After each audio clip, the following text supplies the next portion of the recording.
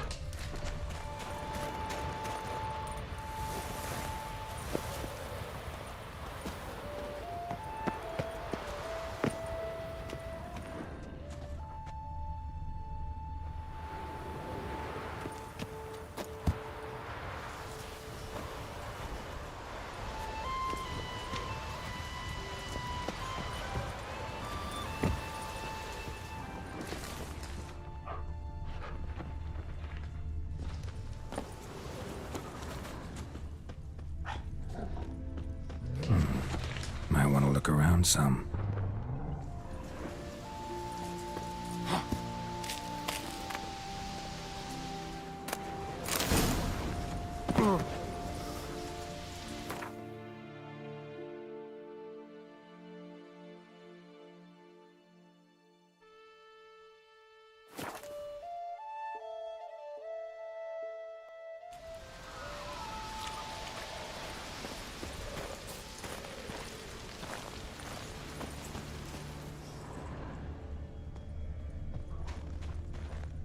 Skeleton's been picked clean, but there's something next to it.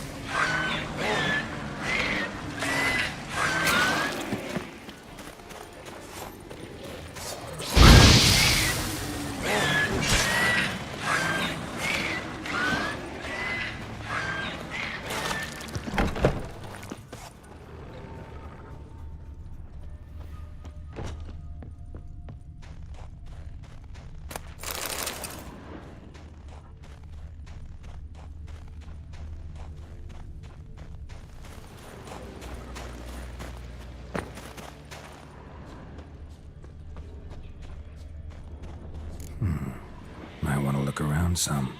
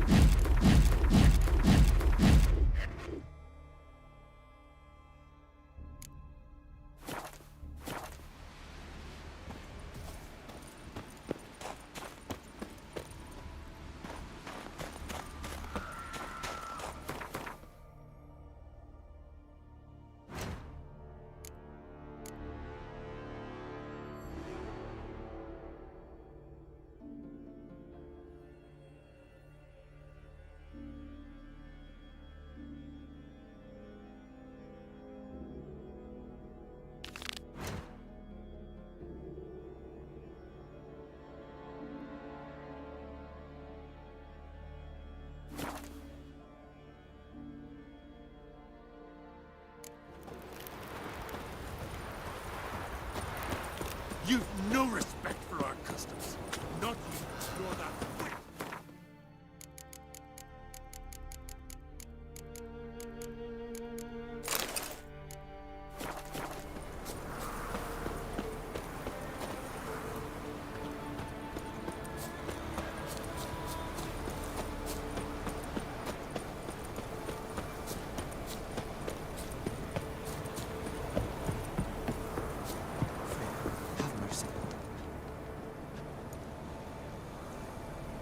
Mind if I interrupt?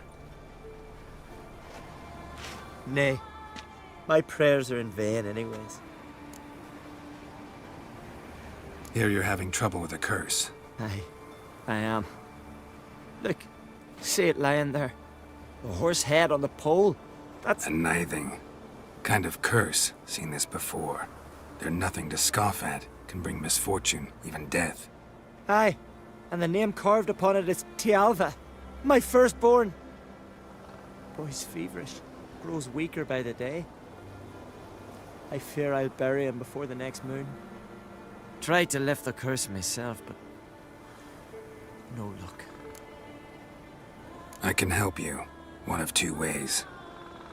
First, I can try to convince whoever put up the nithing to lift the curse themselves.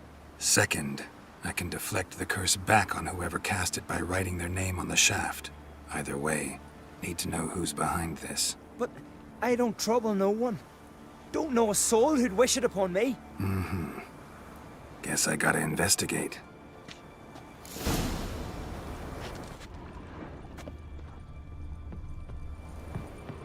Trail's fresh. Might want to look around some. A nithing. A powerful curse. Name carved on the shaft.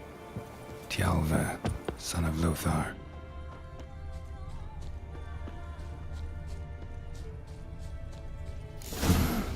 What is this? Woman's shawl. Distinctive pattern. Distinctive smell.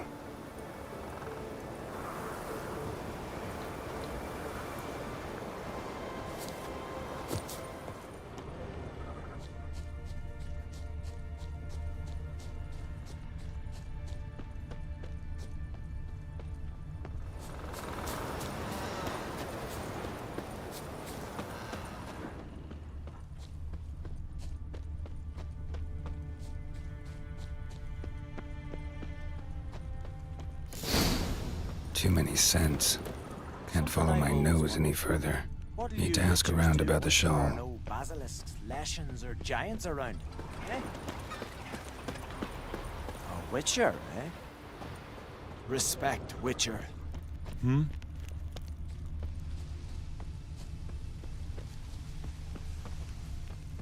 I knew if he filled himself to the hair with hooch, he'd Did you never sever make his his long head? ship. Head of it. Greetings. Greetings. See ya. Fare thee well. Killed a giant, sure, but now he just faffs about, seducing the lasses.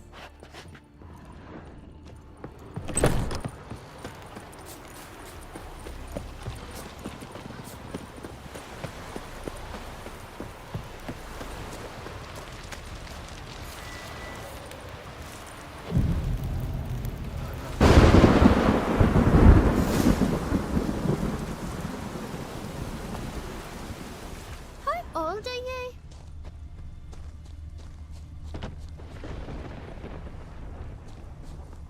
Aye? What's it you need? Any chance you know who wore this shawl? Course. Yona, our herbalist. Lives there, in that hut. Oh, she'll be pleased you found it for her. Yeah, real pleased. Boots are fucking sore.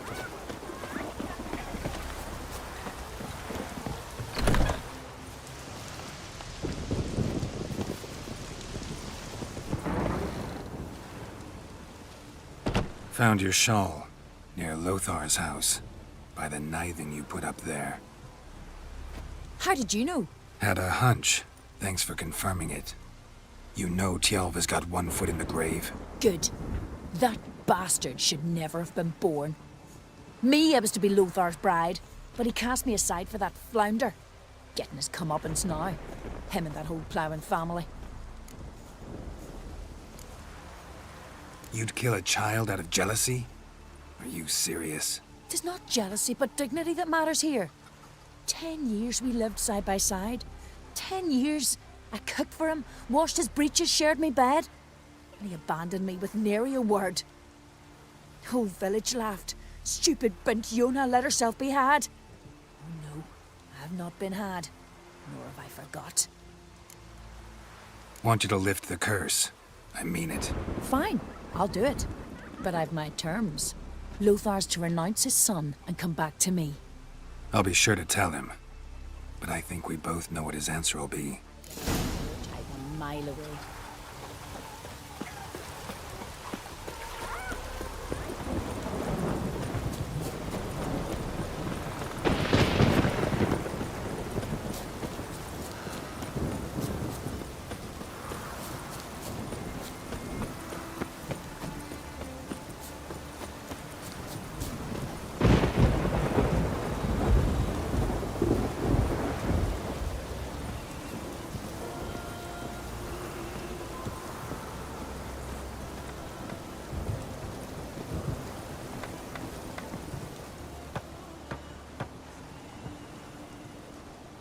So, you know who placed the knifing?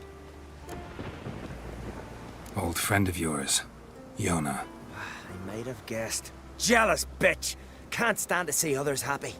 So, will she lift the curse? Yeah, sure. All you gotta do is renounce your family and go back to her. Nay. Never! My wife, my son. I'd strip them of honor. Condemn them to poverty. You've got to break the spell, Witcher. Let her die!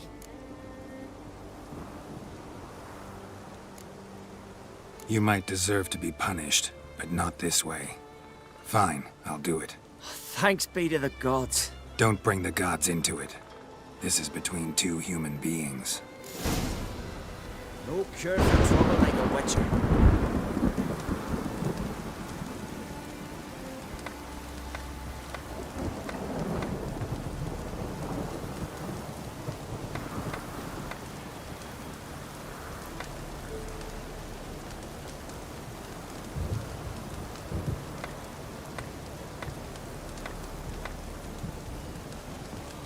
It's true what they say. No cure for trouble like a Witcher. J-O-N-N-A. May it be quick and painless.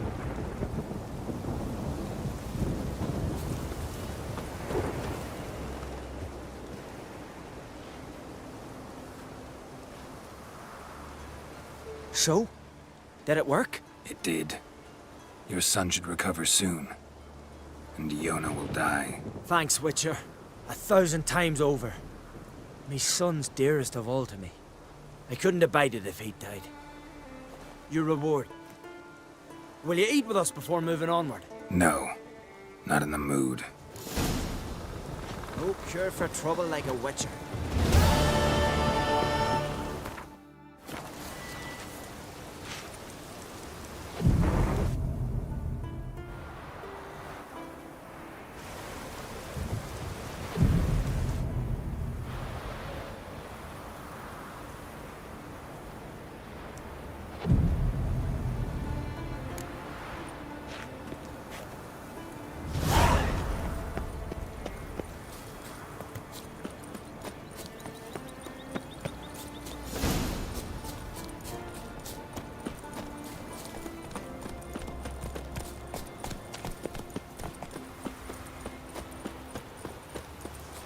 Lovely scar.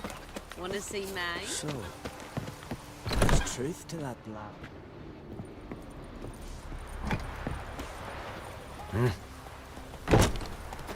You were the one went giant hunting with our There's king, truth right? to that blather by the ice giant.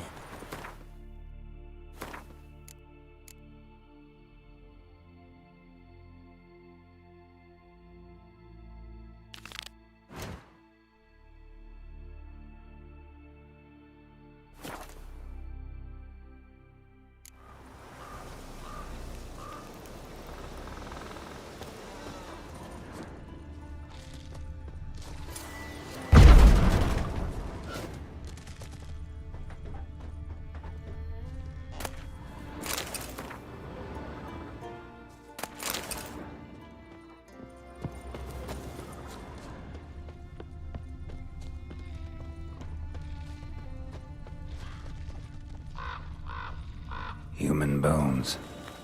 Guess they're all that's left of the lumberjacks.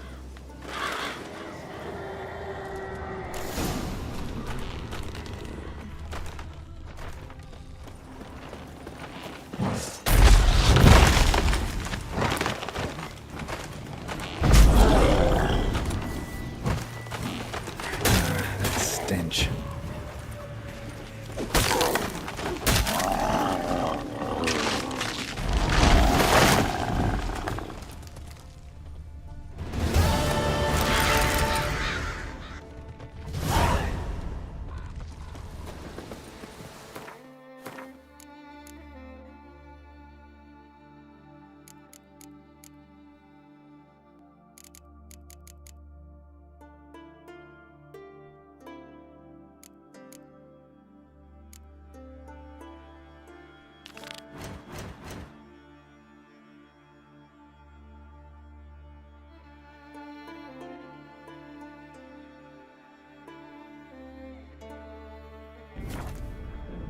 Geralt had to face Eredin, but could only hope to beat him with the help of friends. The Wild Hunt could be defeated with exceptionally powerful magic, so Triss and Yen set out to reconvene the Lodge of...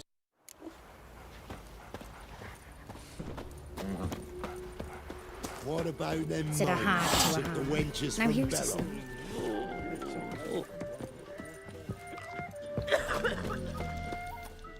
A witcher, and not a second too soon. Understand you have a contract for me. Oi, it's my brother Mickle. Been a week now since he took the women of Bellows into the hills.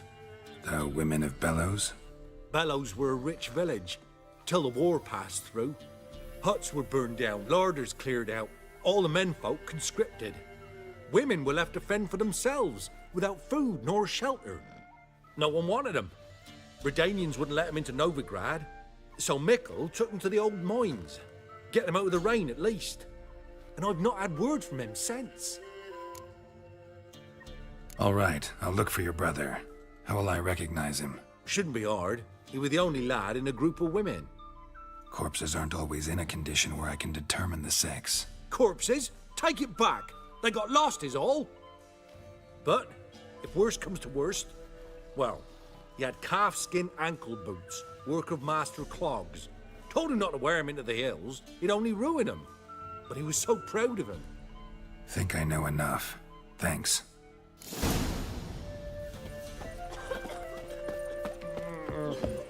What do you say we hit the high road? Bloody Baron. You can get food from the Baron's men. Get it? How? You know. You just gotta.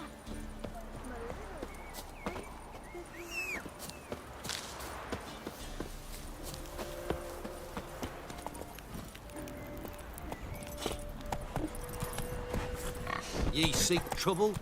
Don't. Go, go.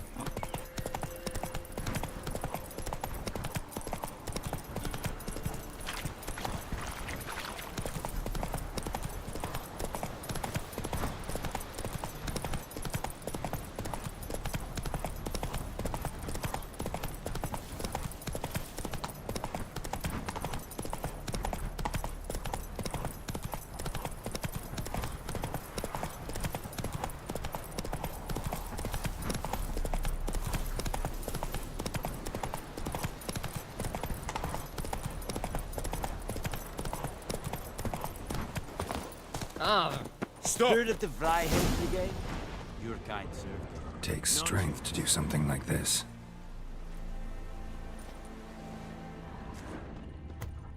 Monster tracks.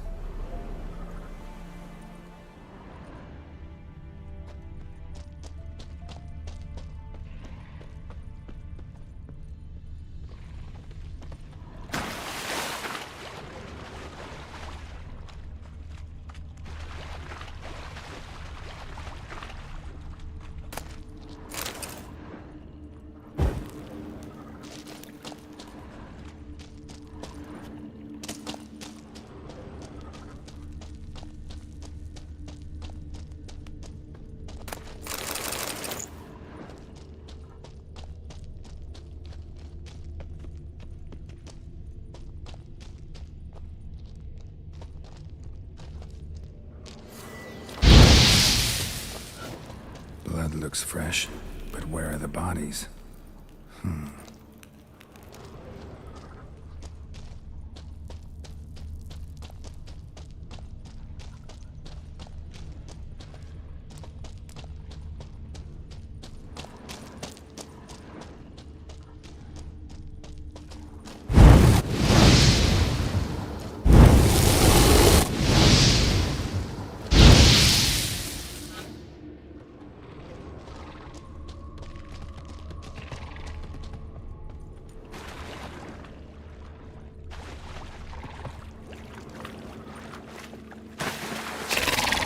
Something just woke up.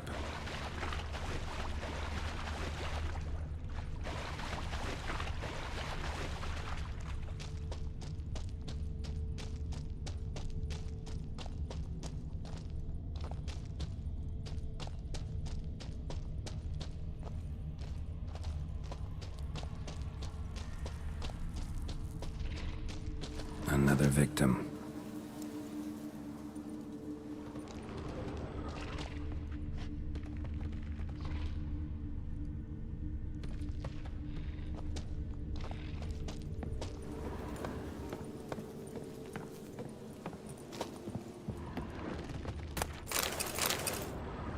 Help me! Ah!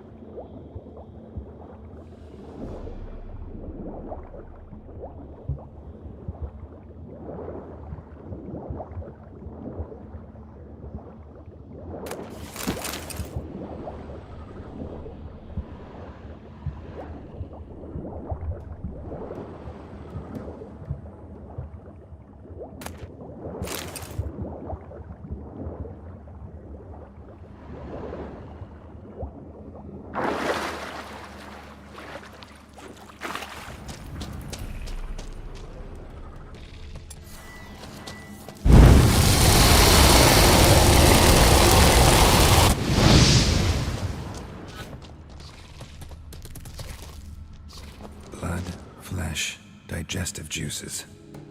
Food for its young. Ericus. A venomous one. Show me what you got.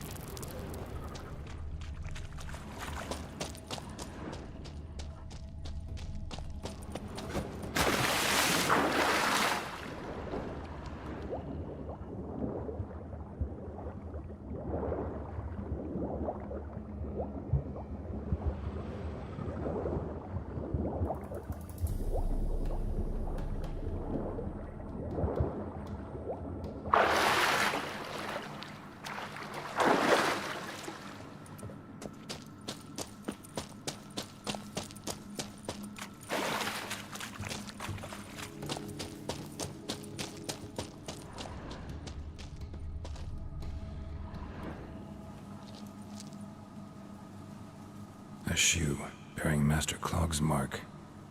All that's left of the body.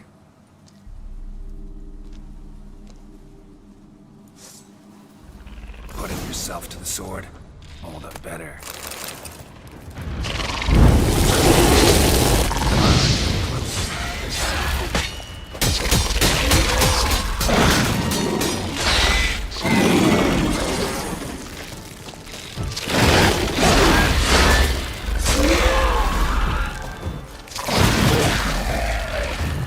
Need a trophy from Nickel's brother. Proof of what happened.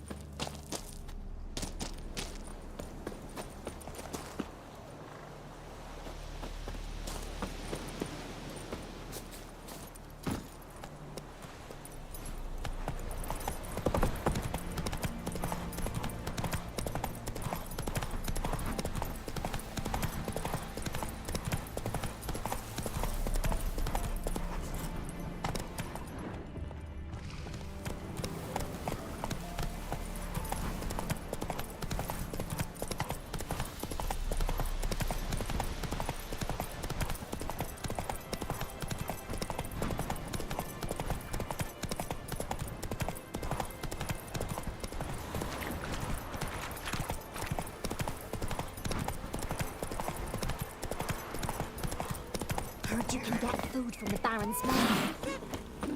How? What about them mines? Oi!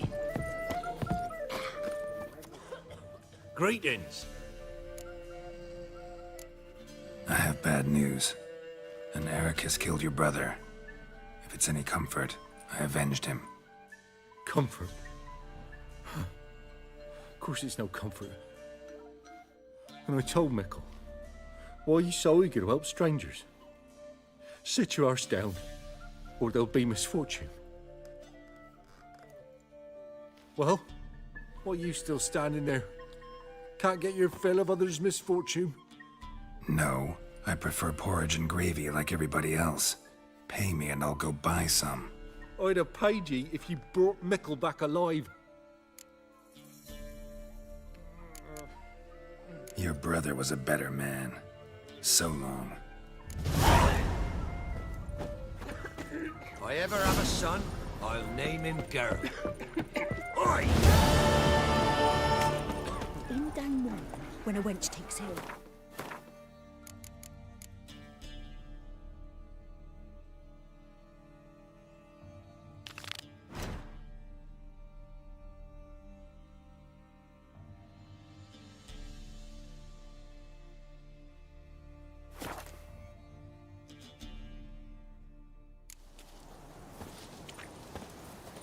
Ye seek trouble? Don't. It'll find you.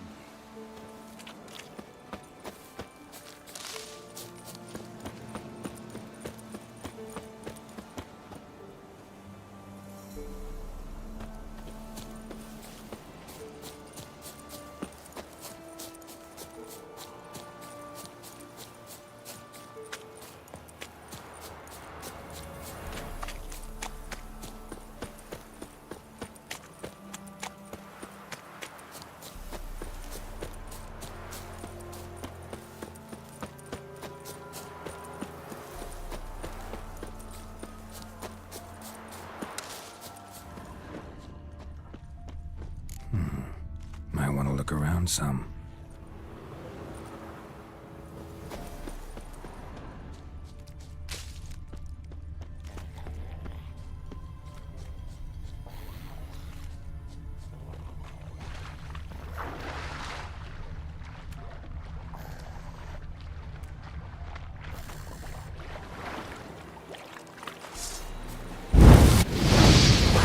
Come on!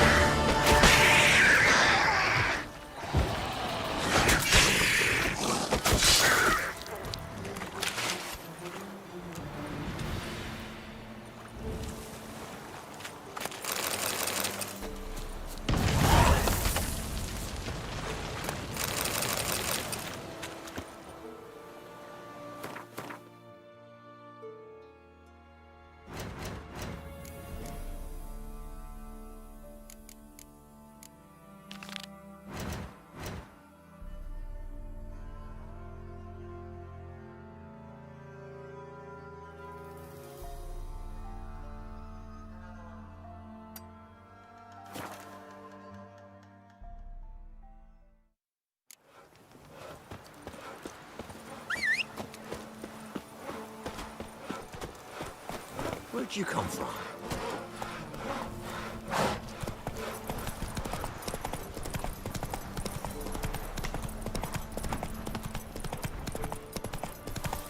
The old god demanded 6 summons. Illusion. You didn't bring but a single scum.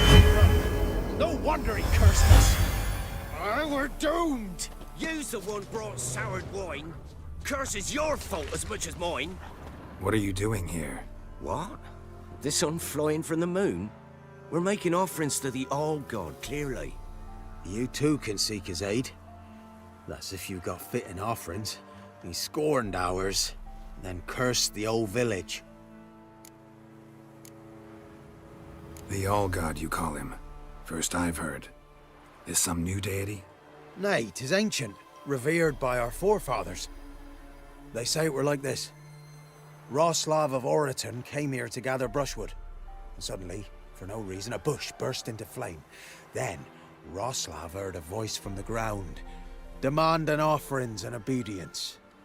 We've been coming here since then, bearing gifts, in exchange for which the All-God watches over us, keeps us from evil. Mm-hmm. Plain to see that.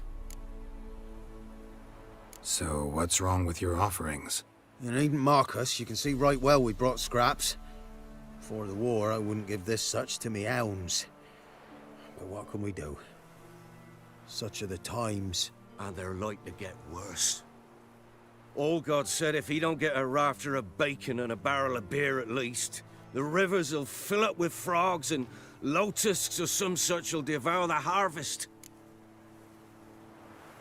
I could intercede on your behalf with this All-God of yours. Got a feeling we'd come to an understanding. Well, I suppose it can't hurt to try. To speak with him, you have to stand before the altar and cry out, "All God, help a poor wretch in need." Who knows, he might just listen to a foreigner.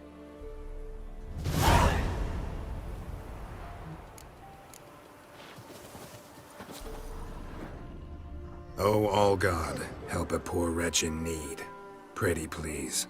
How dare you disturb my divine rest, mortal? I dare disturb it because I want your divine self to lift the, curse you cast. Those peasants really don't have— They must bring worthy offerings, or they shall face drought, driving hail, earthquakes, avalanches. I have spoken. Avalanches? Here? How would that work? No answer from the All-God. Fine. We can finish our conversation when I find him. Voice came from underground.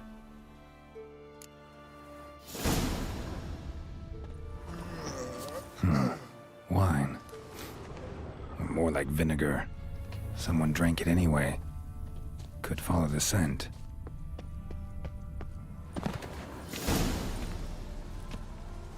What? Who dares disturb my divine being? Geralt of Rivia. Pleasure. Expected the All-God to be corporeal in form, but never thought he'd be corpulent. Fattened up nicely at those peasants' expense. Expense? Expense? Not a word about the help I give in return. Blessings, absolutions, enlightened advice. Believe me, these folks need all of it. I'd watch over them still if they fulfilled their end. But lately they offer these pathetic scraps. That they steal from the mouths of their children, and to make matters worse, you cast a curse on them. And I'll not lift it till they bring me worthy offerings. I'm to settle for curds and whey? Not a chance. And you can tell them that. Been in this hole long? For a century or so. One winter I found shelter here. Built a fire so large the flames leapt through the crack, lit the bushes above. I coughed from the smoke, and suddenly heard a peasant. A voice out of nowhere, he called. A miracle. Thus, I became a god. Parasite, more like. Maybe so. But what of Freya and Melitele then, Demanding prayers and offerings, giving naught in return? I talk at least.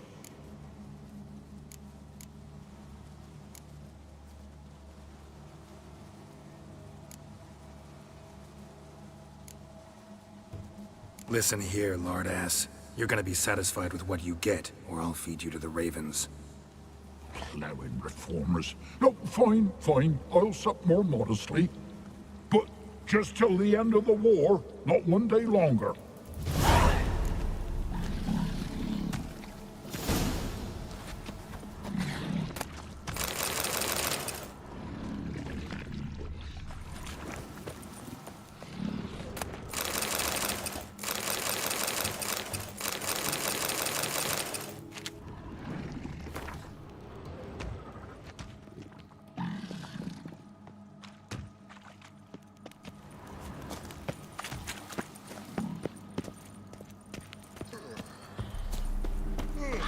Anything new? Talk to your All-God, face to face. And? Will he show us mercy? He will. Promise to be pleased with whatever you bring. I told you the All-God's merciful, understanding. Thanks, Witcher. Oh, one last thing. Did you know there's a crypt beneath this hill? Might want to take a look sometime. Architecture's fascinating. Top of the day.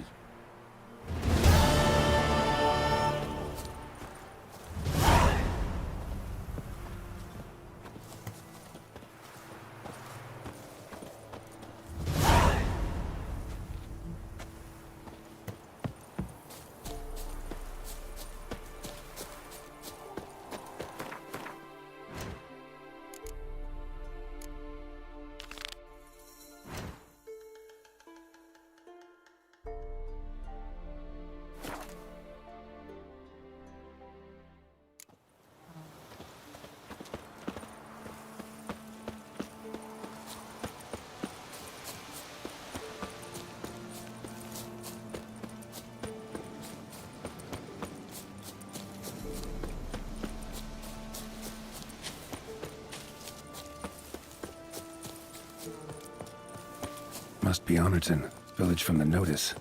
Except necrophages. Great.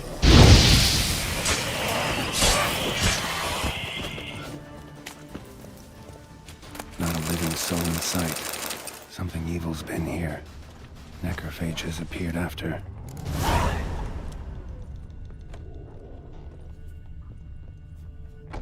Sword wounds.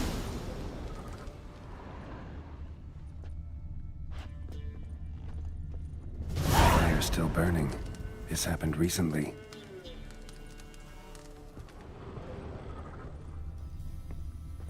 Somebody's well off. Especially a villain. Chopped off with a sharp knife. Well, well. Somebody beat me to it.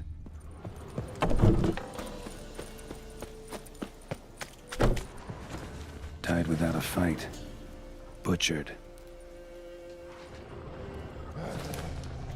Gut sliced open.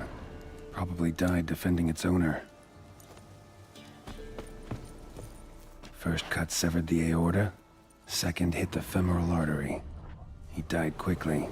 Didn't put up a fight.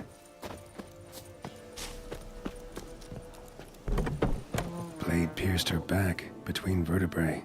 Severed her spinal cord. She couldn't move. Bled to death. That's dead.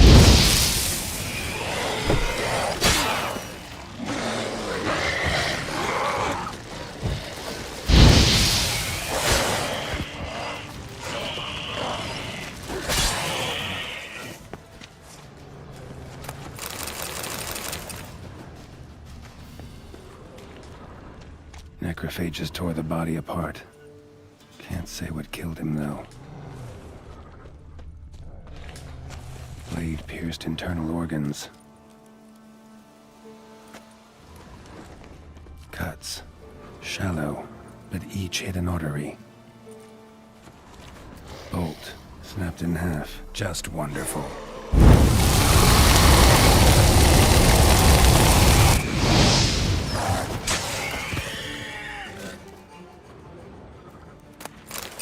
Blood. Mixed with something. That smell. Pitchfork. Alcohol. Dangerous weapon in close quarters. And a wolf's bane. Arm severed above the elbow. Potion with one blow. Imperial mustache. Plump cheeks. Important man. Cause of death. Stab wound. Blade between the ribs. Straight to the heart. Holding something. Silver chain. Snapped. Ripped it off someone. Shit. Stop.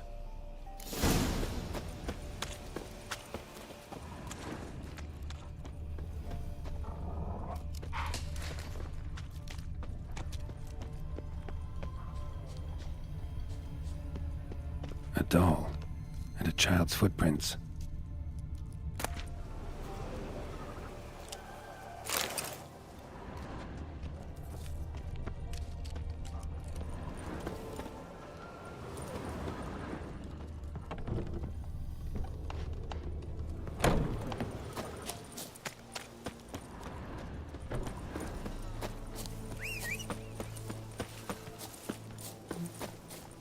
Don't worry. I'm not going to hurt you. Calm down. Just want to talk to you. Leave me be! Killer! Murderer!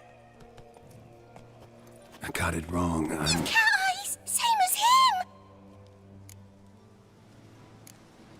That's 'cause I'm a witcher. I kill monsters. Said the same, That'un! And you see what he done? Did he have two swords on his back? Not telling you nothing! Go away!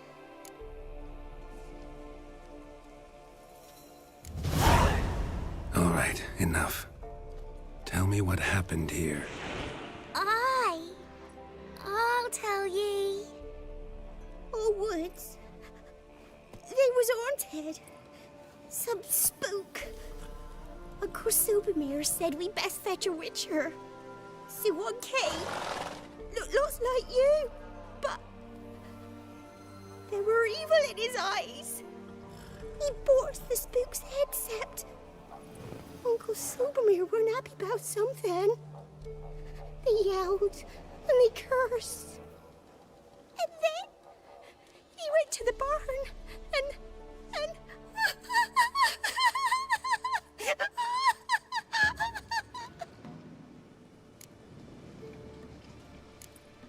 Shh. Think I know the rest. He let me go. I don't know why. And then he went that way, towards the circle where we leave gifts for the gods. I hid in the barn. Found this lying in the hay. School of the Cat. Thanks. You've been a big help. What'll you do? Got any family around here? Me auntie lives in Orton. I'll take you to her. But first I gotta see to this bad man. This doll's yours, right? Hug it close and stay put. Understood? Sit tight, kid. If you went off towards the circle, that'd be the place to start.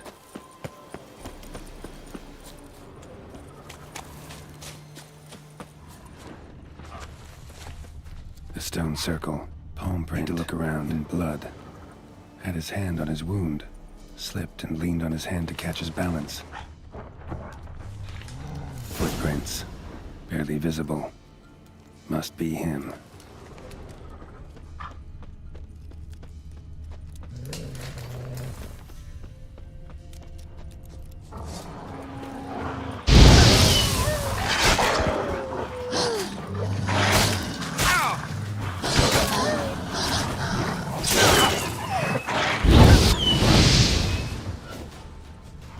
Blood. Still fresh. He's close.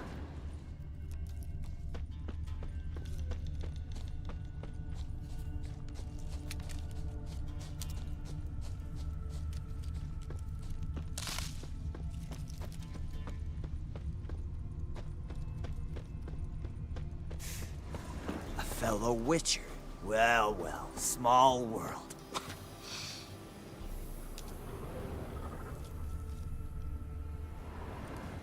You lost something. Come all that way to give me my medallion? Thanks. Craft solidarity's alive and well. But our craft's reputation is on its last legs. Folk won't easily forget that massacre. Occupational hazard. Could have happened to any one of us. Well, what are you still doing here? I want to chat first, then we'll see. Take your seat. I'll stand. Now talk. Honorton, what happened? Come on. You know what happened. Know what they wanted to pay me for the lesson? Go on, guess. Not in the mood for guessing games. I knew you were no fun the minute I saw you. 12. Understand, pal? 12 fucking crowns. Barely covers my potion ingredients. What had you agreed to? That several times over. But when it came time to pay up... You know the routine. Oh, good sir, me young'uns are starving. There's a war on. Gods have mercy. Show some pity. Rings a bell, but that's no reason to kill. I'm not finished. Told them I wouldn't show pity. That if I didn't see gold, they'd wish they had the lesson back. They got these grim looks. Then the alderman spoke. Come now, Master Witcher. Me and the lads, we hid some gold in the barn, so's the Baron's men wouldn't take it. Come, you'll get your coin right quick. I fell for it, like a fool. One of them chattered on while another jabbed me in the back with a pitchfork.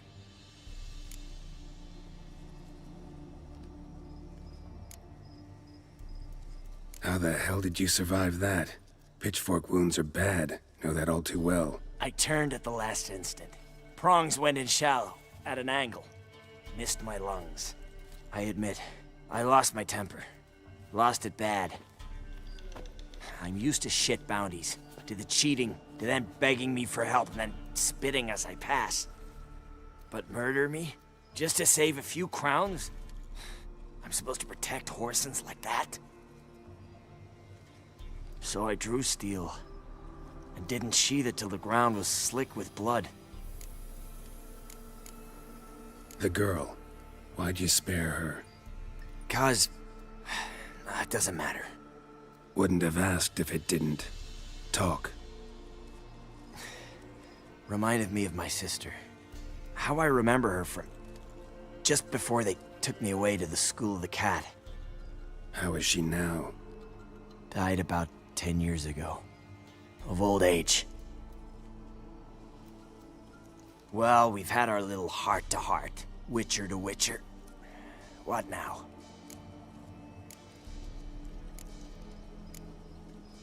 Ultimately, it's not my job to judge you.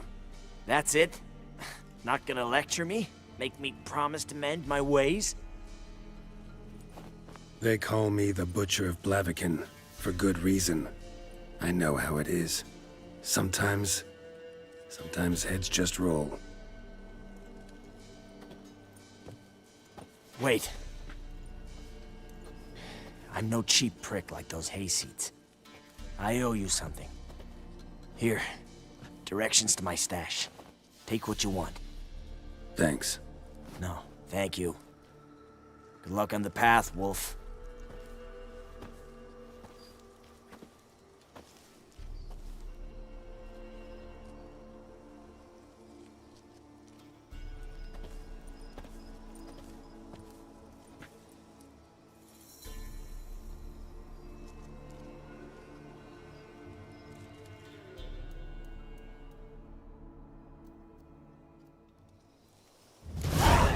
Should get back to the kid before something else sniffs her out.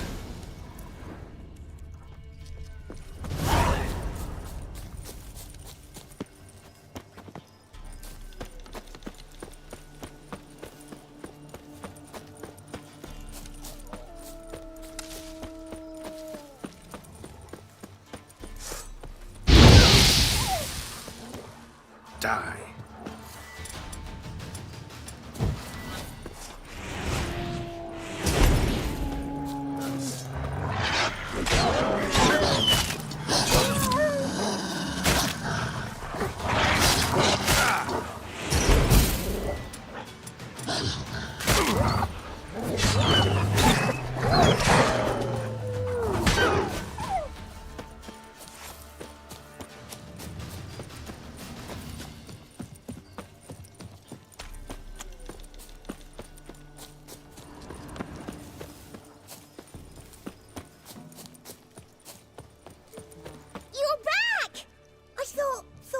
Return. That he'd hurt you too. I'm fine. And you don't need to worry about him anymore. So you'll take me to my auntie's? It's awful here. Sure thing. Let's go. Think I could ride on your shoulders?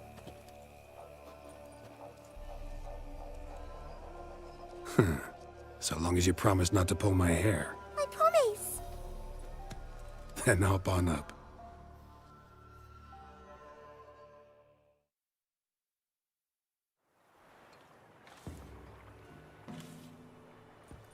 Auntie Lucy! Millie, what are you doing here, you naughty girl? 'Cause back in the village, there's no... I'll explain. You run along and play a bit, all right?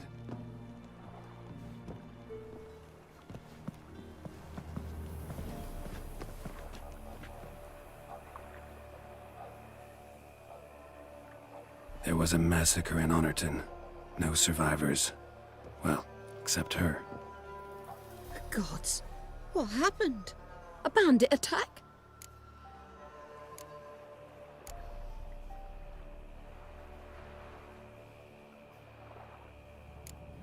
A monster killed them.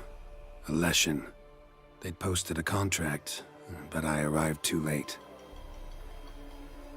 'Twas a lovely village. Good folk lived there, good and true. Oh, 'tis tragic. Tragic indeed. You'll look after her? Truth be told, you'd do better to take her with you. Funny. Used to be folk were afraid we'd take their kids. Used to be folk weren't so in need. Got 4 of me own grandkids. Used to be 6, but we buried 2 last winter. Hard to live off naught but bark soup. Take this. Use it for food, and only food. If I come back and see you drinking... So much. The gods reward ye, Master Witcher, 1,000 blessings. Time I was on my way. No? But why? Witcher's lot in life. Always on the road, on the path. Will you come back and see me sometime? Hope so. Take care, kid. Millie! Come, child. We'll buy a bit of flour. Your aunt'll whip up some pancakes. Sound good to ye?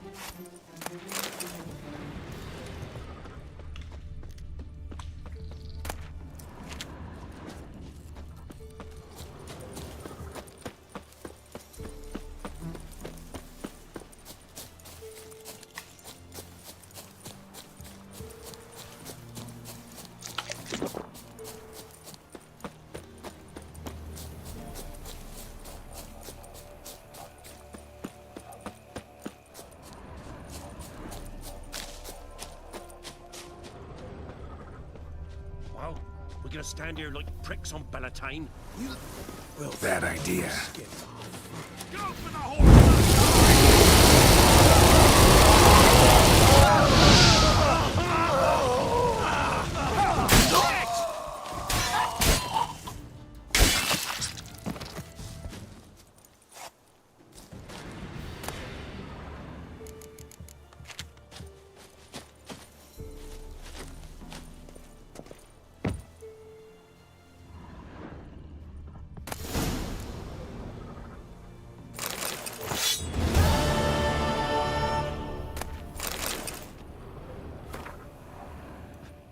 Foglet, Ghoul, Grave Hag.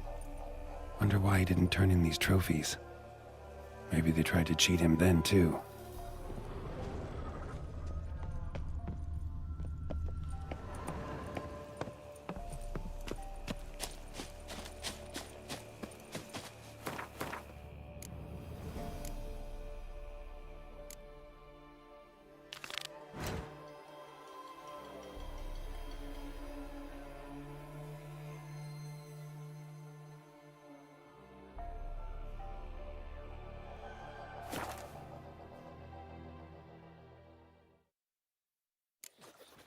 Ooh!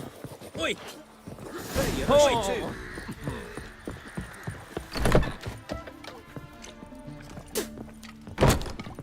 Welcome, Master Witcher. Saw the notice. Let's say I'm interested. That's good. Grand even. Name's Breen Hotch. I posted that slip. Gonna need details. Course. Well, through a series of regrettable events, I came to own a spread of forest ripe for logging, near Novigrad. At a distance from any roads, but quite near the port. Easy gold, right? Just hire some lumberjacks and count the coin. Meant details about the monster, not your business. Oh, it's all linked, see? I took on some dwarven loggers, but they came to me, claiming the forest haunted. Thought them lazy, nothing more. Then one day, they went in the wood, and only one returned. Said some forest devil had attacked them.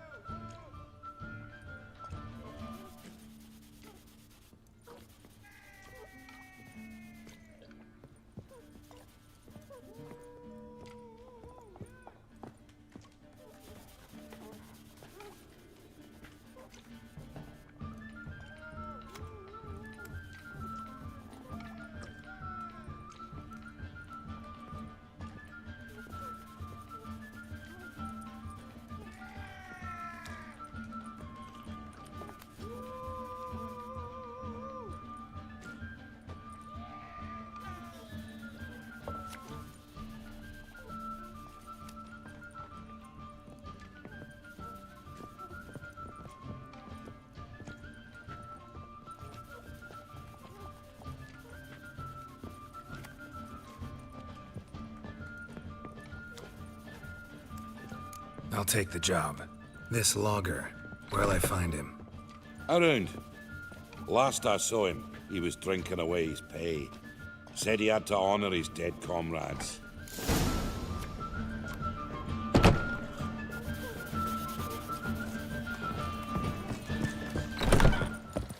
Want a snuggle, boogeyman? Oh.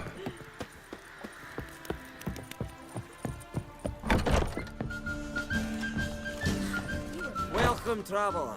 Drink with me, you cocksucker. Fucking knock back a few so's my mates will race peaceful. Something ploughed them up good, but I don't know what it was. Don't know who or what to curse. Talked to one Breen Hotch. Told me all about your comrade's death. No liquor. We tried to explain some horror was prowling the forest. He refused to believe it. He's hired me. Wants me to find the beast that attacked you and your friends. Is that so? Well, I take back what I said. Good man, Breen, though a halfling. Tell me about the attack. What do you remember? We were making our way out of the forest, loaded with wood like pack horses. All of a sudden we heard a bloody howl, like a wolf's. Pack leaders. We legged it, but then the cartwheel got stuck. Magnus Rector hollered I should run to the hut for the crossbows, so I ran. Come back to the woods. Bloody ploughing massacre. Couldn't tell me mates apart. Thanks. Really helpful, that. Kill the bugger, will you?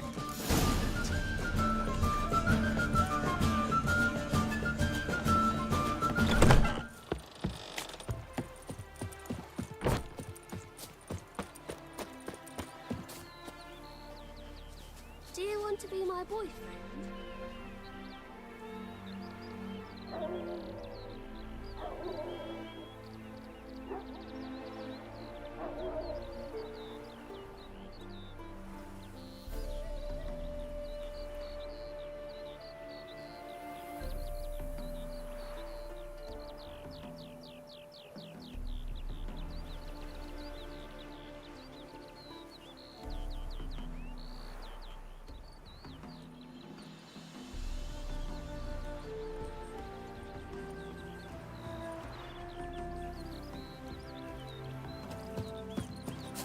Oh.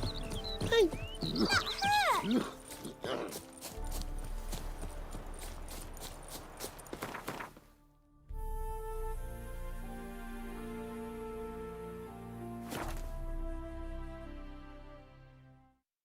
Logger's hut. Need to find the spot where they died. Deep ruts. Logger's wagon must have stopped here. Then they went down this road, probably towards their clearing.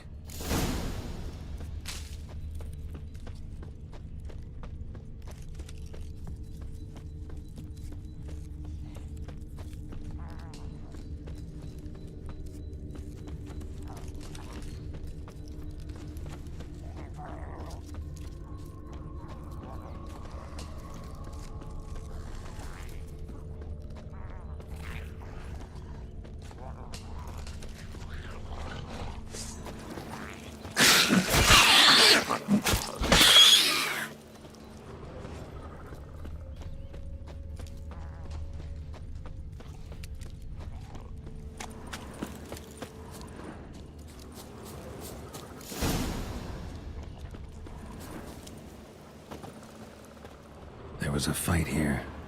2 dwarves and something big. Wounded dwarf tried to flee, bleeding heavily.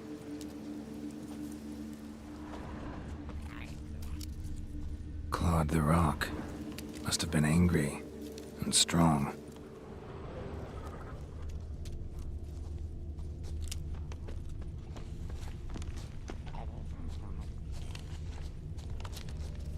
Deep wound on his back.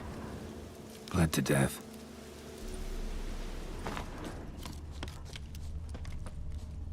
A dwarf went this way.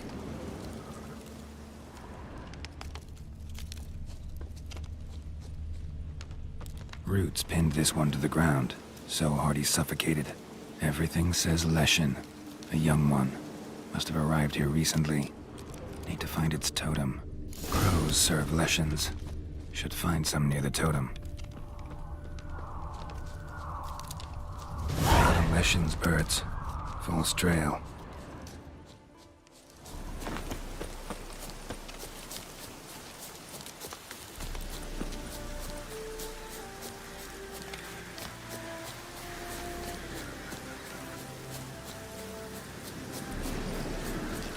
Looks like rain. A Leshen's totem. Now, to destroy it. Ought to pick it up, make it leave its lair.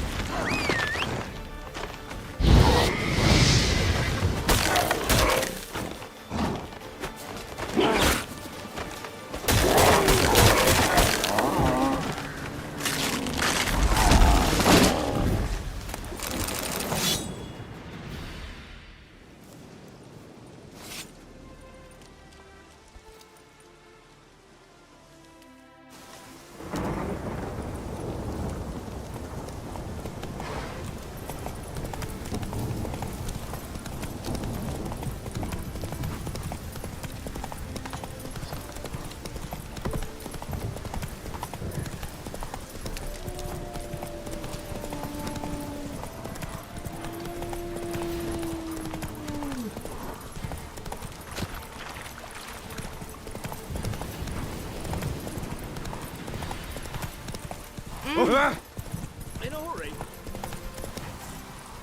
Faster.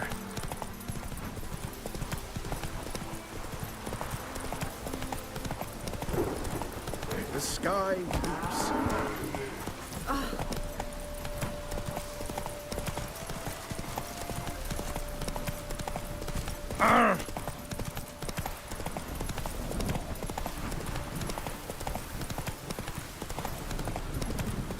Must be mad running around in this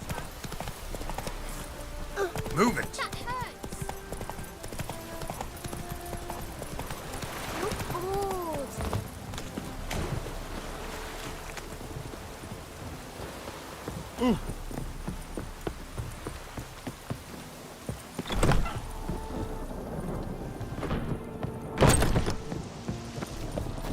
You in a hurry?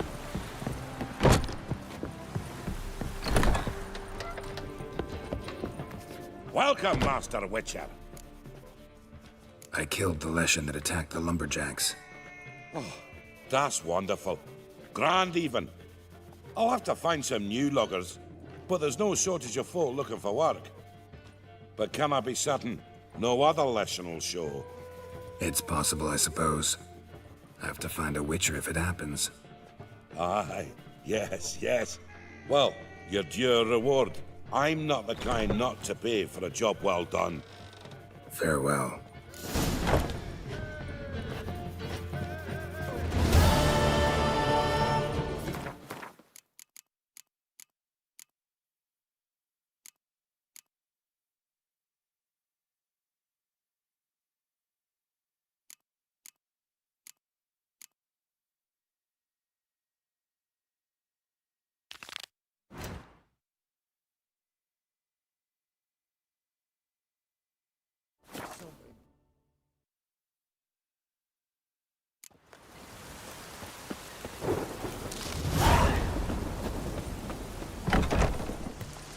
Greetings. Is it herbs you seek? Medicines to mute a bashful maid's inhibitions? Or a concoction to raise your own courage for a second go? That it? No other weeds or brews? Aye. One to make your hair grow, another to do the opposite. An easer of pain, a calmer of heartburn. Tell me what ails you. Know any advanced formulae? Maybe something you could teach me? All I know, I learned from Master Gremist of Skellige. Looking to apprentice yourself in the herbalist trade? Nah, I just want to learn something new. Call it what you will. You must sail across the Great Sea, find the Isle of Ard Skellig. There, in the sacred grove, the learned Master Gremist will judge whether you're fit to be his pupil. Let me have a look.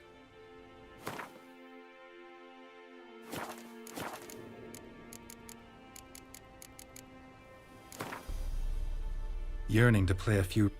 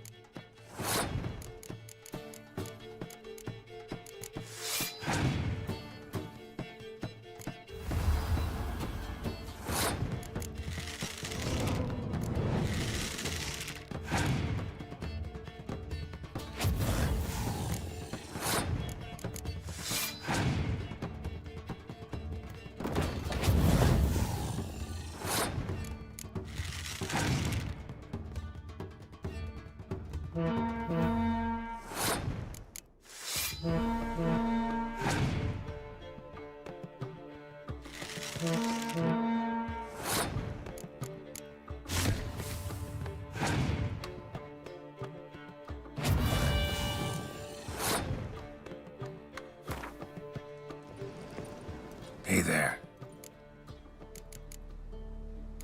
Yearning to play a...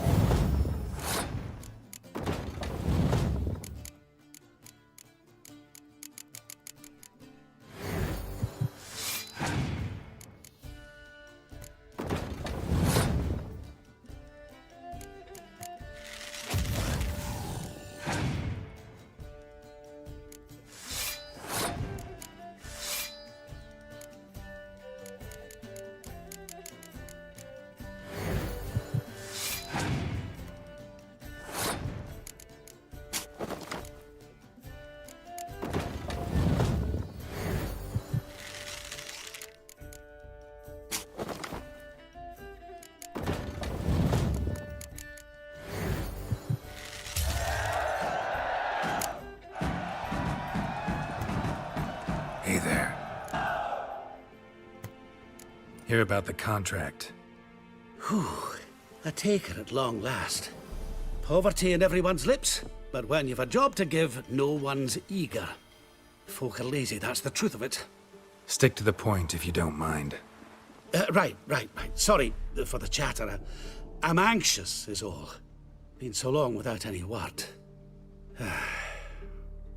It's my apprentice, Falkert. I sent him to the Dead White Wood. You know, the forest near Martin Foy's farmstead. I'd run out of hand fibre, see, and the damned stuff grows thick as weeds there. Let me guess. Hasn't returned. Yes. No, he hasn't. Please, find him and bring him back safe and sound. No promises, but I can certainly look for him. Any distinguishing features? How will I recognize him? Got to think on that. Well, he's a halfling, as I am. Light hair. Will that do? It'll have to. So long.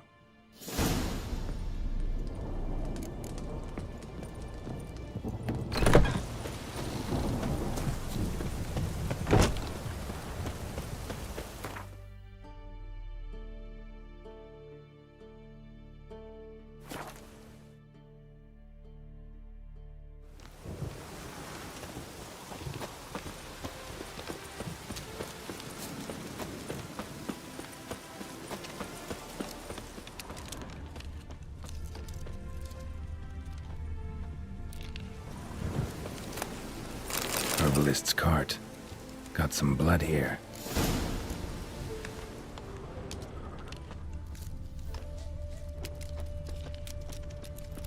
Blood. Dried. A few days old.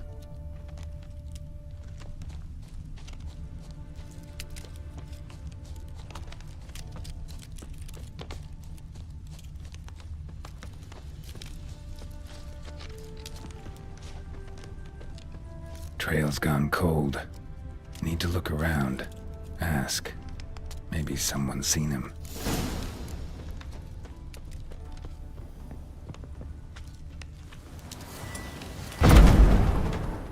Bloodstains. Months old.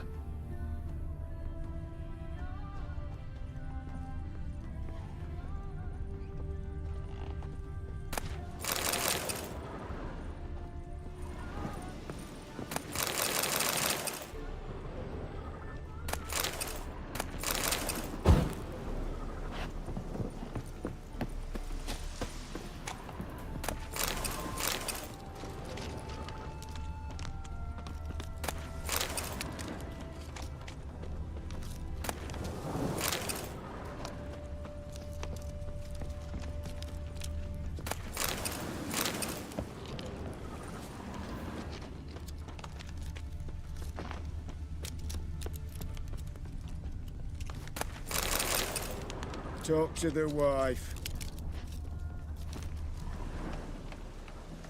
Jude! Sharp now! We've company. What's brought you to these parts, master? Lost your way? No. Looking for someone. Ah, do tell.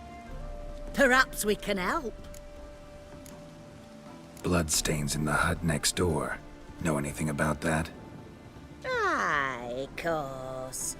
Judd Gut's game in there. In someone else's hut? None live there no more, see? And working neath the roof, it's more pleasant, civilized. Rain don't whip and sun don't blind.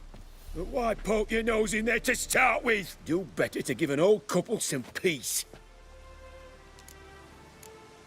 What is this place, exactly? A village? Plain to see? Abandoned huts is about all I see. Aye. It's only us now. Young folk have gone off to the city seeking work, and the old have all died. Ain't that right, Judd? Right as rain.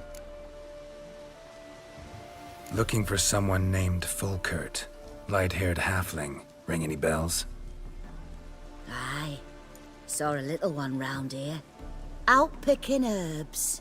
Mm-hmm. Till he got hurt. Ran across a trail of blood. Trail led me here. 'Tis just as you say. Wolves had attacked him. He fled here seeking shelter. I told him. Back to your city, young master. Plenty such dangers hereabouts. But the fool was stubborn. Said he had to pick his blooms aforehand. Ventured back into the woods. And that were the last of him. Heard howling that night. Sent shivers down my spine. So where are his remains? Wolves would have left something. His boots, maybe. Didn't go looking. Well, he's too old to go tramping about in the woods.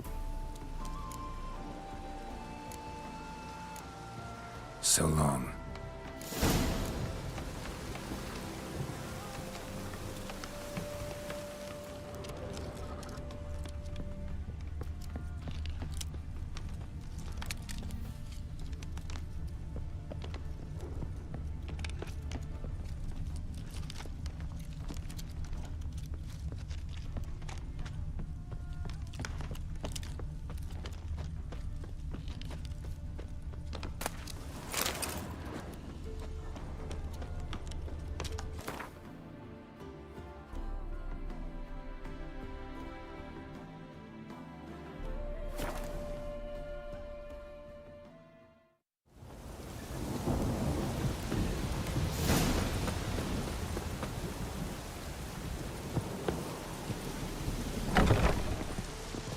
Hey there.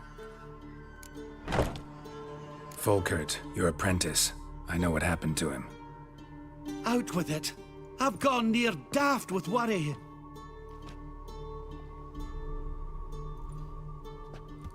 Found some witnesses. Claim wolves attacked him. He survived at first, then went back in the woods to harvest more herbs. His luck ran out. A treasure, that lad. Dutiful. Mannered. Such a shame. Well, here's your gold. I trust it will serve you well.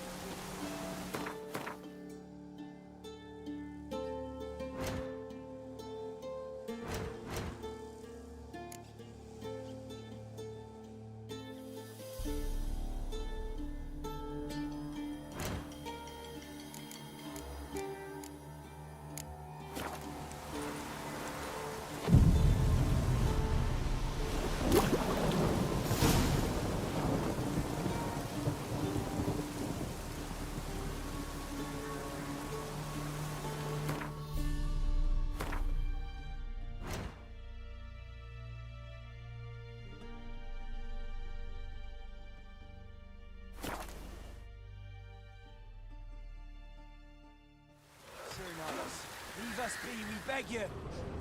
I disappeared. You have suffered enough, Planter. We've not got no need for your help. Have no fear, good man. Our labors shall be done quickly. The prowlers to be banished for good. Milton, look. Geralt! In the flesh. Hail, Witcher! Let us go inside and greet you as befits an old friend. And you, fear not. We shall put an end to the rule of outlaws, soon.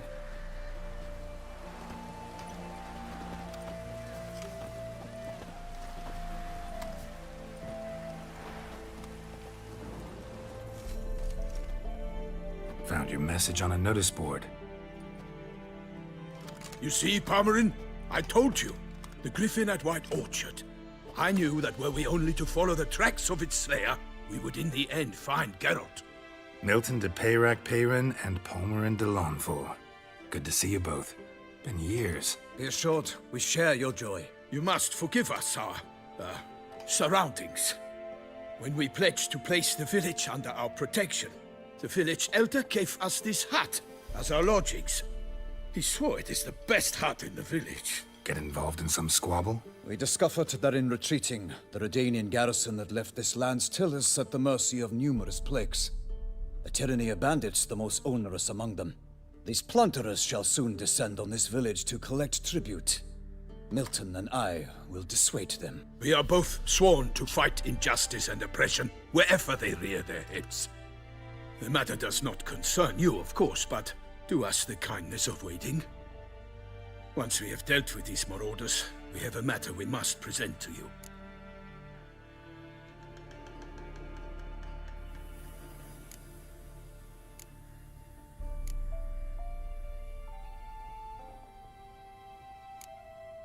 So, plan to go out and meet the bandits when they arrive? Fight them? Palmerin wishes first to appeal to their sense of decency. But I expect they will be deaf to this. Yeah, completely. We must afford them a chance to stand down. Many a hardened outlaw has left the path of wrongdoing upon hearing words of admonition. Doesn't happen in these lands. Ever. If they do not heed my reprimand, we at least will know we have done all within our means to evade bloodshed. Fine. Naturally, I'll help when Palmerin's rhetoric falls on deaf ears. Excellent. Then we've but to wait for the rogues to arrive. They's a coming! Hear that? Your bandits have arrived. Let us go out to greet them.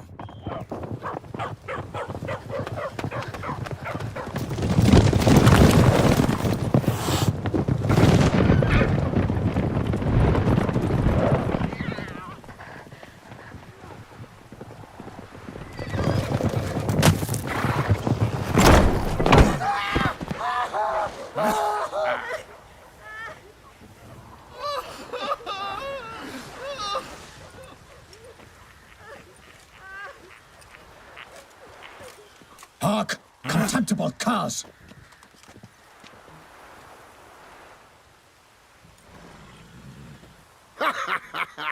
He mean us? I, Palmerin de Lawnfall, call upon you to repent. Set your hearts.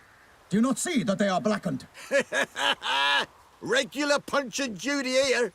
To prey upon commoners is no honor. To loot their meager stores, abandon the path of shame, and we will spare you.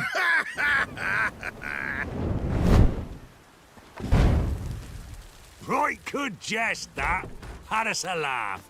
Now, fuck off or we lose our patience and you lose something else. Nay, wait, Zorg. These lads are a lark. Mayhaps they know some tricks. Oi, players! Can you toss balls all loopity-like? Or do that thing where one spits fire while the other farts? Seems to me they're unmoved. You tried, my friend. We've talked enough. I challenge you all to combat. By my honor, for Toussaint! For Beauclair! By the crane, defend yourselves, harlots bloods!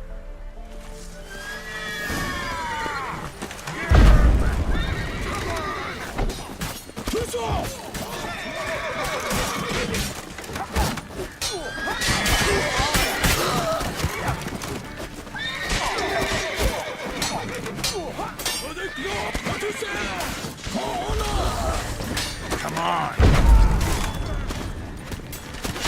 You scurvy mutant!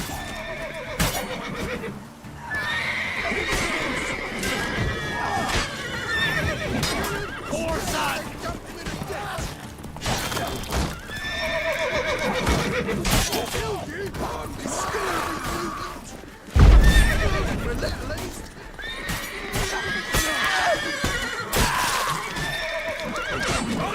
Perish, harlots brutes! What you say? For honor!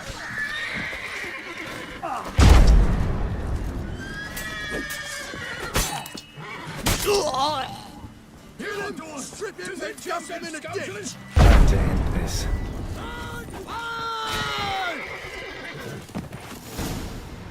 Why do they not emerge? It is over.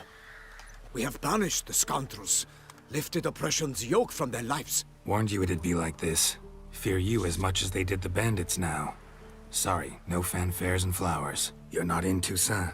Ah, it is true what folk claim. In the north, no noble deed goes unthwarted. It is time to go home. And we shall, my friend. Come, Geralt. It's time we delivered our message.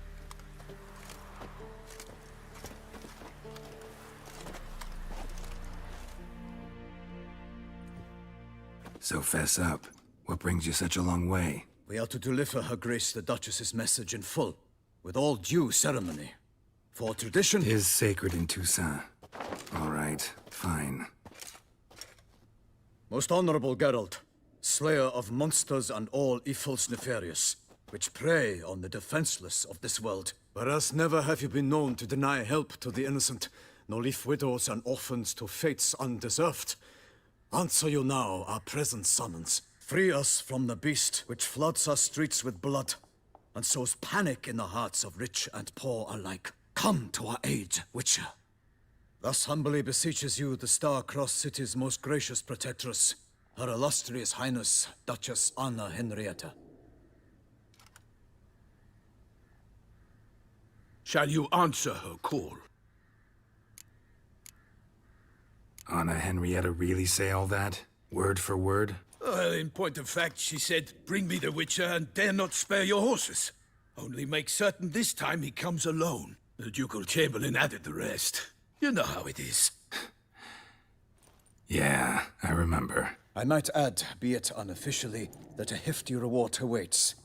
Yet the specifics you will need to verify with Her Illustrious Highness. Might be the most fervent request that I take a contract ever. And the most polite. And now we've got all that behind us. I want to hear more about this beast. Some kind of monster?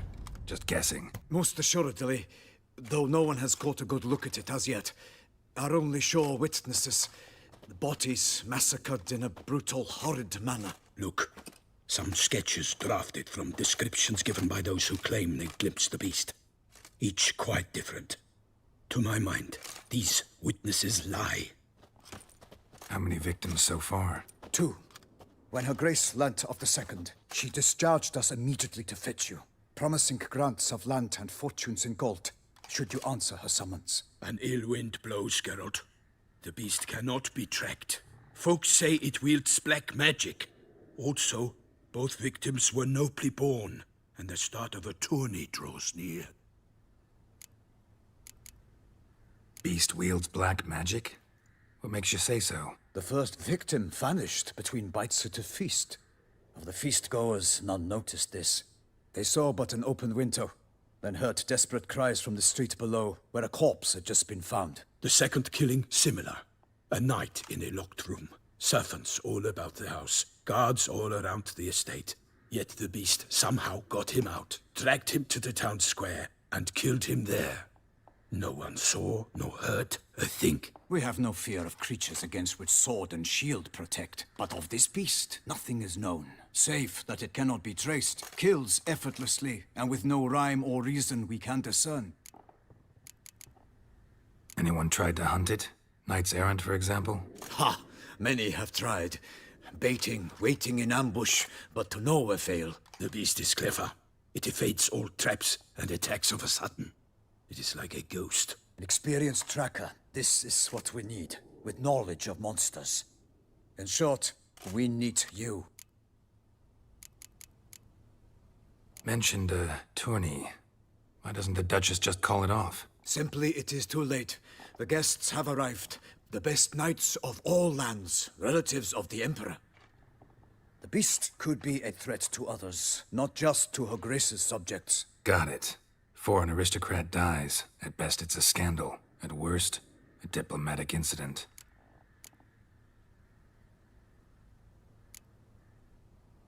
I sometimes think back to all the contracts I've ever taken from sovereigns. Can't name hardly any where I came out ahead. You cannot be thinking to refuse. No. Just struck by a thought. How the Duchess can sometimes be... demanding. So you accept the contract. Excellent! We must set off at once. We long wanted this land searching for you. Yet time is of the essence. Ready to go, soon as you're packed. Then post-haste to Toussaint. To Toussaint!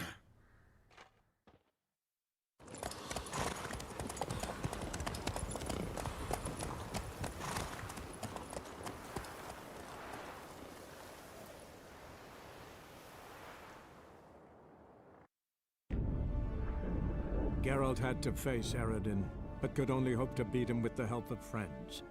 The Wild Hunt could be defeated with exceptionally powerful magic, so Triss and Yen set out.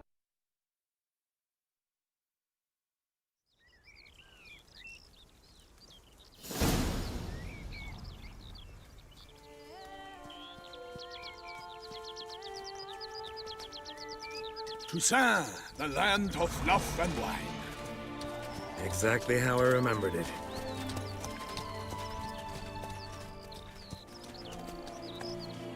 You will find Beauclair has changed some these past years.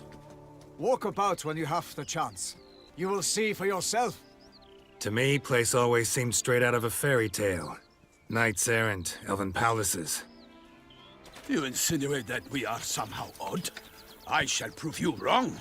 This I pledge on the Heron!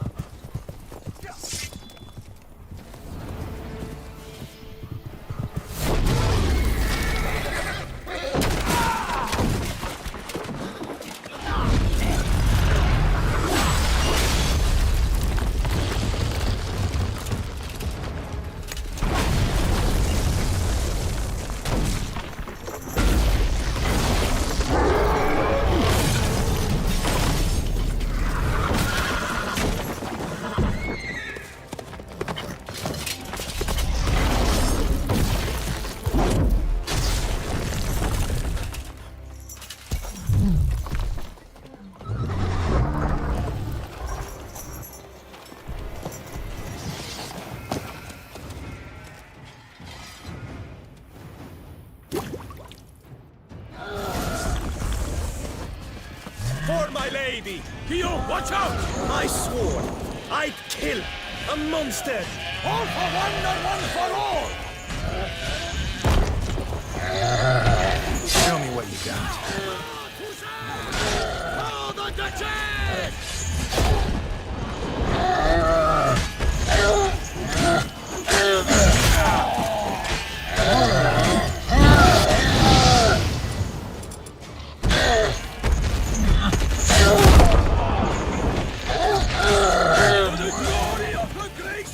I shall make patty of you!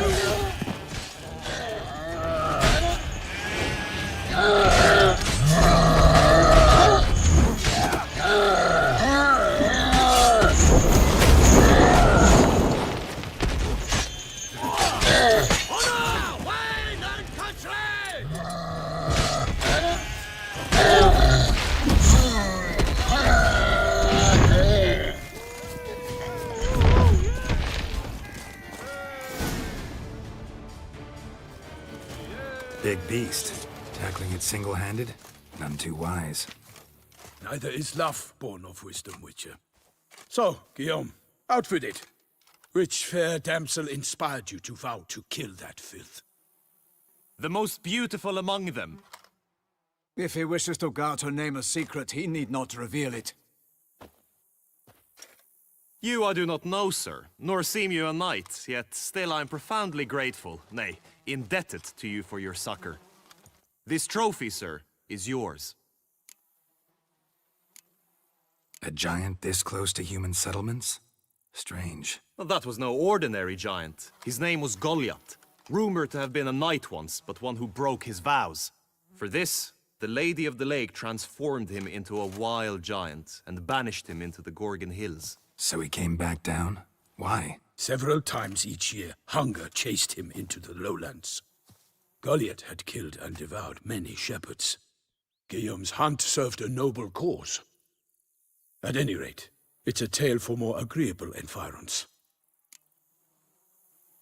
I'll take the trophy. Why not? Could find someone who'll pay to buy it. Put up a good fight against the giant. Got experience battling monsters? None. In Toussaint, we mostly chase bandits. But I vowed I'd bring my heart's champion the head of a monstrosity, as the famed Gottfried, known as the Giant Killer, did. You don't mean to hunt the beast, I hope. The matter's best left to Geralt. Another challenge awaits me. Yet if Geralt is to hunt the beast, he ought to know. It struck again. The river surrendered a corpse. It washed up in the meander by the cockatrice. Damien de la Tour's guardsmen are there already, securing the area. Securing the area? Better go there now before they trample any tracks, manhandle any evidence. Set forth, then. I shall ride for the city to inform her gracious magnificence that Geralt has arrived.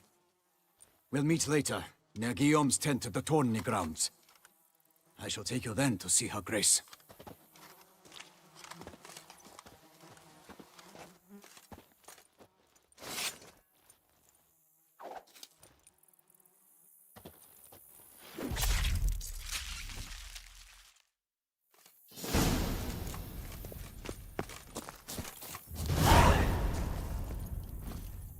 Let's go!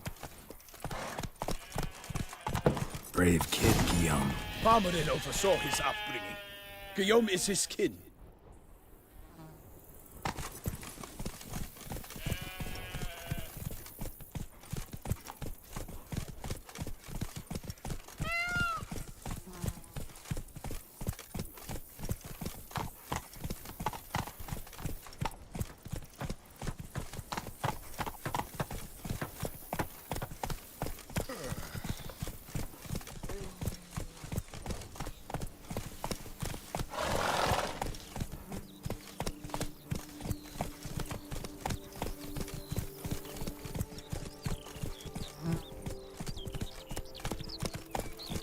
Can't get used to the way you knights talk, especially how you switch back and forth between flowery and, well, near normal. We are knights errant, in the service of her gracious magnificence. When we appear in her name or speak on her behalf, we are bound by tradition.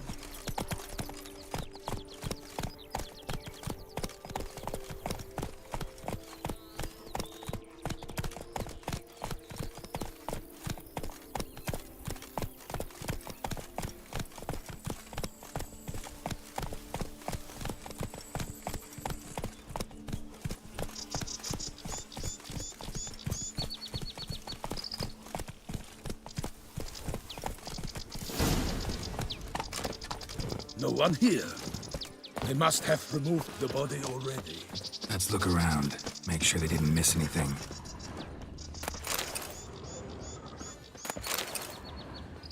Hobnailed boots, multiple sets of prints. Ducal guard, clearly. Let's see where they went. Walked along the shoreline. Perhaps the body lay on the bank.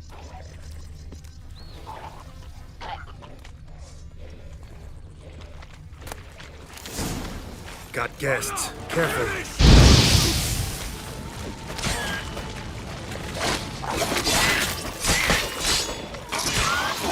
Come on.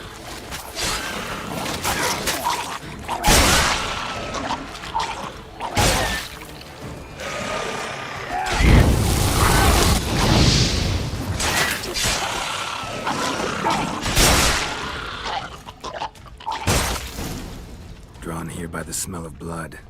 Let's keep looking. Anything taken by the current ends up in these shallows. Yes, the stench is fierce.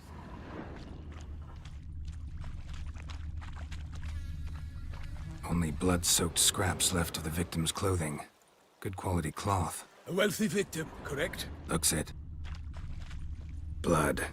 Guardsmen pulled these nets out of the water, then cut the mutilated body free. Gonna dive in, make sure they didn't miss anything. Look at the rut. Guardsmen left this site by boat, recently, probably to transport the body somewhere.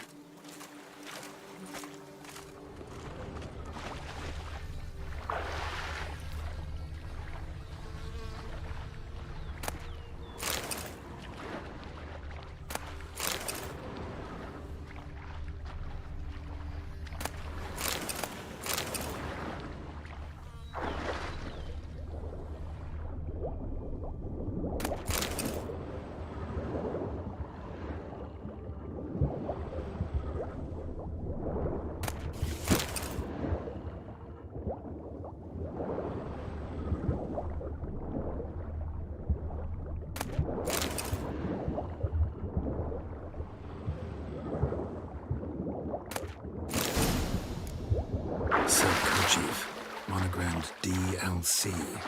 A noble's accessory, clearly. Be nice to know where they took the corpse.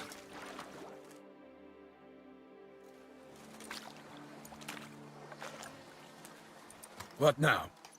This isn't the site of the murder. We know that. Current brought the body here. Corpse got caught in the nets. Guardsmen pulled it out, put it in a boat and took it somewhere. Need to find out where. I'd like to look at the corpse before it starts to decompose. The inn. Its patrons must have seen the guardsmen, which direction they took. We should ask there.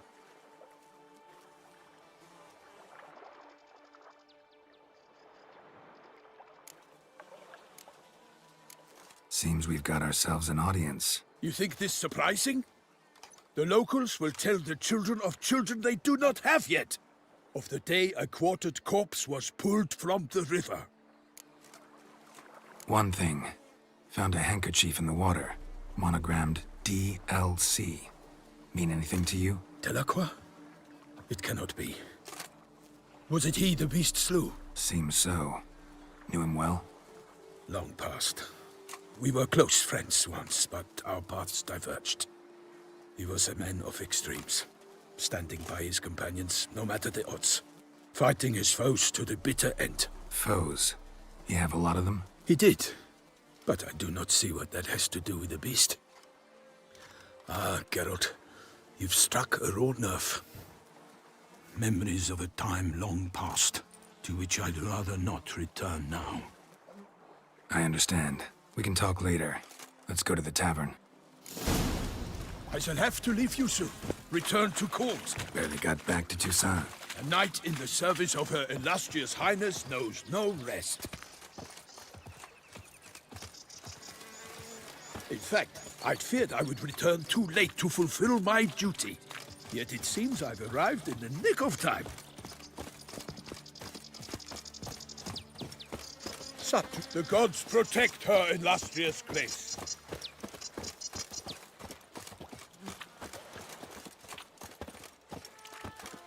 Once you have finished examining the corpse, be sure to report to Anarietta.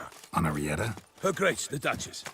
I forget myself at times. We address each other by our first names in private. Never in Pomrin's presence, however. He finds such familiarity offensive. A watering hole for traders, smugglers, boatmen. But you will find no better crayfish chowder in all Toussaint. Killer of the north, they say. What? With no lads brave enough? Of course we have, but bravery's not enough against the beast. These dark powers. Ducal clerks looking for help. Could be good coin to be made. By my troth, could that be the musty scent of fresh pate? Naught else, Sir de Peyrac-Peyran. I see time has not dulled your senses. We would be honored if you would join us. Your companion as well. But why do I not detect even a whiff of crayfish chowder? No soup today, on account of there being no crayfish. I reckon you've not heard, but all I caught was a corpse. I awoke at the crack of dawn, as I do each day, but when I looked up, I beheld a blood-red sky. This corpse is precisely why we're here. For the man whom you've invited to join you at the table was summoned from a far-off land by her gracious magnificence. He is tasked with tracking and killing the beast. We invited 2 men to join us, yet since Sir de Peyrac-Peyran in temperament is more akin to hare than hound, I surmise the other is the hunter. With whom do we have the pleasure? Name's Geralt. A humble introduction. You've clearly not tarried long with Sir de Peyrac-Peyran. Spare us the petty insults. Geralt is a master of the witchering trade. He has questions concerning the beast's last victim. I was the one to find the corpse. The sun had just risen when I awoke, sat straight up in my bed, looked out the window, and beheld a sky red as blood. Ask Geralt, please, or we shall be here till winter. Must have been early in the morning. Went to check your nets and then... I stepped out of my hut and saw... By my troth, to the point, man. You found a body ensnared in your crayfish nets. We know this already. What happened then? Did you see anyone nearby? Did you spy anything noteworthy? Anything at all? Not a soul around, just me. As for noteworthy... well... What did you see? But be warned, if I hear the sky was red again... I saw a head bobbing, eyes bulging, the tongue blue and popped out. Next to it, a hand rocking upon the water. Get a good look at the body parts? They gave me such a fright. I bolted to town, fast as my legs would take me, then returned with guardsmen who told me to keep out of their way. They had a hard haul. The parts were so tangled up in my nets, they were forced to cut them. Need to examine the body. Know where they took it? They ferried it across, then loaded it on a cart and hauled it to a cellar at Corvo Bianco to keep it cool, see? What? Why, Corvo Bianco is Baron Russell's estate. When he learns they've turned his cellar into a morgue, he'll set his hounds on them. While you were gallivanting about the north, his vineyard was auctioned off. Who was that? Woman who just left. Didn't see her before. Didn't notice her walk in either. Doubtless Linnis, the innkeep's daughter. But hold, Geralt, because this is an outrage. Russell's vineyard was auctioned off? Inconceivable. It is no secret the Baron had gambling debts up to his ears. It finally came time to collect. His creditors auctioned off his property. The Ducal Chancellery bought it, in fact. Russell now bunks with his brother in Vicofara. I told Russell he'd get his comeuppance. How long can one throw on past heroics? His creditors must finally have defined that his promises meant nothing. Such are the times. Today's knights are pale shadows of the heroes of yore. It's true what they say. God sent the beast to punish us for straying from the old paths. So folk think the beast's divine punishment. Knights have turned their backs on the old customs. Where they were defenders of the duchy, they're now defenders of their own tushes. Why, you insolent... Let him talk. The Duchess trades in titles, grants honors to ill-doers. We've strayed from the path of virtue, lost the gods' favor, so the gods sent retribution. Don't listen to that nonsense, Geralt. It's rehashed street preacher codswallop. Yes, the rebel rousers have been sprouting up like weeds lately, each offering the same bill of goods. They say anything else about the beast? Besides it being a messenger of the gods? The Toussaintois are no fools. They see clearly the beast kills on days honoring patron saints. Picky monster. Thanks for the hospitality. Time I examined the corpse. Corvo Bianco lies a short way from here, near the tourney grounds. Just follow the road and you'll arrive. Not coming with? Oh yeah, duty of some sort calls. Some sort? Ha! Her Grace bestowed a great honor on me, even before we departed for Velen. I'm to play the hare during this year's game in the palace gardens. When you see me in my costume, you will wet yourself laughing. A little tempted to ask a few questions, but it sounds like a long, complicated story. One involving lengthy digressions into local history and tradition. So, see you later, Milton, and good luck.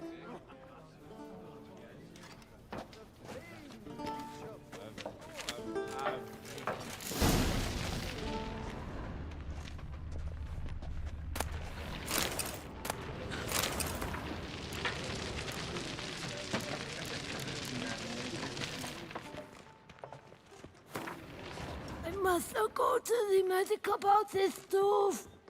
The friend Geralt of Rivia.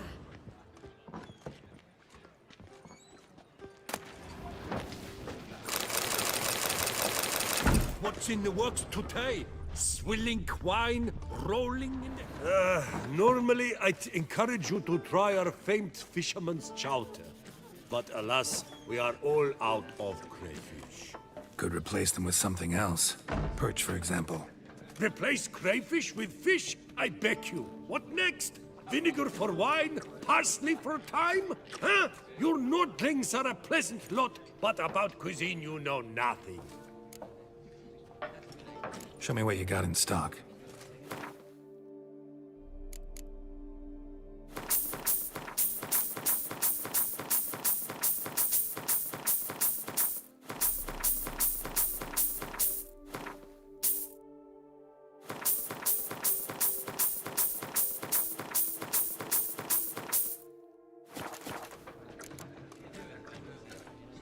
Got any gossip? Fishermen talking about anything interesting? Yes, about a nordling who would replace crayfish with pike. Asked a serious question. And the tactless one. I do not eavesdrop on my clients, and I certainly don't repeat anything I chance to hear. Thanks. So long. What's in the works today? Swilling wine, rolling in the hay?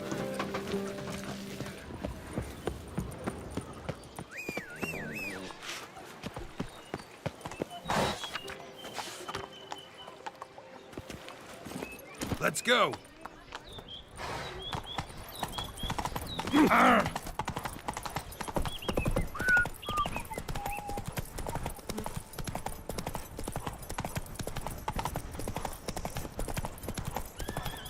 Sounds like a fight. Have to hurry.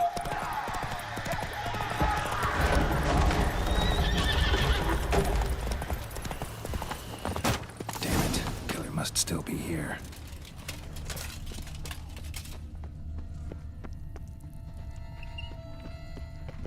Cellar. Gotta be. Footprints. Small, bare feet. Lead deeper into the cellar.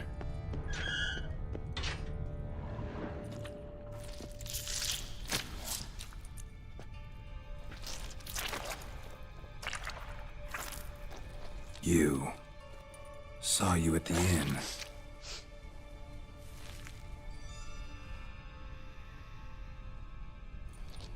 Why'd you kill these people?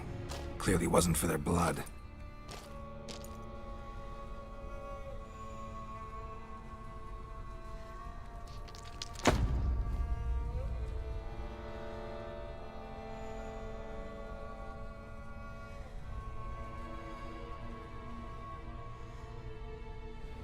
don't have to fight.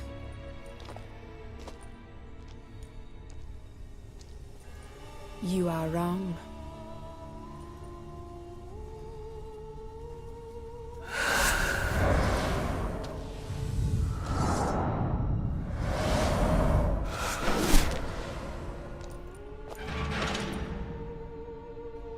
I cannot let you leave.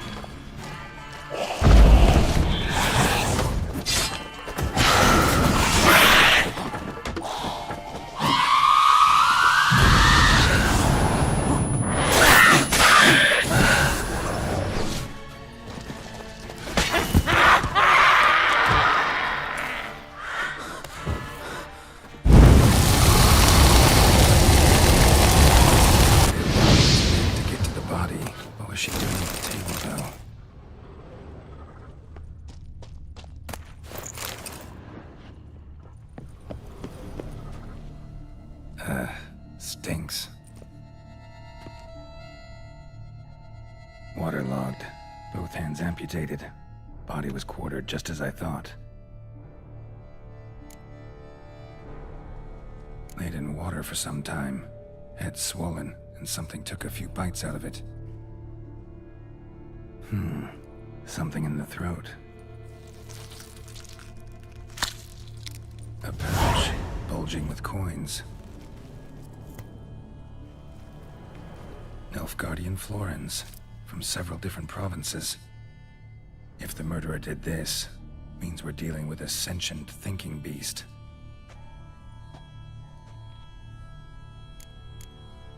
Body was chopped up after death.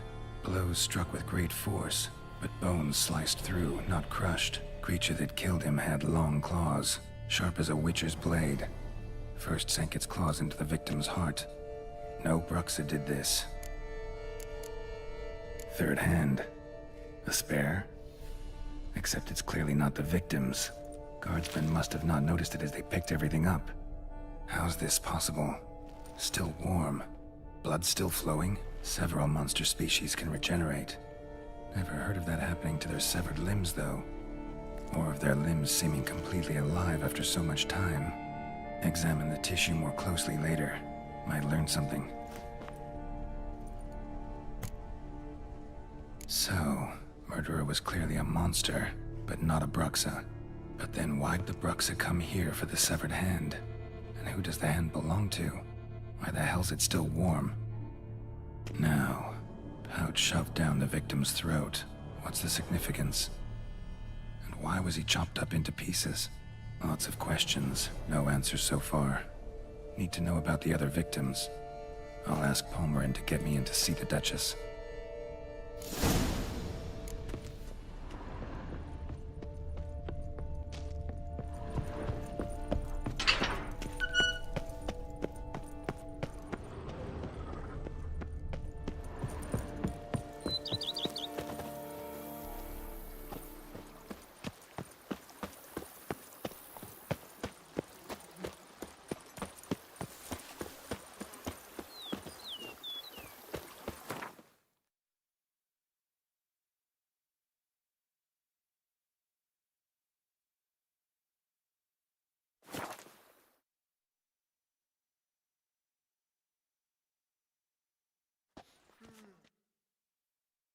Sir! Sir! A letter for you, sir! Letter? Who from? Can't rightly say, sir. I was just to deliver it.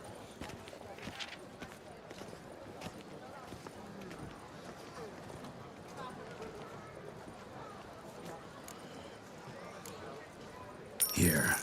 And thanks. No, sir. Thank you. And I truly hope I'll be of service again.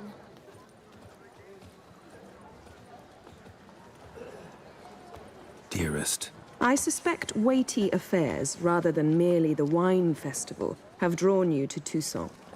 Perhaps you'll find time to probe a certain matter in spite of this.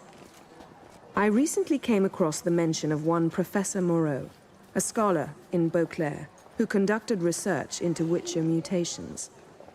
Though the details are rather murky, as is the location of the scholar's laboratory, his journal could contain more information.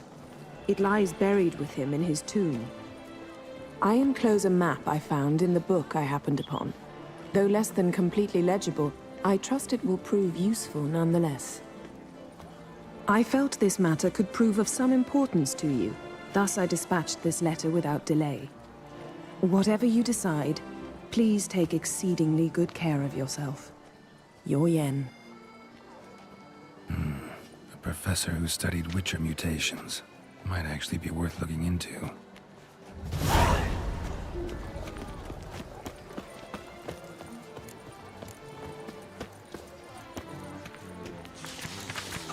Nox a la vie.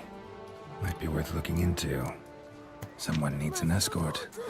Not something I do often, but might be worth investigating. Do you like it here? Vivat Nostra Duchessa! Oh! You'd best behave, friend. You're in Beauclair. I won't go! I simply won't do it!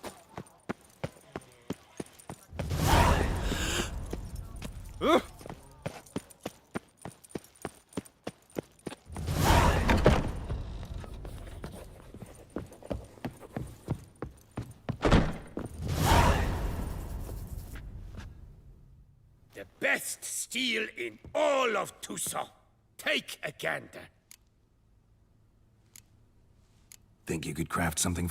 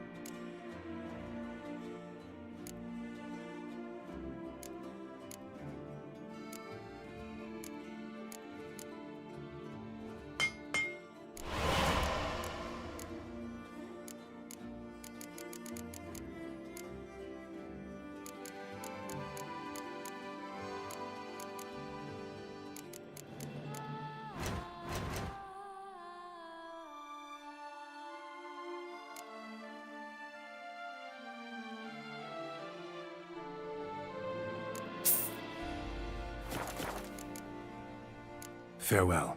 No, see you later.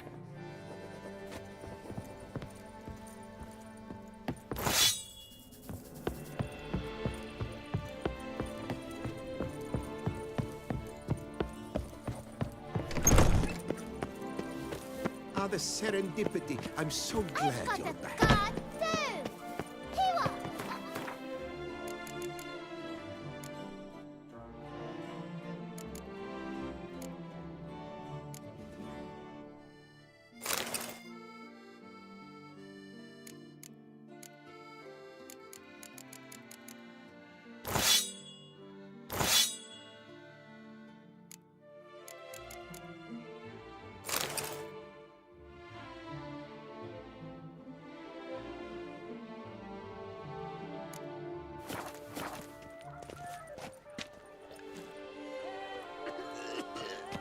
Ah, the serendipity. I'm so glad you're back.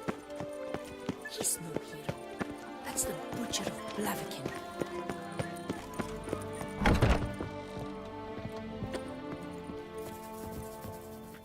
The best armor around! What have you got there?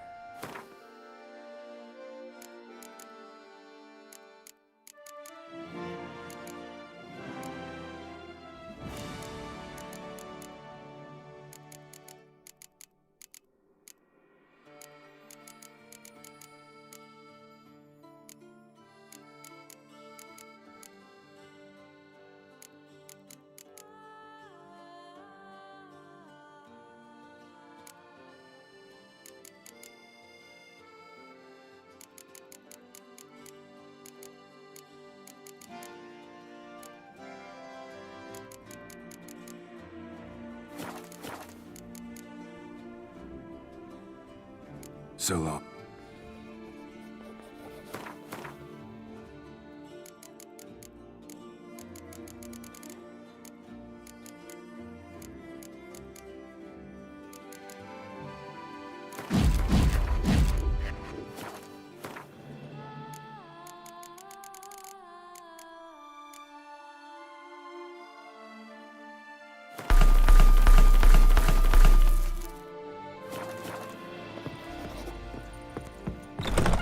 Ah, the serendipity. I'm so glad. To be honest.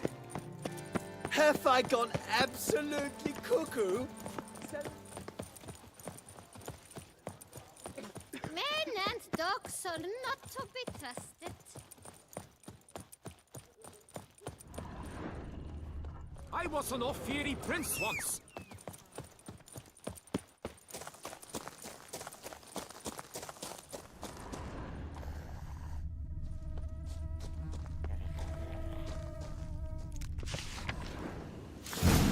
Inscriptions in Elder speech. Salvation lies not in Dolnevde, but in our hearts. Damn, repeat Professor's journal's long gone. Guess somebody else found out about it too. Should look around, see if I can find something else. Footprints. Narrow and shallow. Somebody small, light. Woman, maybe? Professor certainly can't do much to help me with my search.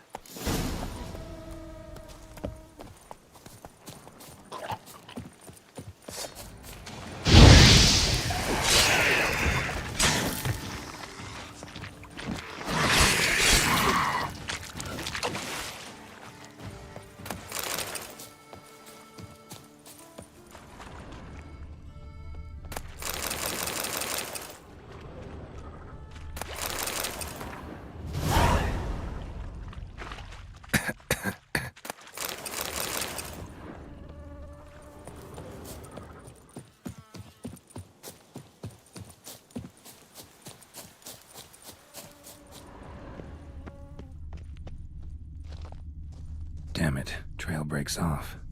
Wonder if the grave robber learned more than I did. Won't learn anything else here. Map Yen sent me will have to do. Also, Epitaph mentioned both Ellerin and Dolnevde, Valley of the Nine.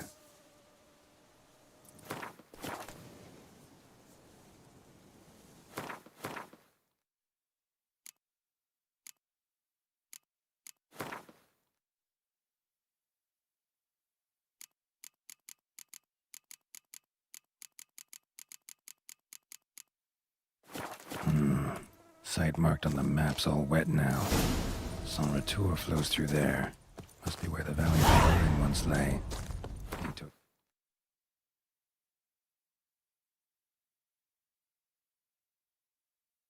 explore the location. Need to explore the location.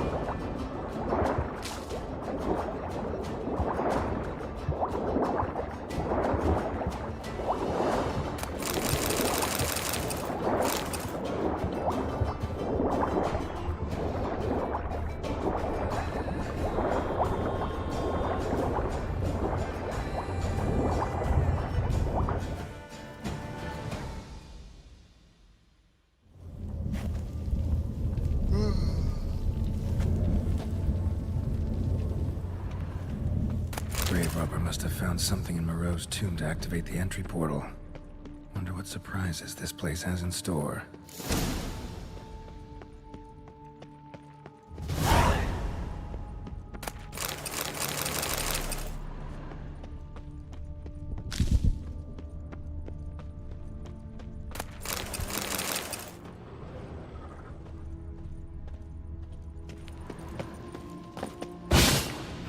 Seems someone besides me should be ferreting around here. Someone slink. No way I can slink through there. Need to find a way around. Seems someone besides me might be ferreting around here. Someone slink. No way I can slink through there. Need to find a way around.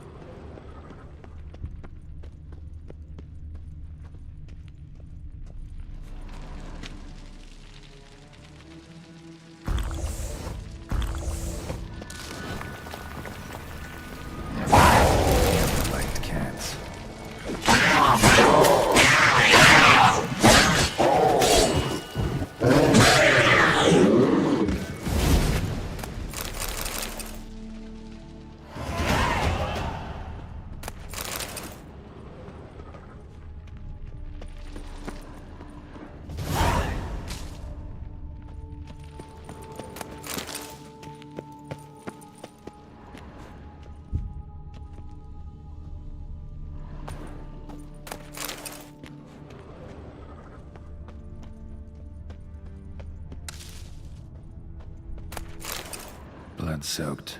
Grave robber was wounded while attempting the climb. Needed to bandage up. Managed to avoid the panthers at least.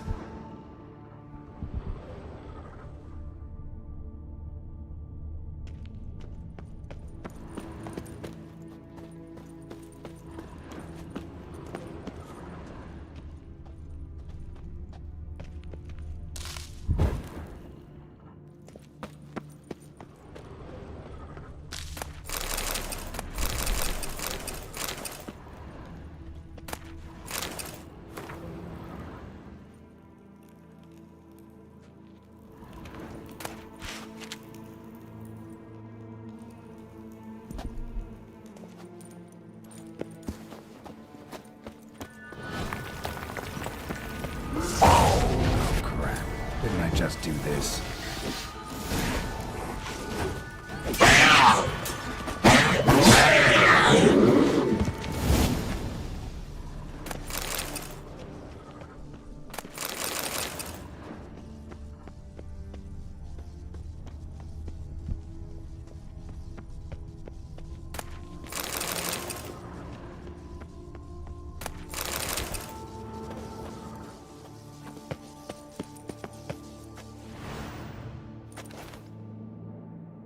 Die.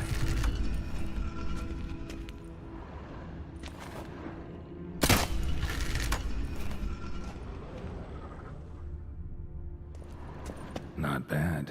Wouldn't mind having something like that myself.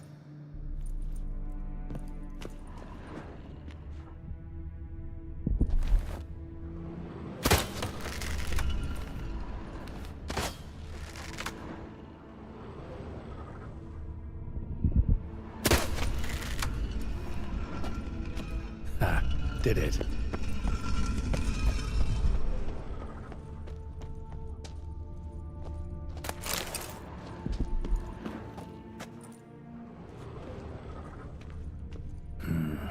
Interesting as places go. Seems someone put a lot of thought into its design. Should look around. Impressive. Is just decoration or... Unwanted guest. Intruder. You are not welcome here. Yeah, figured as much.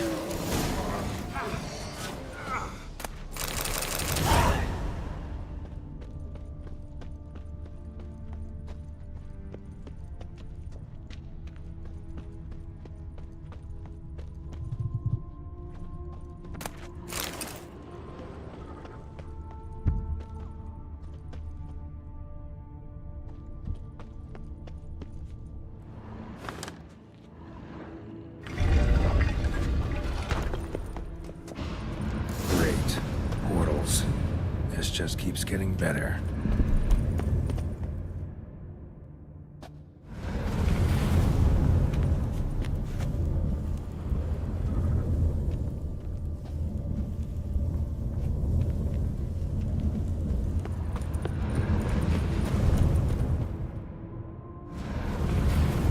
Damn it, back where I started.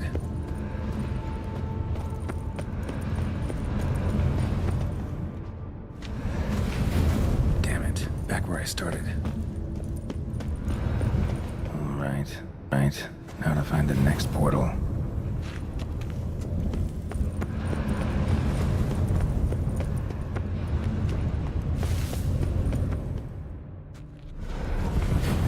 Damn it, wrong again. Could be some clue around here. Damn it, back where I started.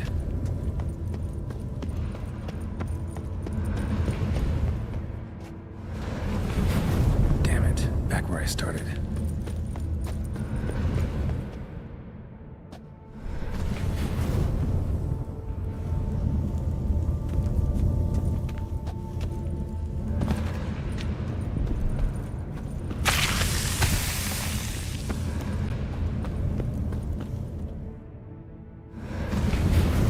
Statues seem oddly oriented, as if to all face in one direction.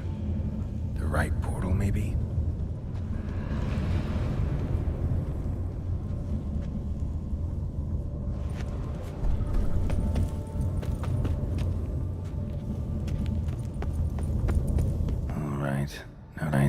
Now to find the next portal.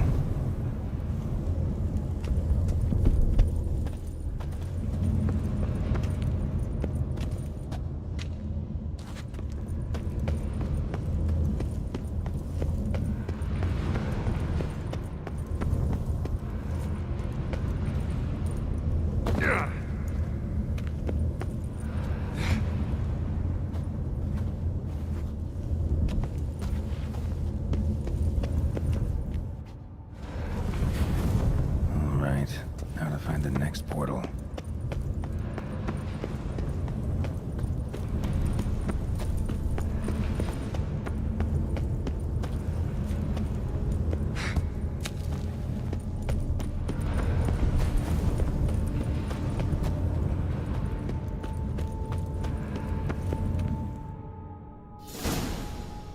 Must be where Moreau had his lab.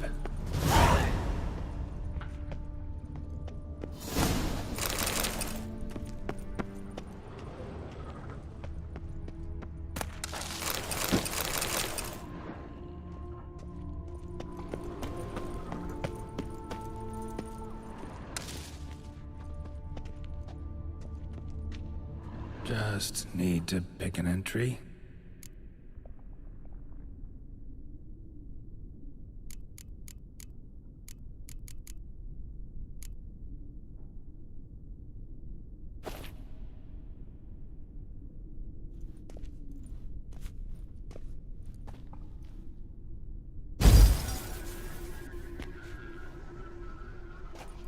The 18th of Yule, year 1102. Today I begin my great life's endeavor, one greater and more significant than any I have thus far undertaken, for it relates to me personally, to myself and my son.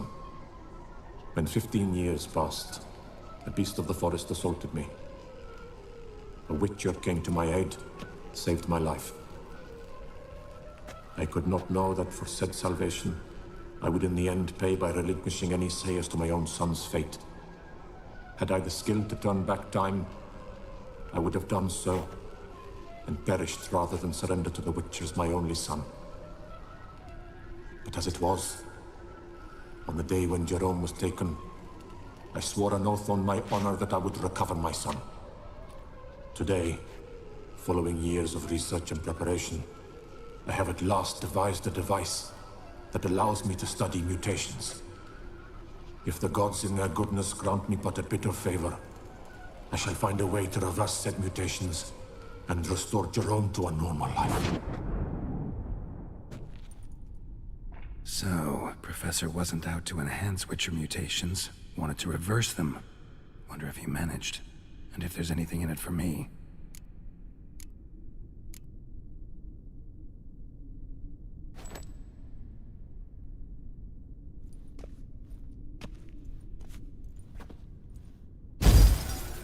Years of experiments, research, sacrifice, all for naught. I have failed to achieve my defined objective. Each mutation I applied to my subjects proved ineffective when applied to Jerome. What I meant to cure him of his witcherism, that which I meant to restore to him a normal life, only deepened his mutations, further augmented his speed and strength, rendered him yet more inhuman. It seems my son must remain a witcher forever. I have failed. The time has come to abandon this place. Return home to Lydia. She may yet deign to take me back. The contraption and mutagens I leave here, let them wither and crumble, as did my dreams of regaining my son.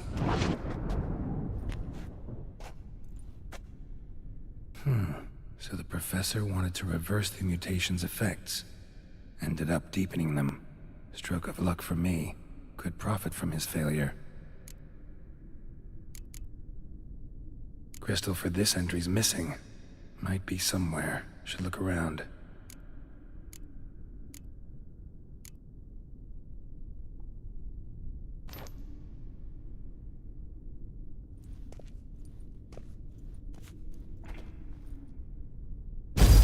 Observation number 30.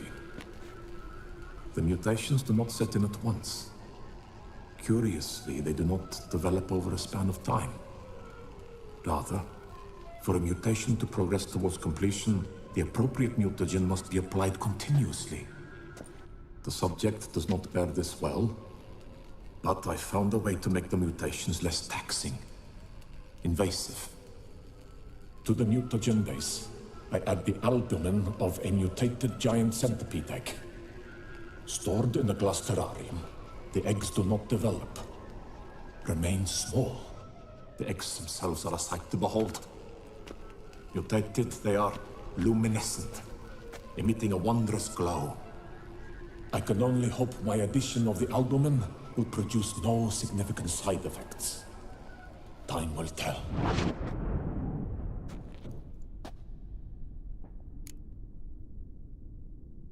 So, Professor tried to neutralize the effects of Witcher mutations. Only managed to enhance them, though.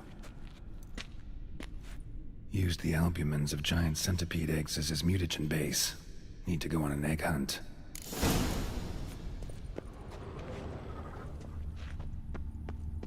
Guessing this man didn't come here willingly.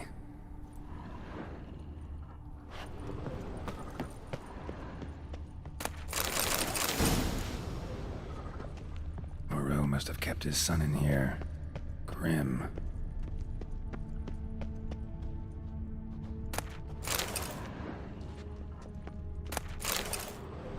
Preserved organs. Hope their donors weren't forced to give them up. Intriguing as machinery goes, but how do I start it up?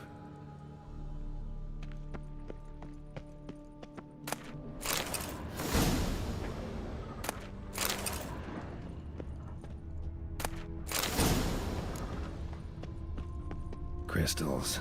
Should mount them in the megascope. Missing 2 crystals.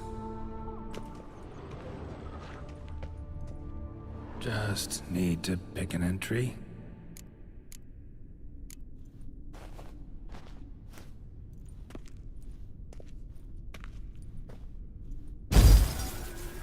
Observation 22. Despite applying a surfeit of toxic substances, significantly more than usual, the subject displayed no symptoms of overdosing. I believe this to be an effect of the mutations. Thus, a minor success. This mutation should allow Jerome better to tolerate toxicity.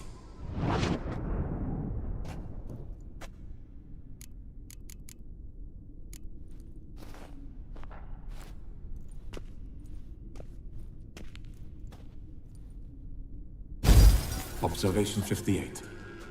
Sometimes failure is the catalyst for success. I've discovered a method by which one type of mutagen may be transmuted into another through the addition of certain ingredients. This is a great day for science. In addition, I observed that today's dose of mutagens brought the subject to the brink of death. He then suddenly awoke, revived, his strength renewed. Not wholly, of course, but he did in a sense come back from the edge of death. Whether this is attributable to his mutations or to pure coincidence cannot be ascertained. I must conduct further experiments.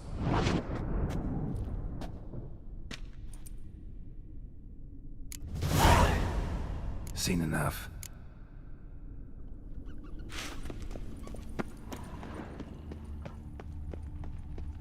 Quite the library. Mostly tomes on mutations and genetics.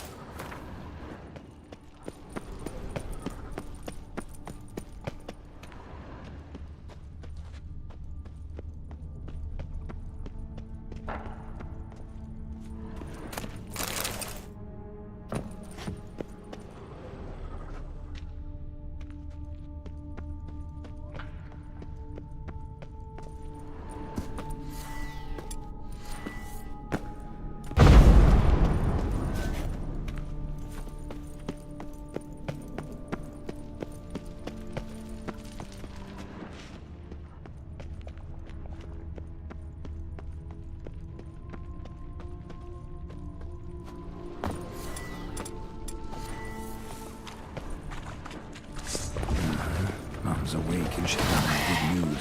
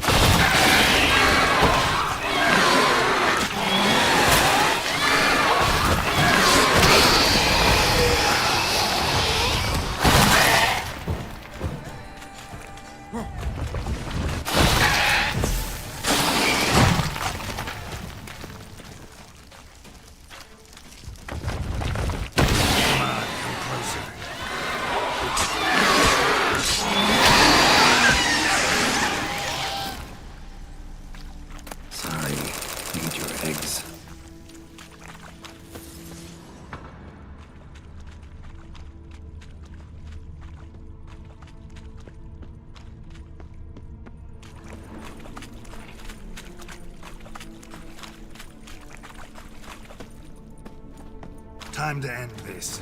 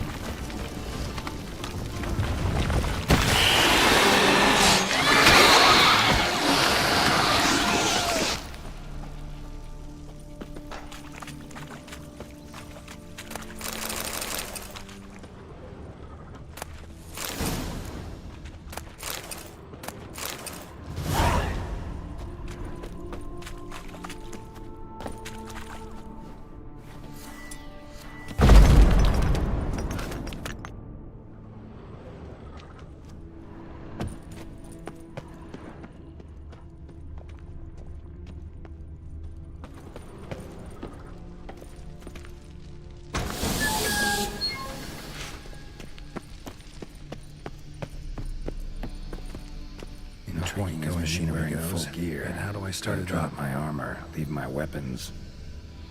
No point going in wearing full gear.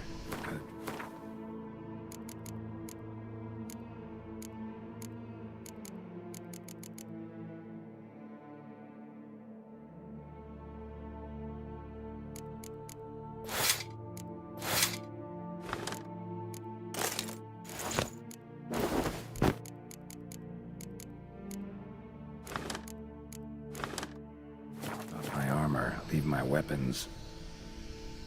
Professor's mutagens might work on me as they did on his son. Well, time to find out.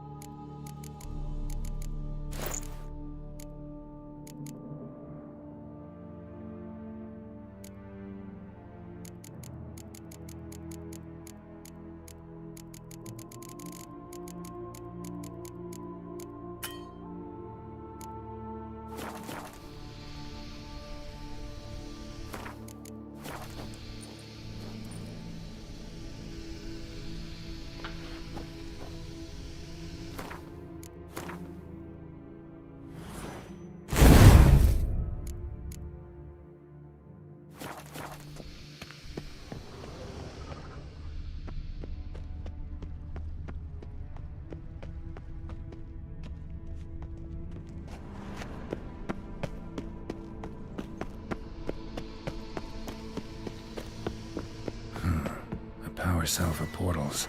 He's dead. Maybe a sign will revive it.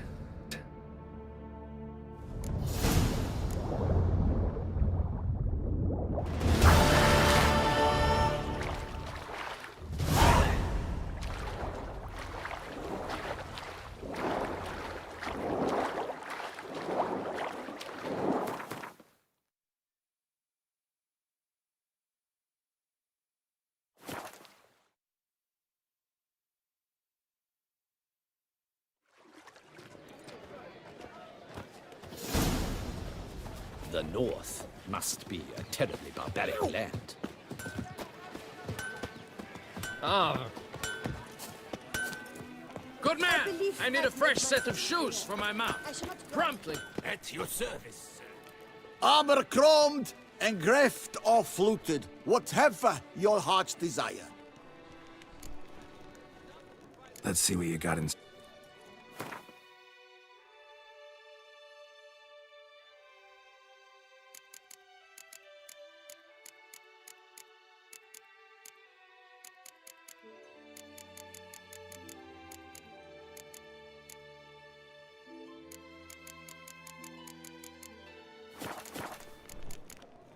So long.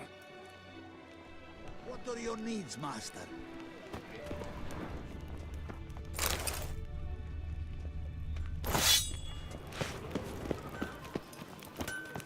I'm my own master with a bottle in front of me. It's no disaster that if I'm...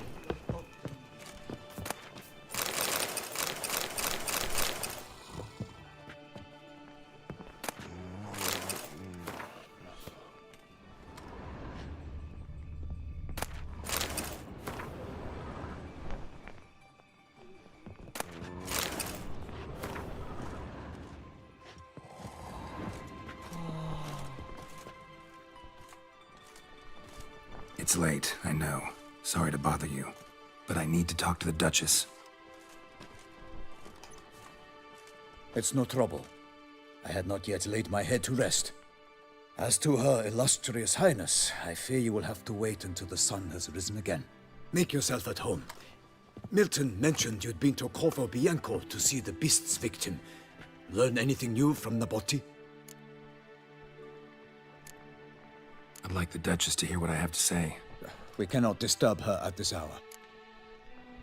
Well, since we have to wait anyway, steel yourself for a long story.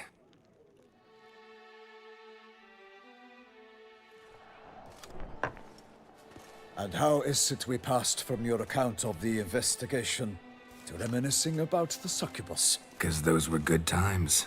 And we were younger. Always nice to talk about that. Look, sun's up. And let's tarry no more. Her enlightened highness is sure to have arrived at the Tourney grounds by now. Let us go.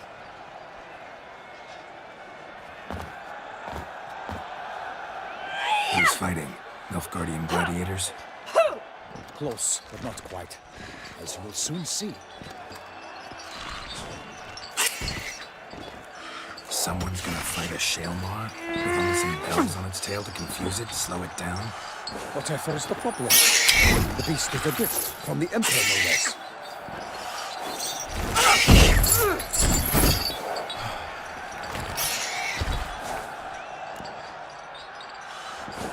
Shouldn't torment the beast. How would you like to be dumped in an arena, blindfolded with a string of bells hanging from your ass? Pity a monster. You, a witcher? I slay monsters who are a threat to humans.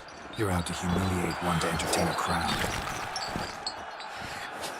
No knight will gain any glory from this. Who's going to fight the beast? Guillaume, the young man you met. Yeah. Mentioned he'd promised his heart's capture a monster trophy. Great love demands great sacrifices.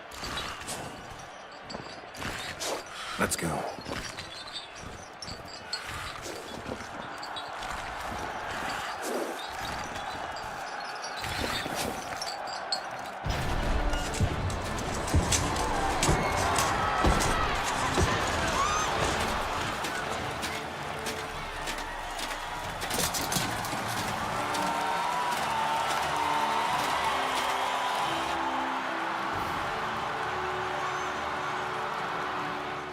I dedicate my imminent victory to fair Lady Vivian.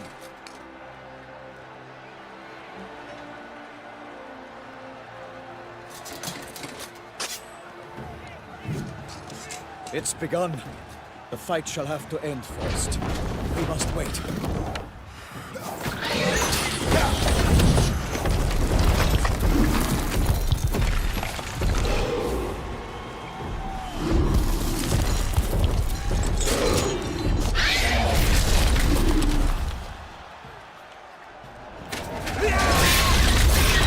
Got a bad feeling about this.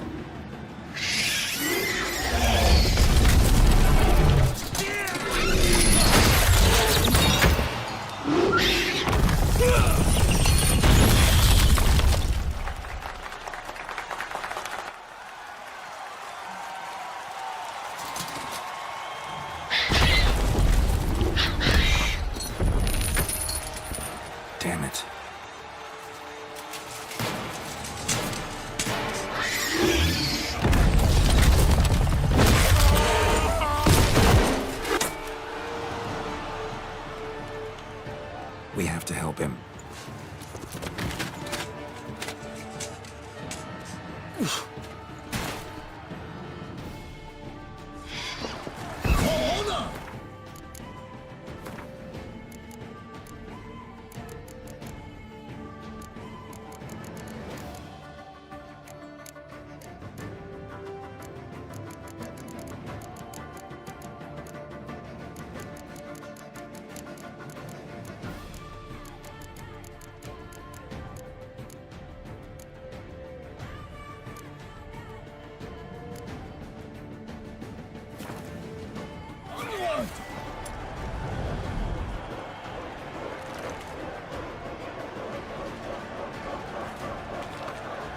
Gotta keep it down. Can only tell where we are when it hears us. Alas, for nightling, the beast heaved its foul girth, let loose a roar, and dropped it to earth. Then down came the Witcher in one mighty bound, to give fight to the beast, its plans confound.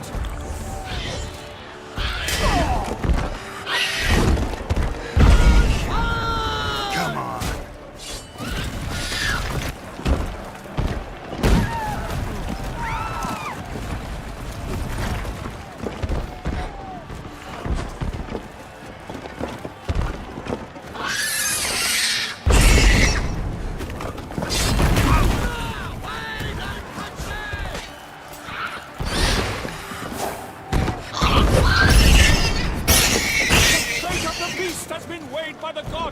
Soon the Witcher shall triumph against all odds. Don't fall!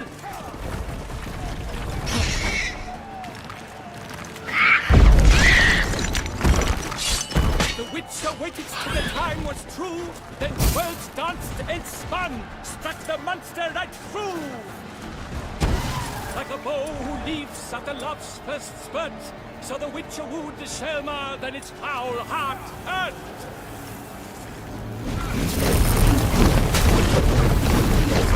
Alas, Hermelin lies prostrate. He has breathed his last breath. Avenge, ye Witcher! Fight bravely unto death!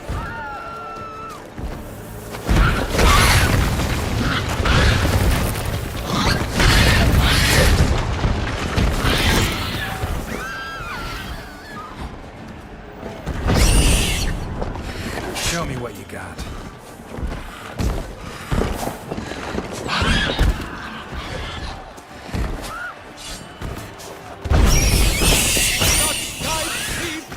Its racer strikes belly, Selma's cries wrinkle out, blood transformed into jelly.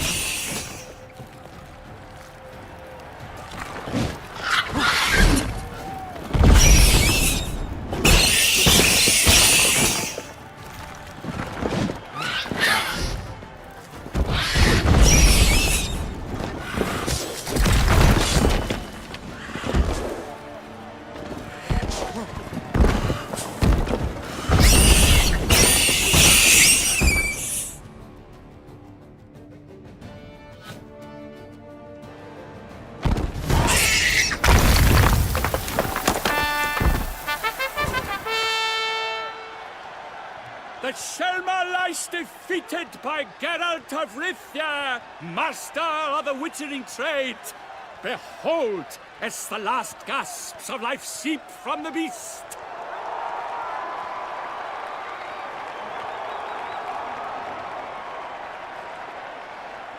Master Geralt, do what you must.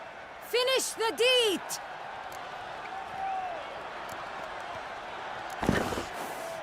Monster's no threat. No need to kill it. A victor may always show mercy. It is his right. Long live Geralt the Merciful!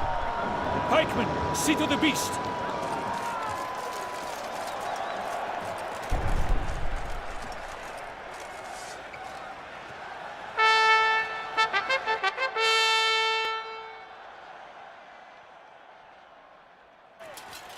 Forgive me. I am not as nimble as in my younger years. You fought bravely. Thanks for your help.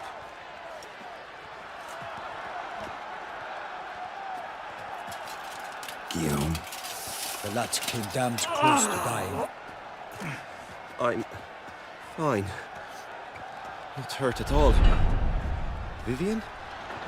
Smile as befits a hero and keep silent. Speech clearly pains you. She approaches.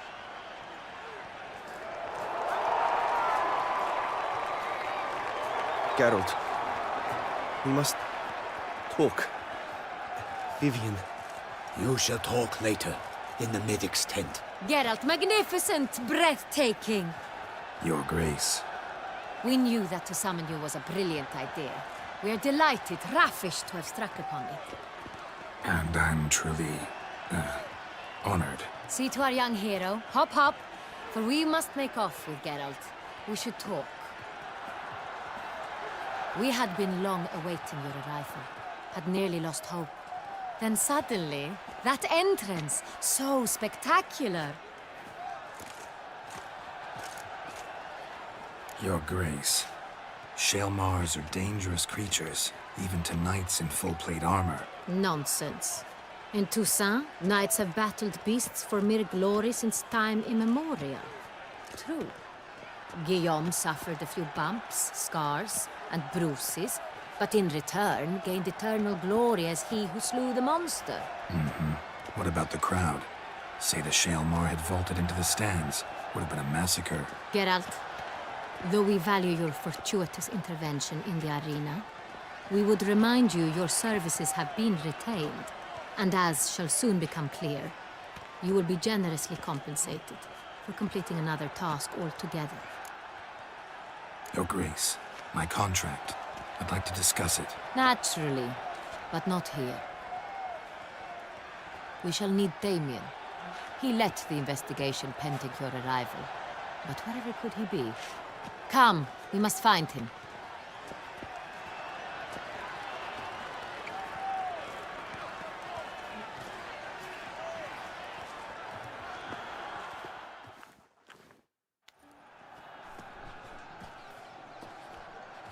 Tell us, have you come alone? Or did Viscount Julian accompany you?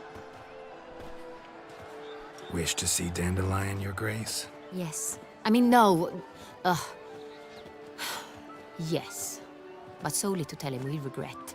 Yes, deeply regret rescinding the death sentence we so justly handed down upon him. If we could turn back time, we would make certain he sat in a tower till he rotted. No, we would ensure he was broken on the wheel, then drawn, hanged, and quartered.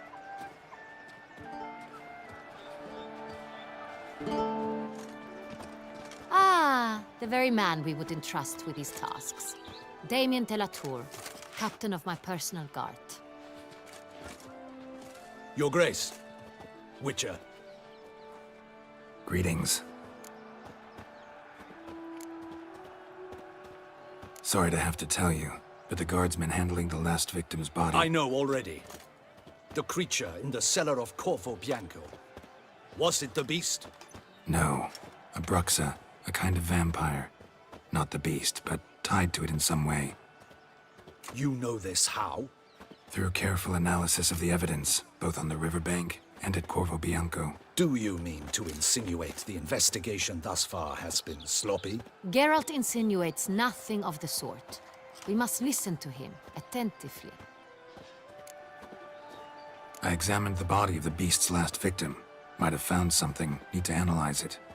A quiet place, that's what I could use most right now. And maybe the help of an alchemist or a mage. Also like to hear all you know about the previous victims.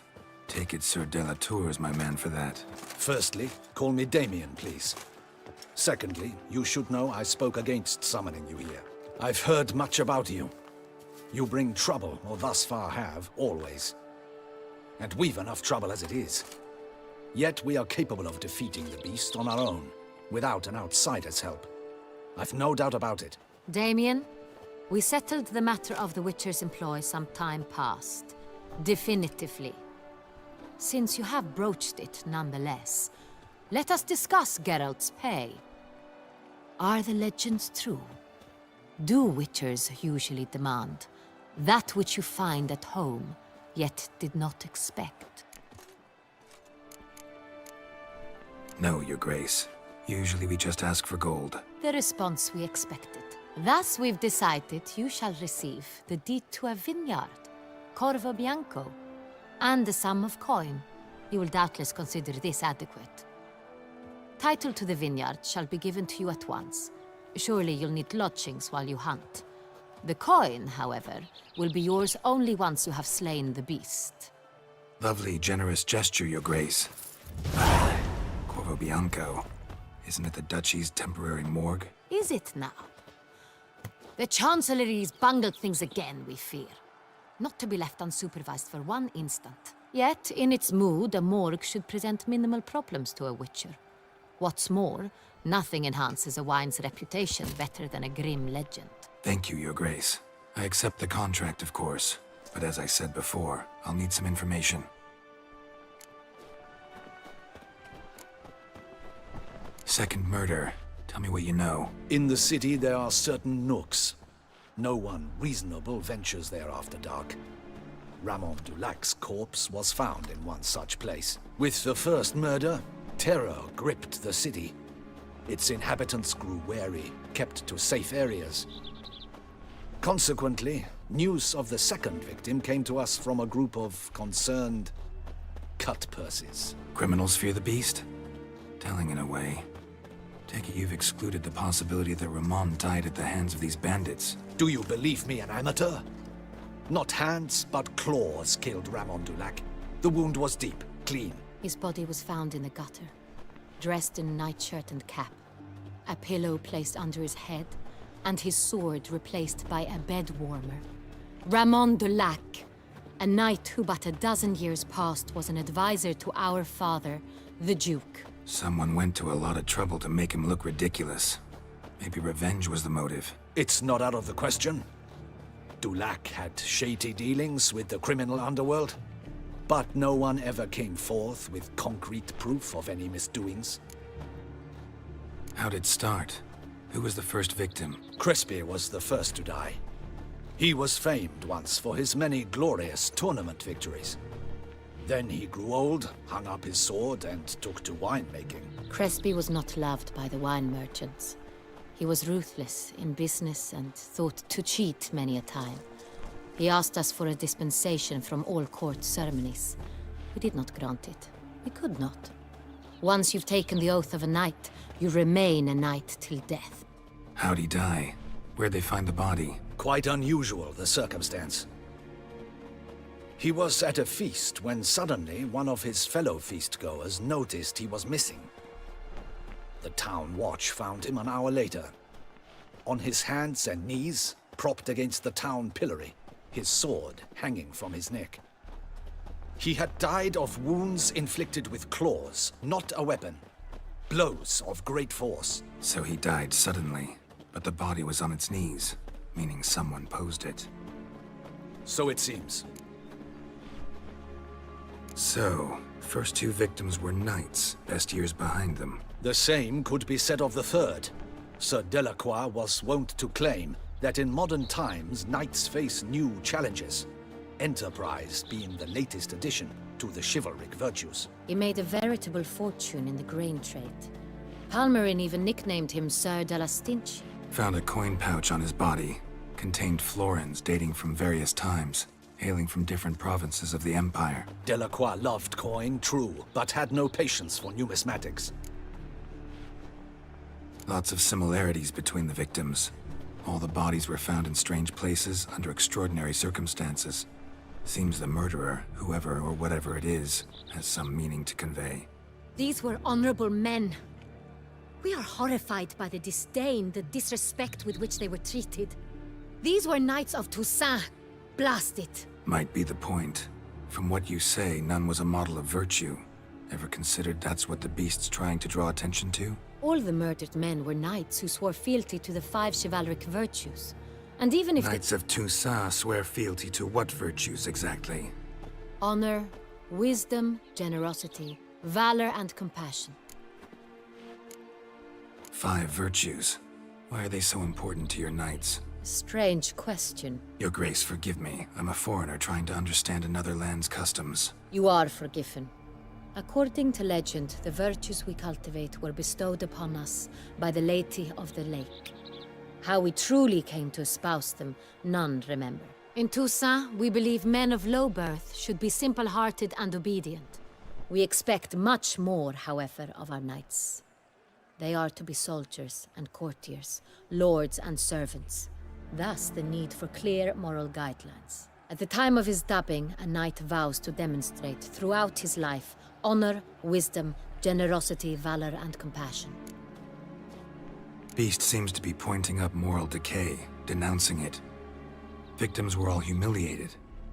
Might have been murdered to emphasize their lack of specific chivalric virtues. Honor compromised by the pillory. Wisdom by ridicule. Generosity by a coin pouch shoved down a throat.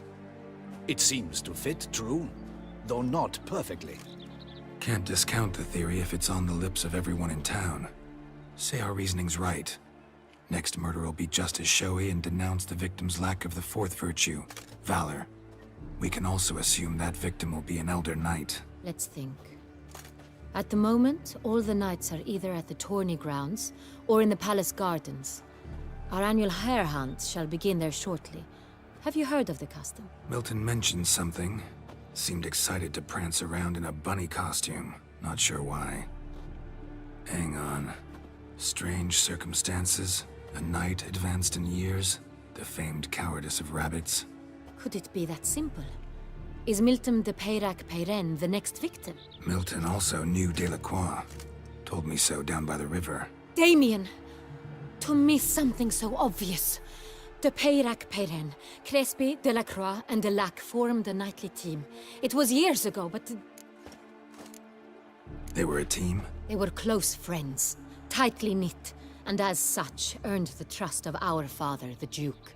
We often witnessed him turn to them with delicate matters. Later, their paths diverged. Unlikely to be a coincidence. Beast must know it too. It's a lead, I'm sure. Your Grace, we need to find Milton, immediately. Rather problematic. You see, the garden entertainments are due to start, and he's disguised as the hare, hiding somewhere, waiting for some tipsy courtiers to find him. The hare's hiding place is a carefully guarded secret. We must call off the game, at once. First and foremost, we must remain calm. Damien, order the garden searched immediately, but discreetly. By no means can we disrupt the festivities. Panic will only incite the beast to strike sooner. And you, Witcher, follow me. My gardens, my night, I shall take the fall. A murder is out of the question. I will not allow it. Not near my palace. Horses? Ready our horses!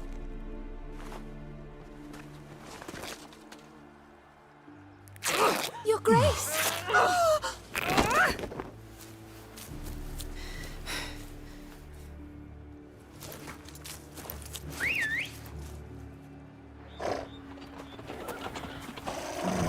What the hell? Why, I should... Your Highness, Mind it doesn't get wrinkled. Onward!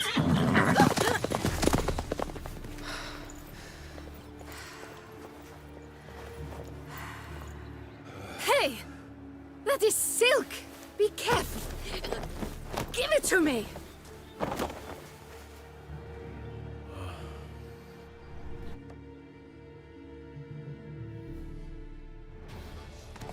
Faster, Geralt! Right like the wind!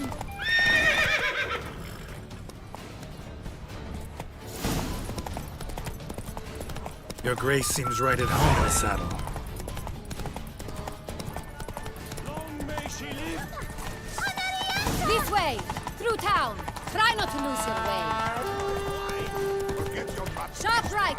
Take care! God!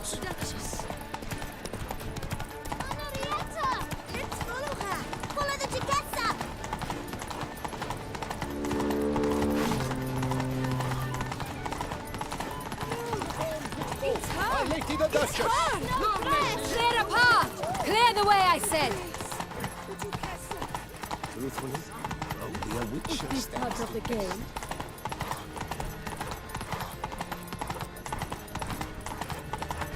It's here! Just round the corner! Hurry! We must go to where the game is being held. The participants must find a unicorn's horn, a golden fish, and a phoenix egg.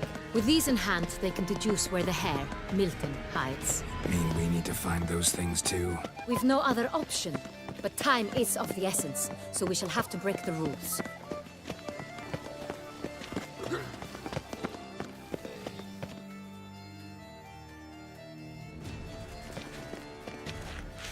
On second thought, through here.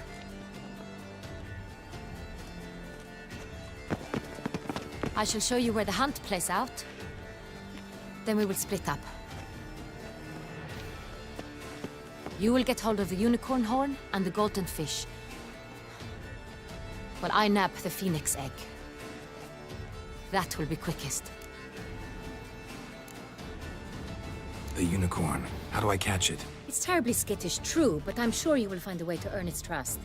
It runs around over there, look. Golden fish. Do I need a rod or a net? Please, Geralt. It's not a real fish. Look there, towards the water. See the lights? The hunters are trying to hook the fish from boats. You must simply dive in and find it. The golden fish and the horn both contain things or clues that will help us find Milton. Once you have fish and horn, find me among the other phoenix egg hunters. All clear? Then let's get to it.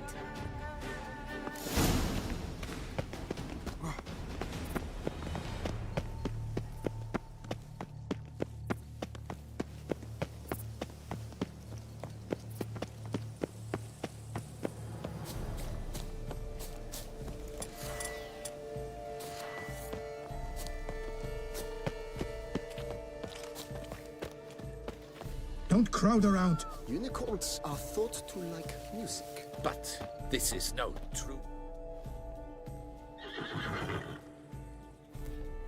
Perhaps an apple will work.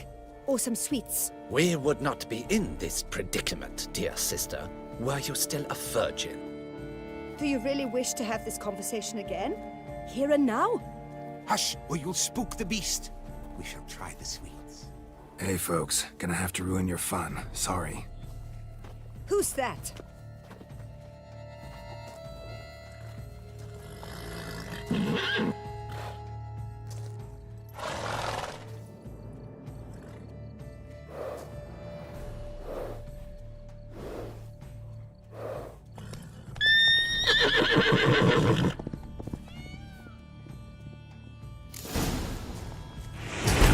Stay calm. Shh. Calm down. Easy now.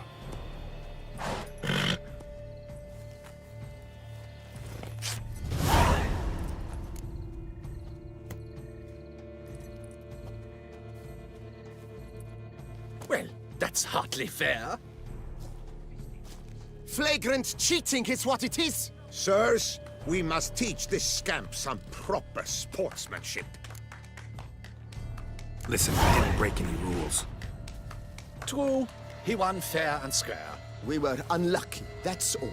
We must try to grab the next clue.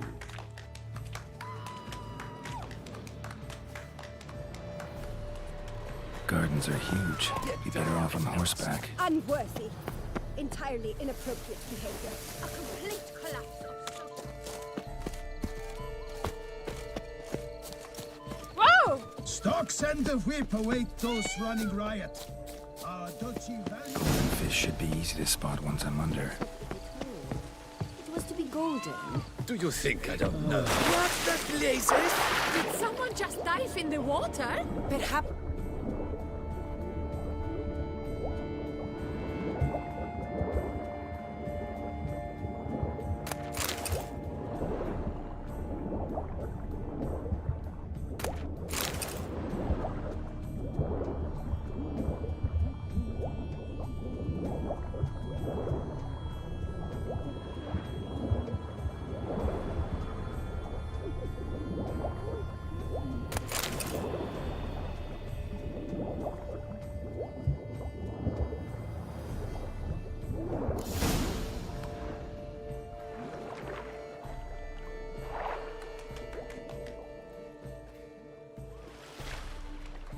Hey, wait.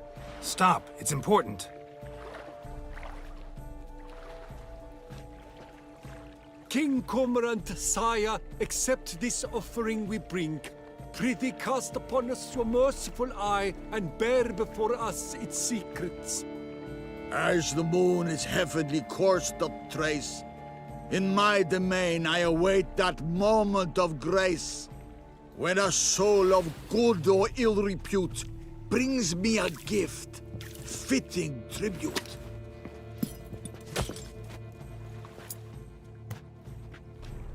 A key. Bombot stretch! He's ruined the game! Disgraceful!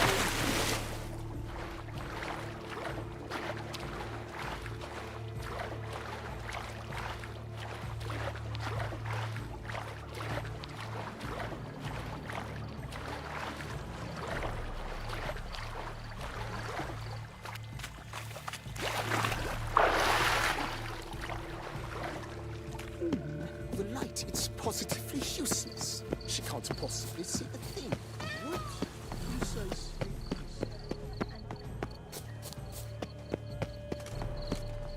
Don't crowd around.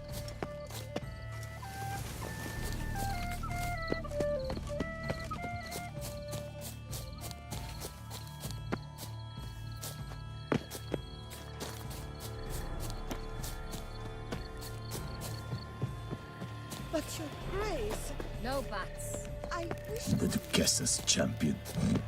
she wished to win so badly. If you please, Your Grace. We do not please. We act out of the highest necessity. All shall be explained later. But it's against the rules. I am the rules.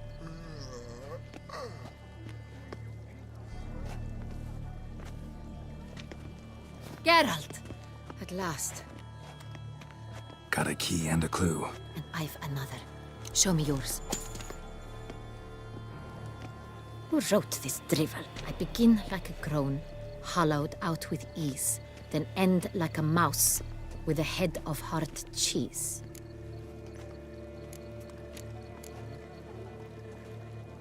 Is it about someplace really cramped, uncomfortable? Because it mentions groans and a mouse?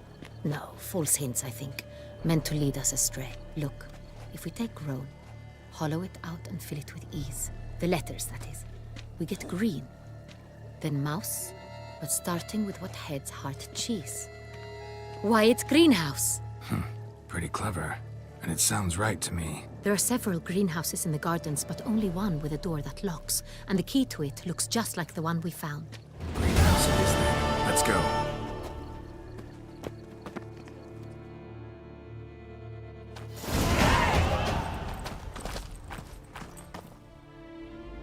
Wait here.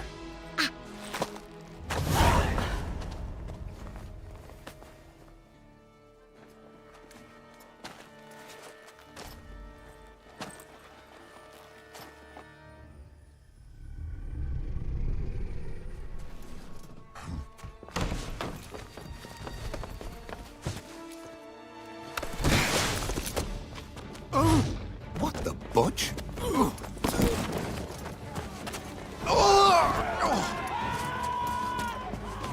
What was that?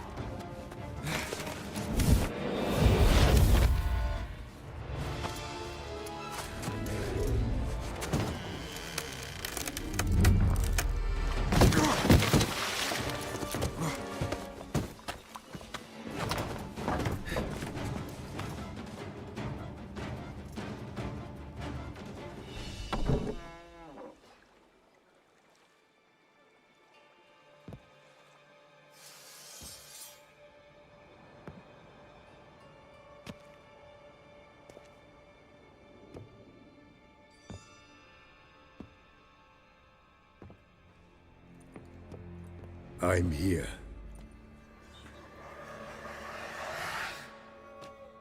This belonged to you, maybe?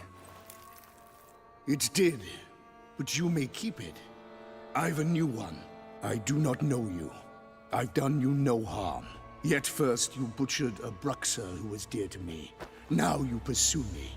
Why? You've killed 4 innocent people, at least. And you? How many innocents have you cut down? Not here to talk about me. Yet that is exactly what we are doing. So, did they send you after me? Who are they? What do you mean, they? Duchess hired me. You've been murdering her subjects.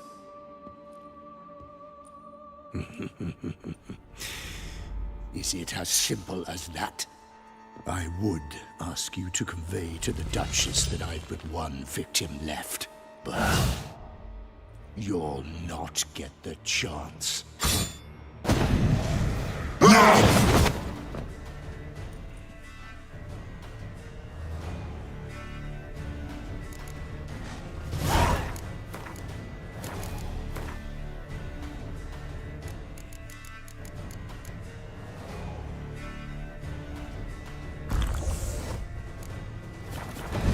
Let you kill again.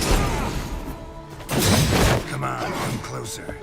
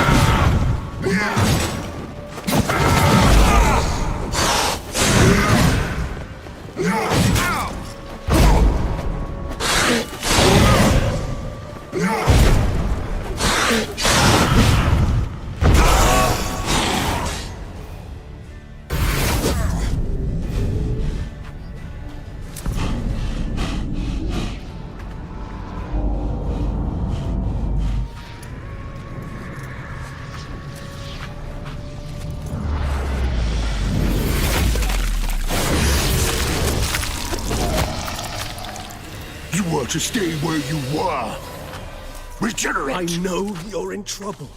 I can help. I'll help myself! No, he's my friend.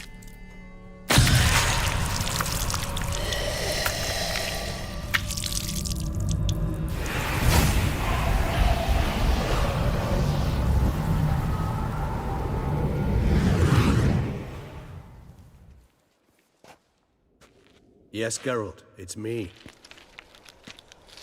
Regis? You all right?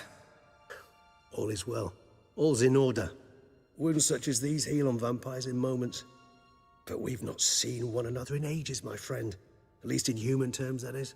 How's this even possible? Last I saw you... I was a bubbling, shapeless smear, having been rather spectacularly melted into a column of a certain castle. In somewhat better shape now, as you can see. Hardly peak form, mind you, but were I human, folk would think me a demigod, I dare say. I'm sorry. What happened, it was my fault. Never got a chance to apologize. No need, Geralt. Bygones. I did not have to join you on that expedition. No one twisted my arm. Miraculous regeneration. How'd you manage it? I had help. From the one you hunt. Him? How? And what have you been doing all these years? Not the time nor place for such stories. I suspect we'll get a chance to speak at ease and at length later. Now, however, we must deal with the reason that brought us both here. So you being here, it's no coincidence? Your powers of deduction seem to have waned not one bit. I'm happy. I came here for Detlef. I fear he's become entangled, landed himself in serious trouble. So that's his name. He's your friend? You might call it that. Though Detlef is... how would you humans put it? More bestial than I am. But not to worry. I'm working on him. Haven't exactly done a great job with that. He's killed one knight since I got here. At least 3 others before I arrived. For good reason, I'm sure. Understand, Dettlaff is not some decadent shit who kills for sport, or to assuage a dryness of throat or a dullness of mood.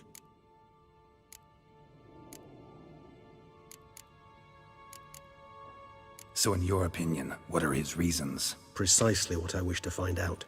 And then I will convince him of the error of his ways. Got a lot of faith in the guy. Despite appearances to the contrary, you two are quite alike. You've both noble hearts, yet you both are wont to perform ignoble deeds. When circumstances force you to, of course. Remember the year 964? That was 3 centuries ago. Blind fear gripped Rivia, Lyria, and Spala. Women and children were dying.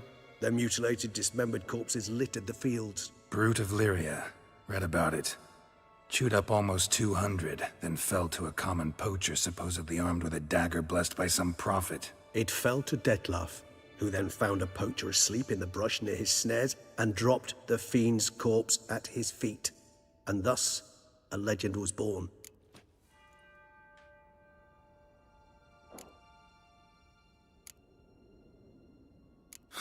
Vampires rarely help humans. Must have had his own agenda, hunting the beast. You err. He slew it for one reason alone. The monster killed a lad who once, in the street, had offered Dettlaff an apple, expecting nothing in return. Terribly noble of him. You do not have a monopoly on altruism, my friend. Vilgefortz melted my body. Dettlaff found what was left. As per our codex, he had a choice. To leave me where I was, or to care for me and nurture my remains. He chose the latter.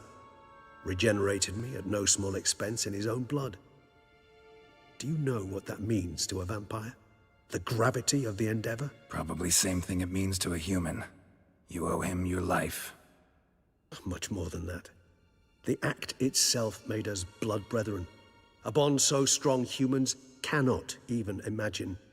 Which is why I know something ill is afoot. Always had an overdeveloped sense of empathy. Each vampire has a unique talent. One they hone over centuries. It's precisely what renders us so difficult to classify. Dettlaff's trump card is his herd instinct. His tribal propensity. In point of fact, he prefers the company of lesser vampires and shuns that of humans. If he walks among you, killing egregiously, it can only mean something's upset him. Immensely. Anything specific? Some set of things that'd be likely to set him off? How should I say this? Dettlaff doesn't understand men, their world, its rules, its conventions. He's naive in a sense. He doesn't comprehend your games, knows not what it means to lie, deceive. Suggesting he's maladjusted, and venting his rage. I'm suggesting maladjustment can at times breed conflict. But is it the case this time? I cannot say, but intend to find out. Gotta find him, before something upsets him even more, and all Beauclair is awash with blood. Well, we share a cause then, just like the old days. Not entirely. I mean, when I find him, you know. I know you've a contract on his head. Yet your true task is to stop the beast killing, not necessarily to kill the beast, am I right? All in all, sure. Let us find him.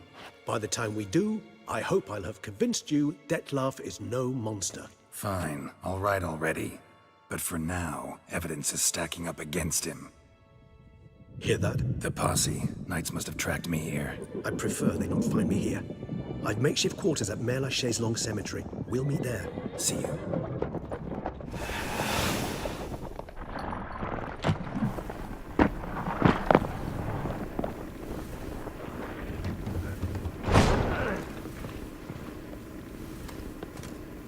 Witcher, we flew here as fast as our courses would carry us. Yet I fear we're late all the same. Pray, where is the beast? Still investigating. About to inspect this site. Withdraw your men before they trample all over the evidence. Sirs, we must let the Witcher do his work. Milton's murder cannot go unavenged.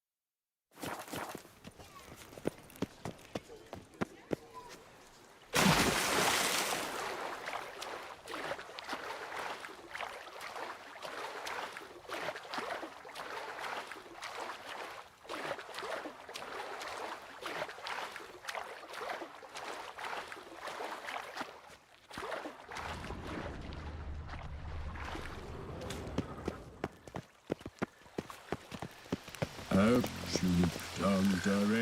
absolut.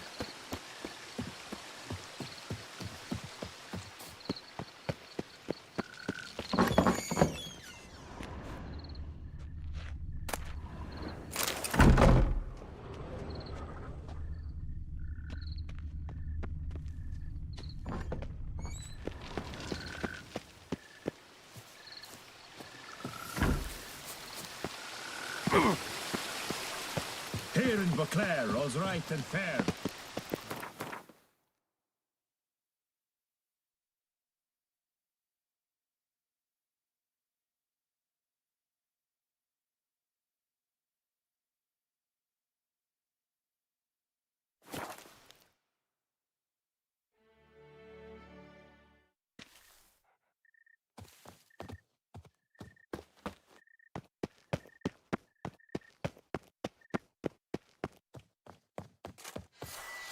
Patrolling on an empty stomach. I'm glad to see her illustrious grace summon such a... Remember me? I lent you coin for wine. Greetings. A witcher from the School of the Wolf, here in Tucson. Greetings.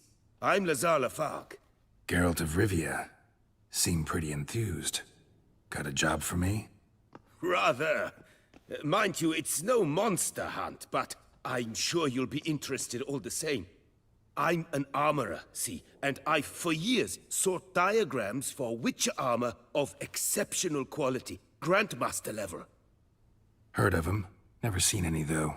Thought they were lost. Not quite. For I've been lucky enough to learn that their holders came to Tucson. Alas, they then perished, but I know where. I just need a partner to help me retrieve them. If you know where to look, why not get them yourself? No offense, but do I look like a rough-hewn adventurer? Besides, who would serve my clients while I romped about seeking them? No, I'd rather leave it to someone familiar with such matters. Bring me the diagrams, and from them I'll forge for you whatever you fancy. All these diagrams somehow wound up in Toussaint? How is that even possible? Toussaint was once home to Tiensail, a legendary and now deceased elfin master armorer. Witches from all corners of the world came to him to forge their plate, their mail. Heard about him. Supposed to have been the best. And thus he charged a king's ransom for his work. Witches would take difficult, dangerous work to earn the coin to pay him. Some, alas, met with misfortune, and the diagrams they carried were left to rot with their earthly remains. Got it. Find them, find the diagrams. But how can I know where to look for their remains? As it happens, I learned my trade at Jensail's side. So I heard the stories of the missing witches firsthand. What he told me, well, that is what discouraged me from seeking the diagrams out myself. We must strike a deal. I shall tell you all I know. In return, once you've found the diagrams, you will let me draft a copy. Where do I look for these diagrams? I know of 5 likely fallen witches, each from a different school.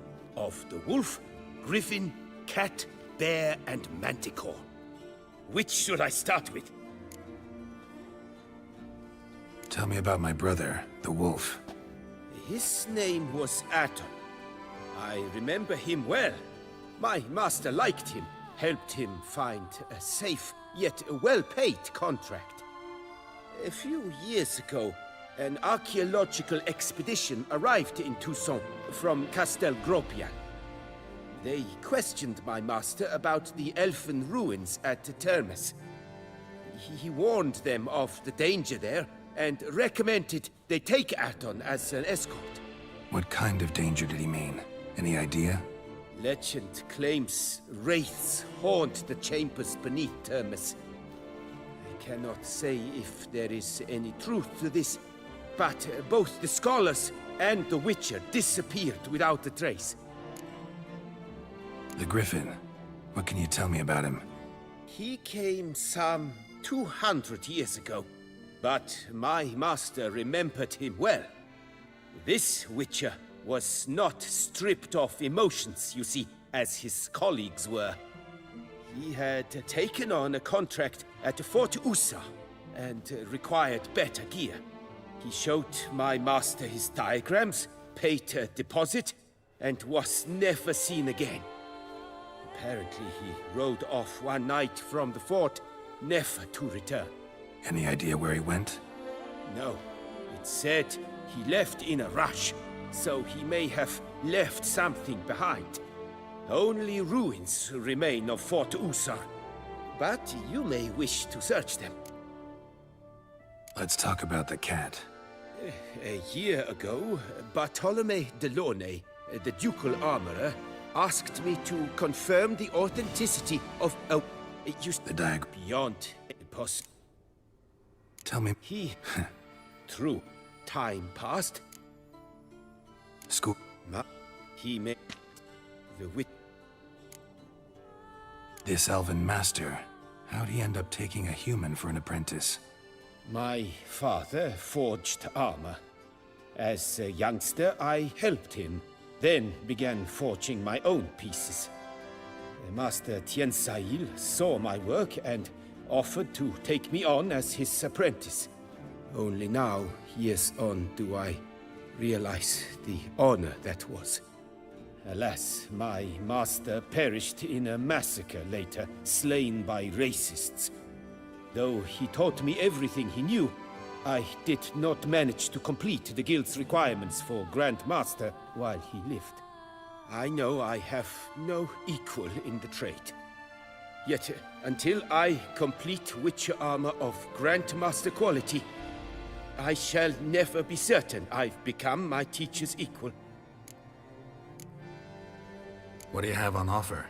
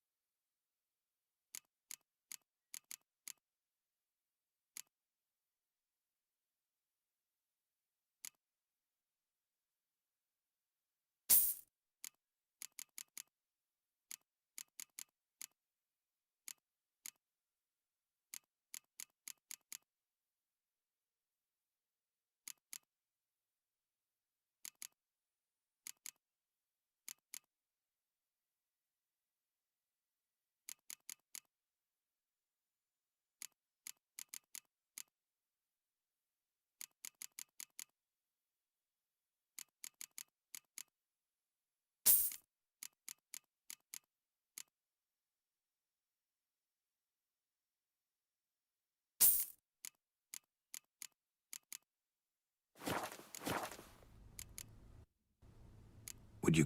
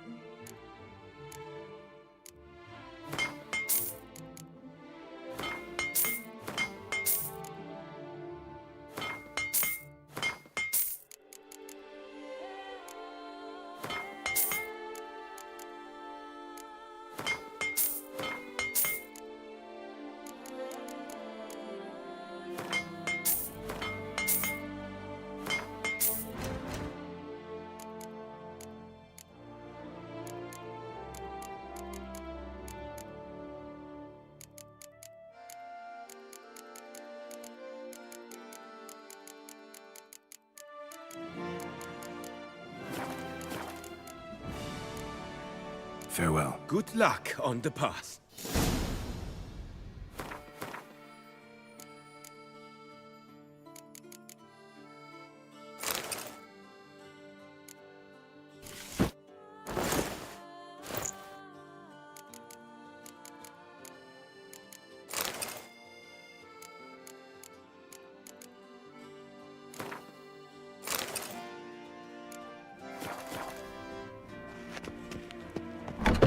Cowardice!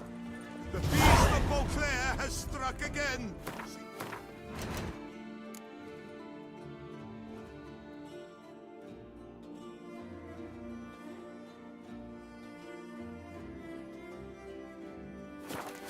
Beware of the beast!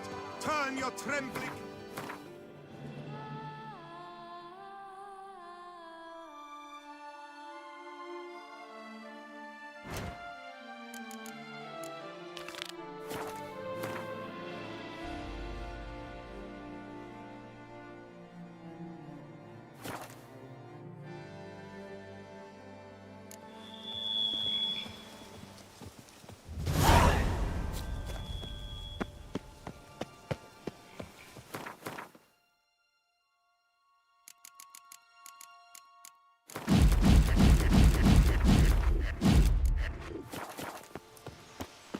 Regis. Couldn't have picked some other place to meet.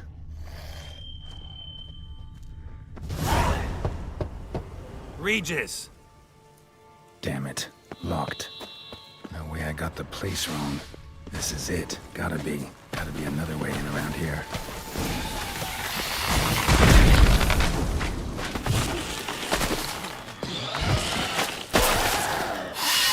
Time to end this.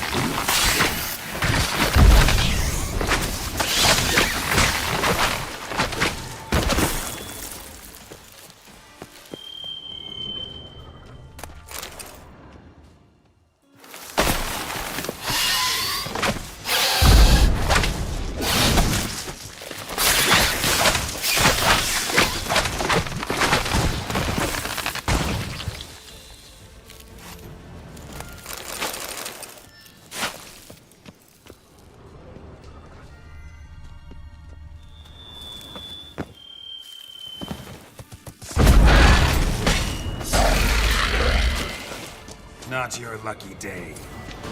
Kiki.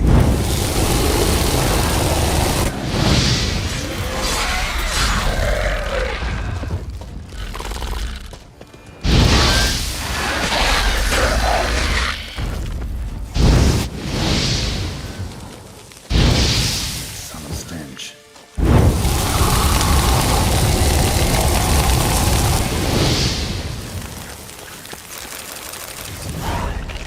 Great.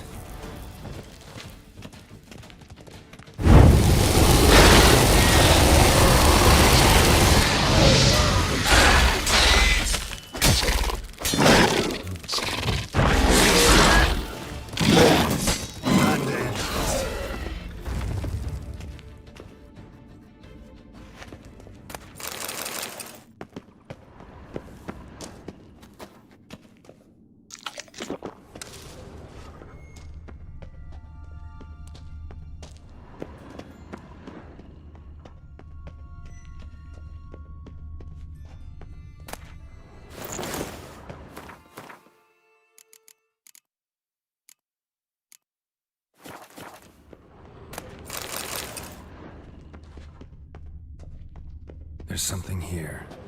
Need to use the eye. Interesting.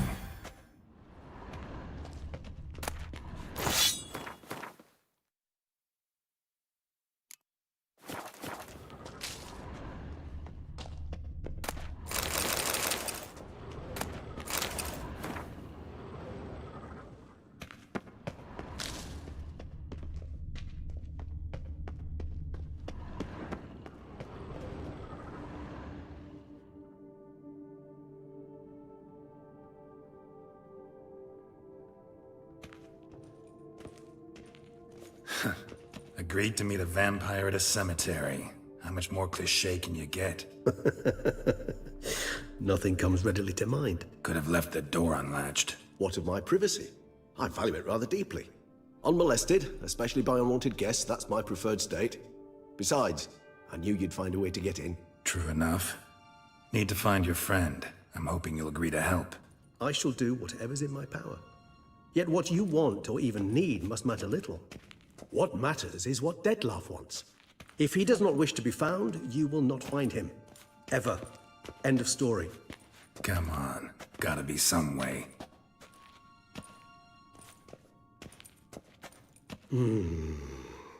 Vampires can evade detection by the senses, and no divination magic works on us.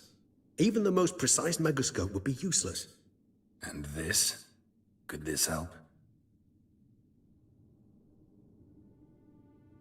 Wherever did you get that? Off one of the beast's victims, found by a bend in the river. Body was chopped in pieces. 3 of those pieces were hands. Hand with the ring seemed the odd one out. Abruxa had taken an interest in it.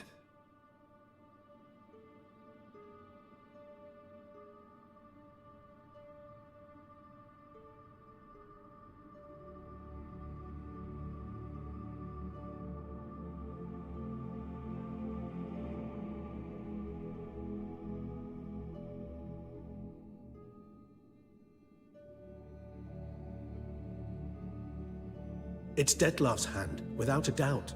It will do splendidly.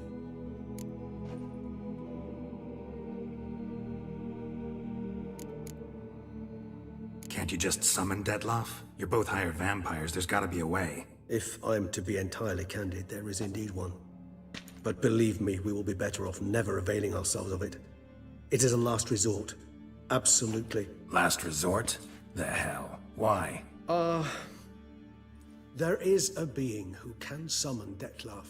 Possesses the authority, even the power, to force him to appear in a given place. But the very act of contacting this being, well, it's akin to walking a slack line extended over a chasm filled with molten lava. An exercise as perilous to me as it would be to you. A risk I'm unwilling to take. I beg you, let's do it my way. It will be both quicker and easier. Ring's pretty intriguing.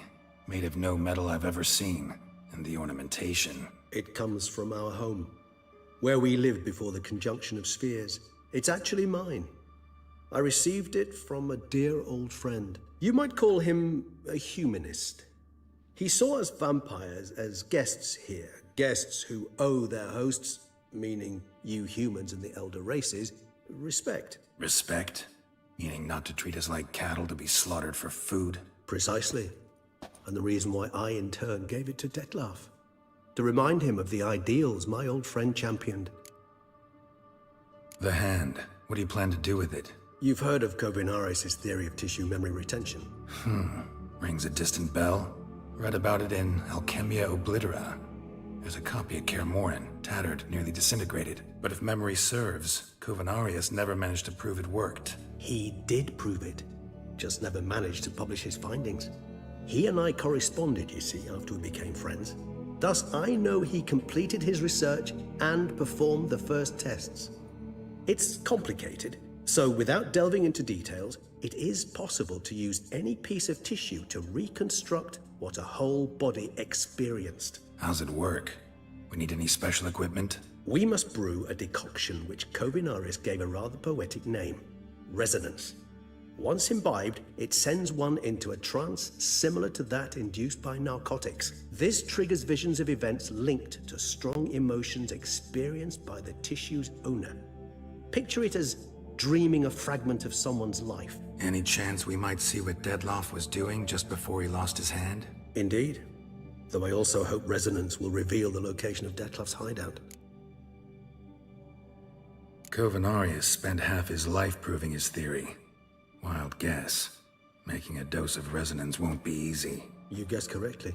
In addition to Dettlaff's tissue, we shall need a powerful occipital lobe stimulant. Effectively a poison, to make one susceptible to visions. Well, got a few ingredients to choose from. Unfortunately, all are pretty rare. There's Mamoon glands, but closest ones I know of are in Vizima. A spotted white saliva would also serve, but they were cold to extinction over a century ago.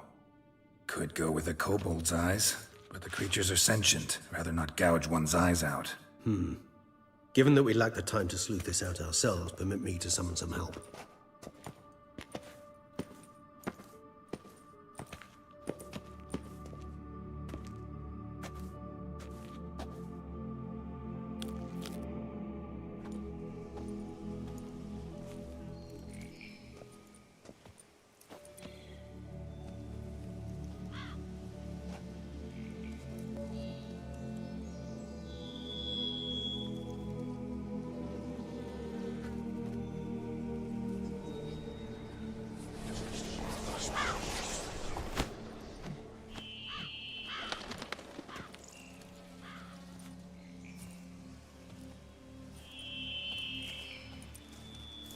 What was that? A raven?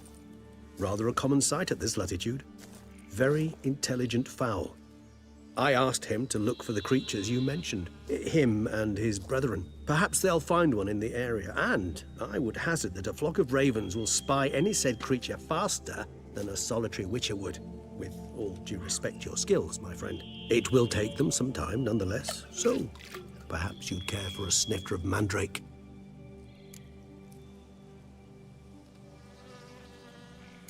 Rarely say no to a snifter. Sadly, this is but a weak infusion rather than a proper distillate. Even better. I remember your mandrake hooch. Made people say things they'd have rather kept to themselves. Now, what could Geralt of Rivia prefer to keep to himself?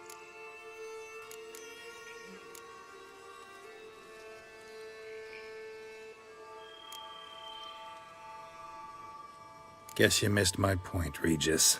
I was glad to hear it's not the hooch, because I don't want to talk about what I don't want to talk about. Oh, I understood you far better than you think. Allow me to reveal a secret. My mandrake distillate possesses no particular tongue-loosening powers. Those who drink it and talk simply have burdens they wish to lift off their shoulders. The hooch is but a convenient excuse, a cover that justifies their sudden candidness to themselves. All right, you first.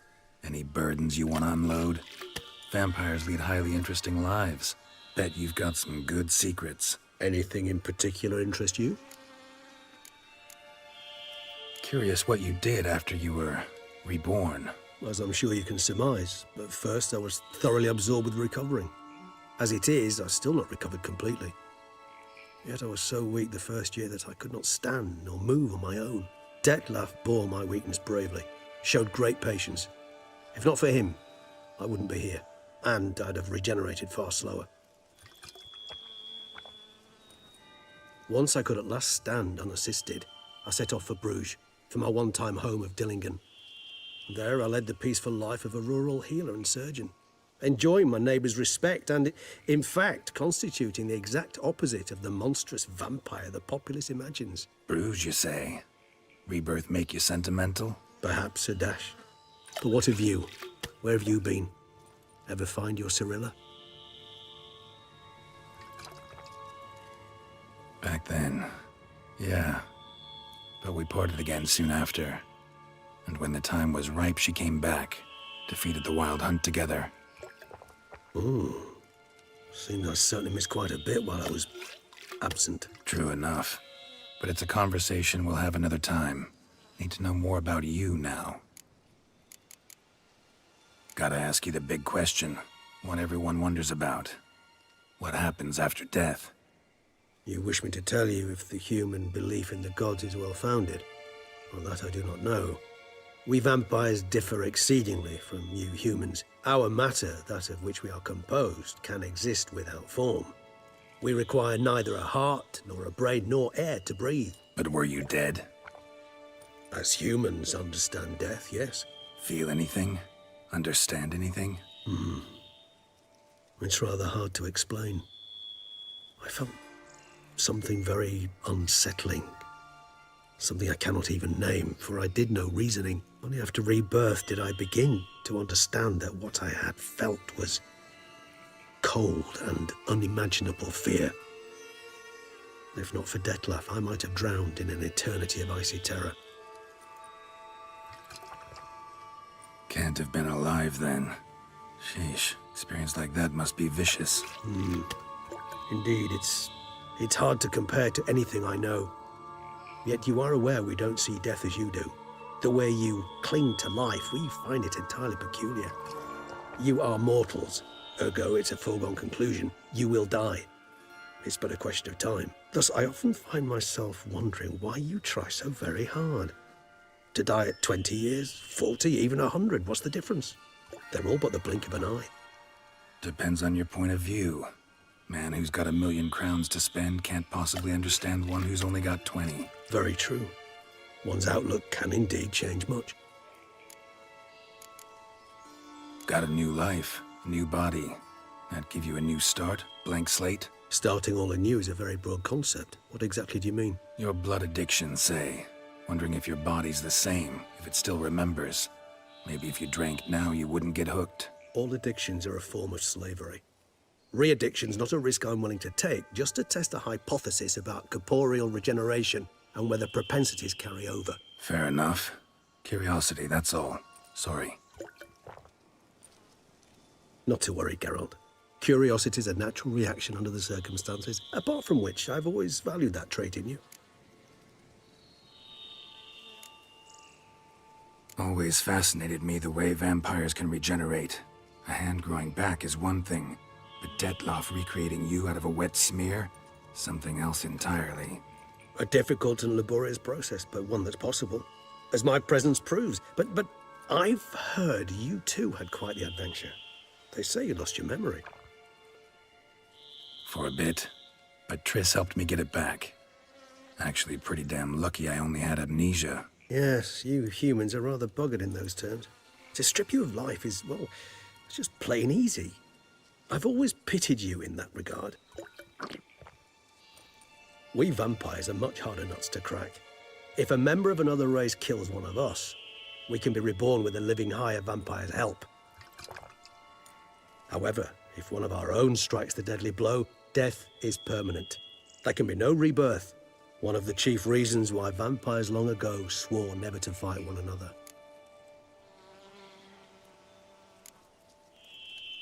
All right, give you one question. What do you want to know? One question to ask one as fascinating as you, Geralt. Cruel parsimony, I'd say, but I shall do my best to make it count. If you were to die and be reborn as I was, in your new life, would you choose to be a witcher? See, Regis. Doubt I'd know how to be anything else. Ever tried? See, you're determined to get an answer, to find out if I like being a witcher. Just refuse to ask directly, as always.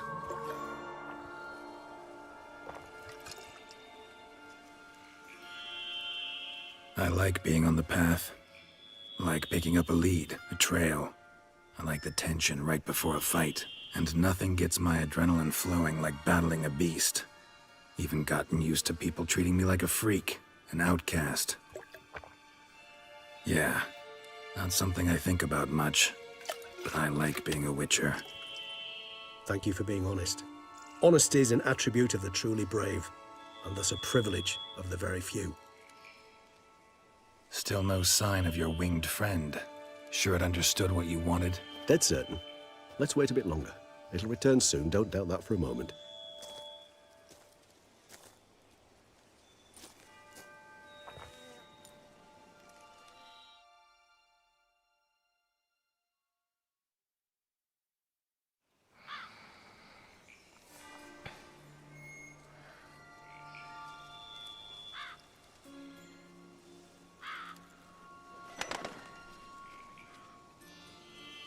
Ever vigilant, even in his sleep.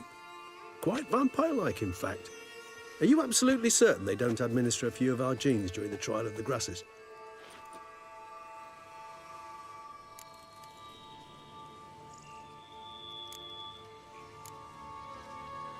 Far as I know, none. Now what you got for me? You were right. No kobolds or mamoons for miles around. Knew it. Allow me to finish. You see, there's this spotted white. It haunts an abandoned residence in the Caraberta woods. Impossible. My brethren hunted down every last spotted white before I was born. Then it seems you must revise your knowledge of spotted whites. For somehow this one managed to survive your brethren's onslaught. It seems I know this home it haunts. Recall a tale about it. Locals believe the place cursed. Perhaps that's how the whites survived entirely unmolested. Whites rarely appear in the woods, even less likely to find them in abandoned human homes. They inhabit remote wildernesses, old abandoned cemeteries. What's your point? This might not be a spotted white after all. Your little helper might have made a mistake. I sincerely doubt it. Ravens are devilishly intelligent creatures, and they've highly developed observational skills. What exactly did they observe? The area around the estate. It's covered in spoons. Spoons? Spare me the skeptical smile. I'm but the bearer of this news.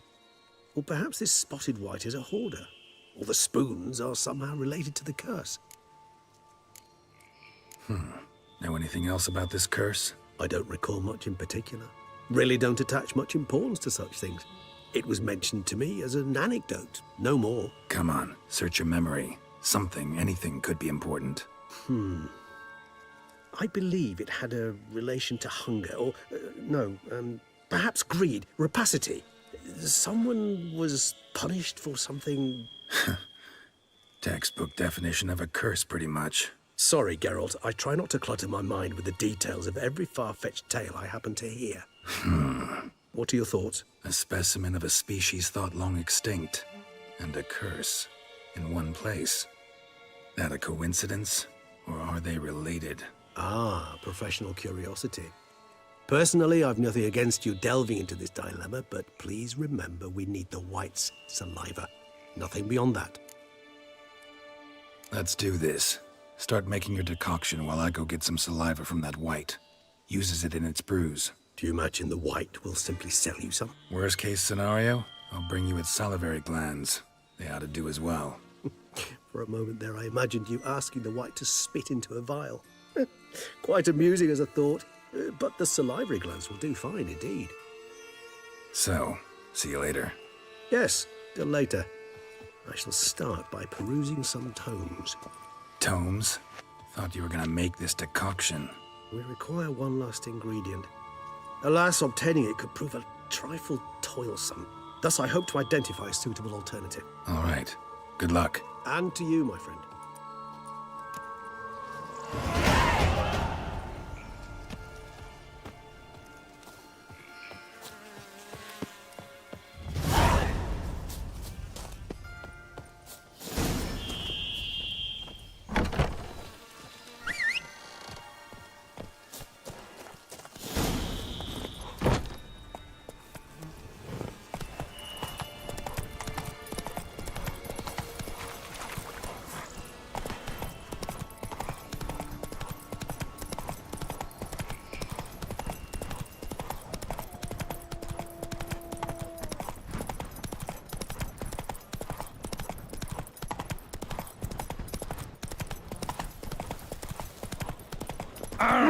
Where you going?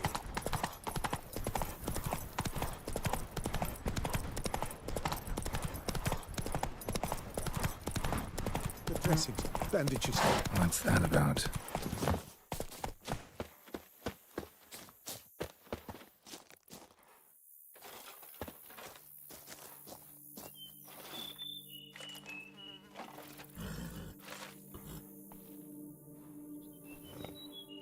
The dressings, bandages. Where did I put them? Forget it. Bandages won't do him any good. What? Oh, but he breathed still a moment ago. Breathed his last then. Bled to death. Legs broken. Femoral arteries ruptured. Wound like that, you're dead in minutes. Gods. What happened here exactly? I was rolling through, fully loaded, when I heard screams. This one crawled towards the road, then drooped to the ground, lost consciousness. I jumped down to help him, dress his wounds. Then you appeared.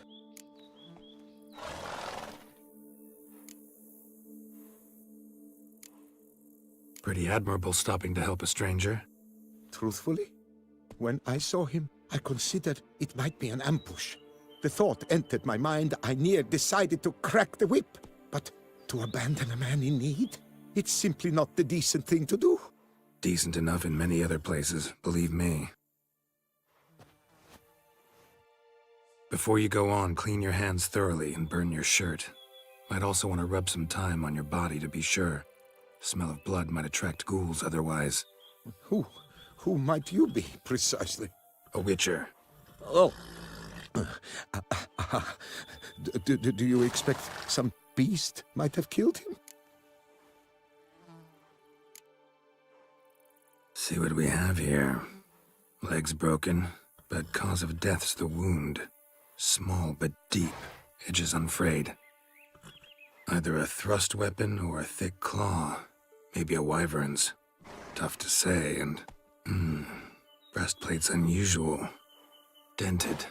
And it's got a patina. An antiquity, I believe. I deal in these things, so... what's puzzling is... why did he don it? Not likely to learn that from him. Now to figure out where he came from. From that house, I'm assuming, but need to investigate. Got some work to do. So long. Wait, I will come with you.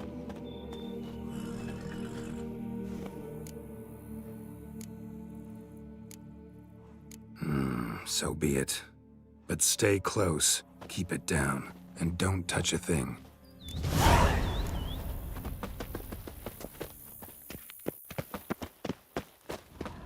Trail leads to the house on the hill, which stands silent as a grave.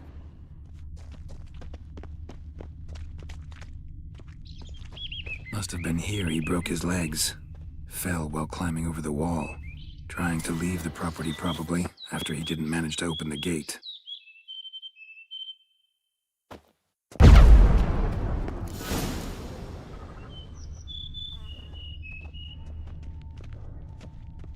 Damn it.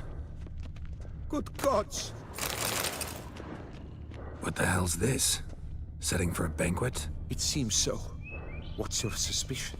Did none survive? Gods! Silver tableware. Open engravings.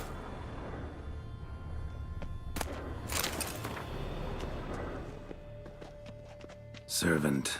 Stabbed to death. Over a dozen blows with a sharp object. Some post-mortem. I cannot believe this the work of a man. It was a monster, to be sure. Torso punctured with great force. Blow pierced hardened steel. Man on the high road. Breastplate was identical. Throats massacred. One mighty blow. Shield along sides old and dented. Sword ceremonial. And Shay handiwork clearly. Ceremonial bowls. For little sacrifices? Of what? Please, do not say humans.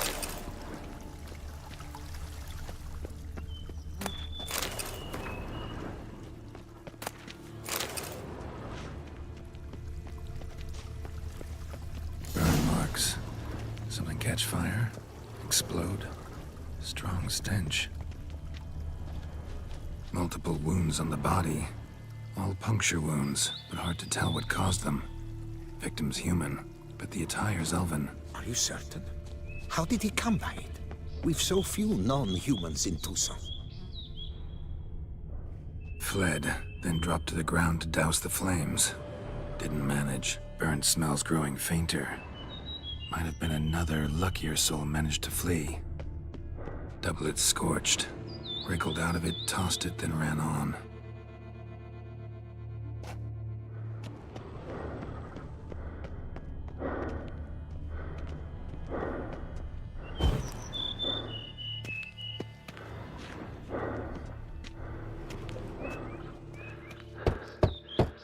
Perhaps there's no one inside after... I know you're in there. Breathing's loud and clear. Open up. We mean you no harm.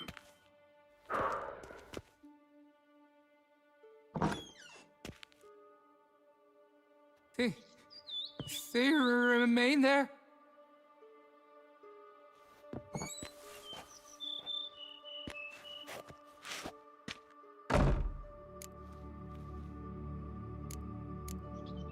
Listen, I'm a witcher. I'm here to help you. But if that's gonna happen, you gotta answer some questions first. Who are you exactly? Durant Faucher Plamonton de Safaran, Lord of these lands, and Chairman of the Society of Friends of the History of Tucson. We meet here annually to mark the anniversary of the Elfin Homage, but something like this, by its first.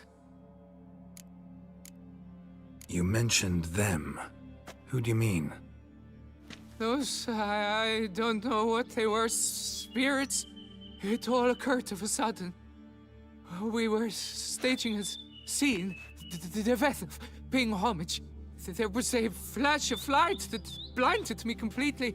I heard cries, though saw nothing. Then felt my own robes were in flames. I broke and ran, threw off my doublet, leapt in here and shut and locked the door behind me.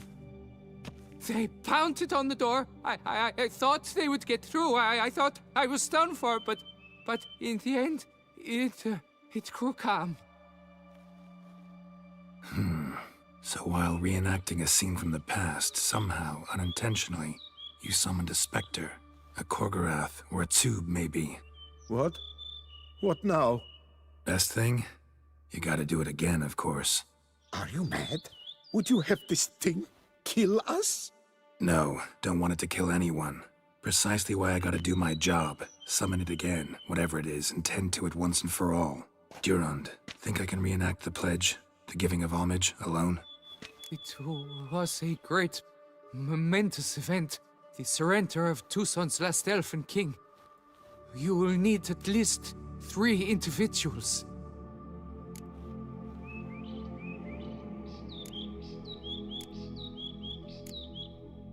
Damn it. Can't risk. Can't expose you to danger. Master, if what you say is true, then I was the cause of this massacre. Unintentionally, yet nonetheless, I've a duty to assist you. A moral one. Gods have us in their care. I shall help as well. Let's get to work. Start by clearing the corpses. Got some time. Won't start the reenactment before nightfall. Things of this sort are a lot more likely to work after dusk. One last thing, though. My pay. Don't work for free, you know. Understood. Just keep the danger at bay, and I shall be generous. Through and through.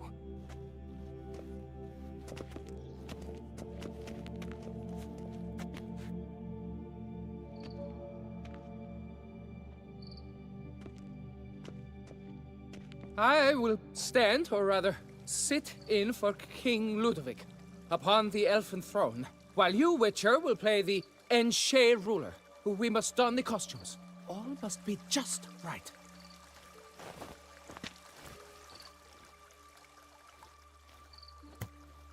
Divethaf, the Elven King, hosted Ludovic in his own palace upon his own throne, amidst the blinding glow of a plethora of torches.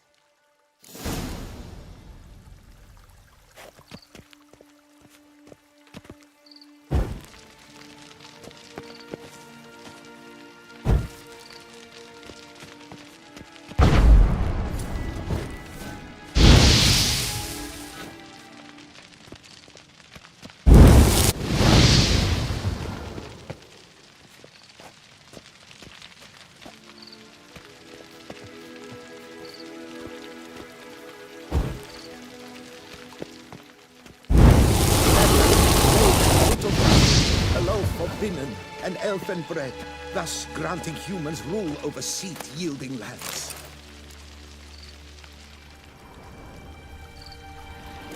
Divethaf filled the ornate ceremonial bowls with elfin wine. Gwinoet, the sweetest, long last, the elfin king grasped his sword and shield, thus symbolically passing command of his armies to humans.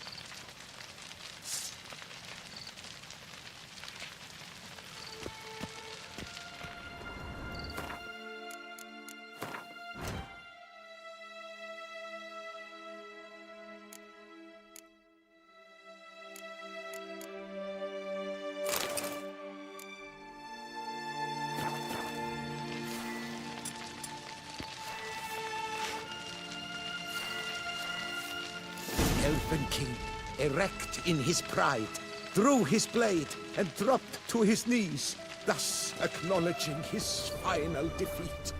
Ludovic then spake. I accept your allegiance and shall return in 1 year's time to... Ah! Look! Look! The statues! Impossible! God's mother!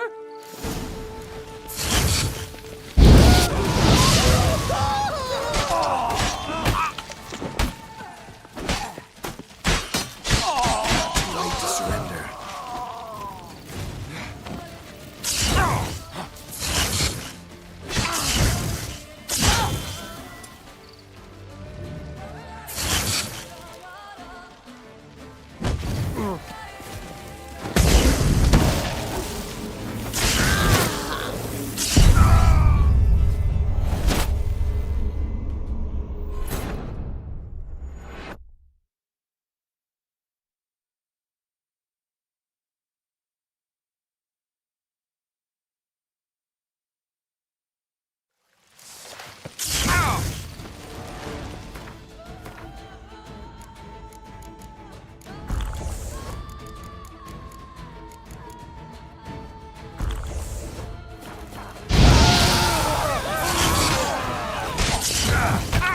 How long you gonna make me wait?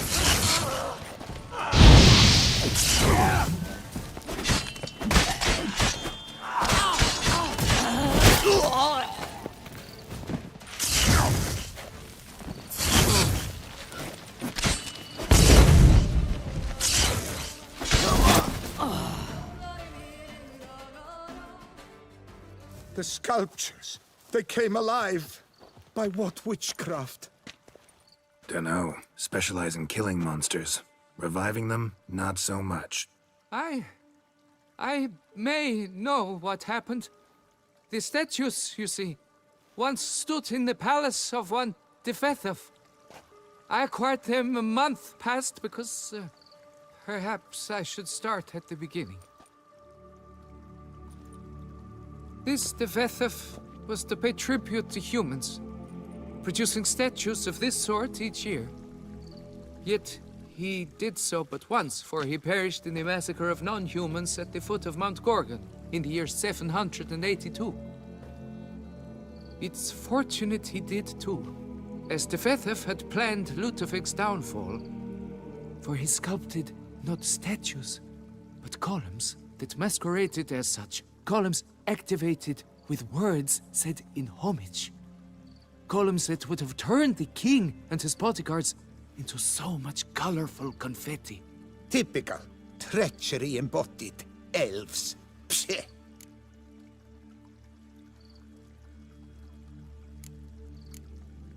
You're no better. Elves were just defending their territory. You humans took it, but you still weren't sated. Had to cut the elves down, every last one. You? What does that mean? You're a man as we are. Yeah, in a way. Just ashamed to have to admit it sometimes. Your words? They're wrong, Witcher. But I'll not let you leave empty-handed. Take this as your reward. Farewell.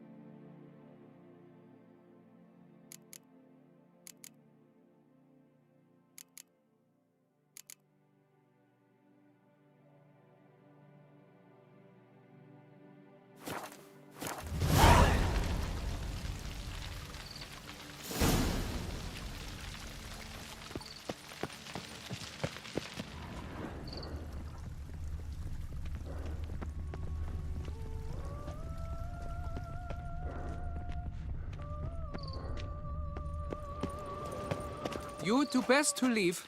Resume your path, Master.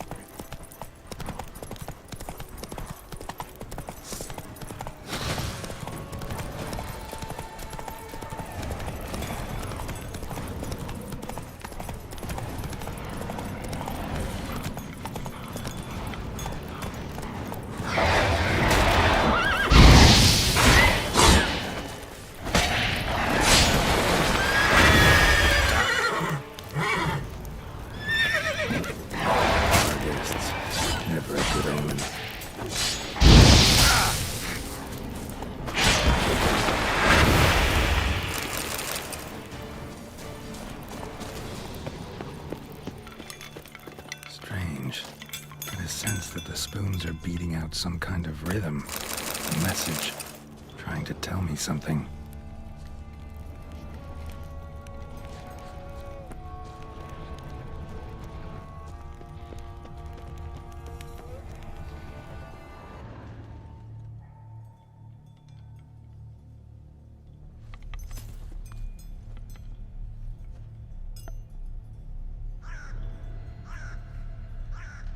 None shall sit and dine with you at your table. No spoon you have shall say to you, never again shall you wish to spy your reflection in the mirror. Sounds like a curse, all right.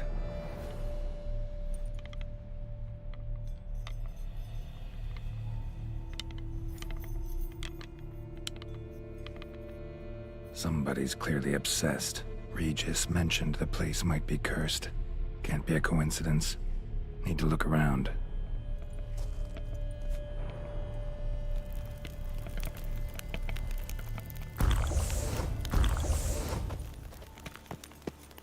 Pigsty. Need to search it thoroughly. Find a way to collect some white saliva. White's obsessed. A real collector. Thoroughbred.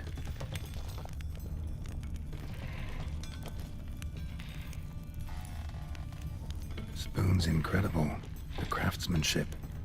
Must have graced a rich man's table.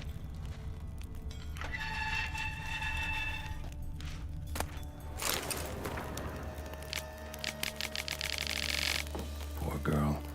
Realized she was changing into a monster. Recorded it in her diary. Poignant. Smashed mirror. As if someone couldn't stand to look at themselves. The monster. Journal's author, maybe?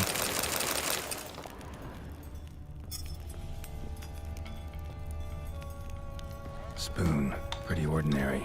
Maybe a little old.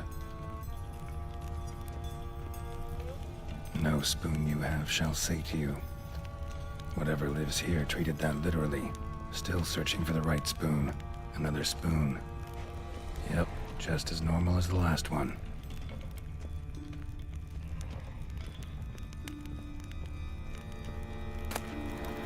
The spoon key. Sophisticated crafting. Tag bears a description. White's a true collector.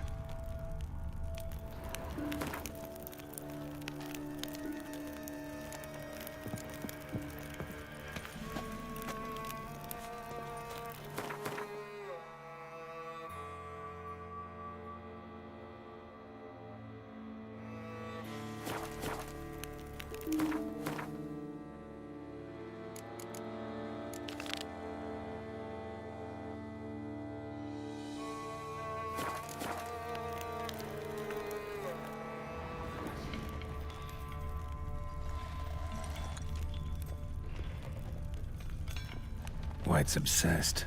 A real collector. Thoroughbred. Skeletons. Doubt they came here willingly. This have anything to do with the curse? None shall sit and dine with you at your table.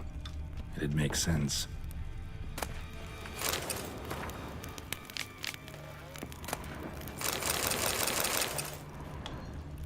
Woman's name scratched into this wooden spoon. Romantic. No claw or fang marks. Probably choked to death. Right arm bit right off. Teeth all knocked out. Somebody tried to force feed him. Broken neck. Indentation in the skull's lateral surface. Smacked in the head with something heavy. None shall sit and dine with you at your table. No spoon you have shall say to you, never again shall you wish to spy your reflection in the mirror.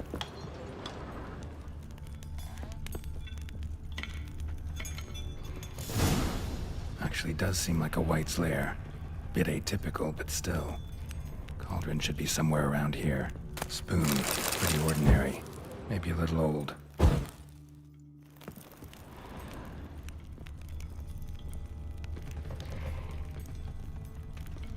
Another spoon.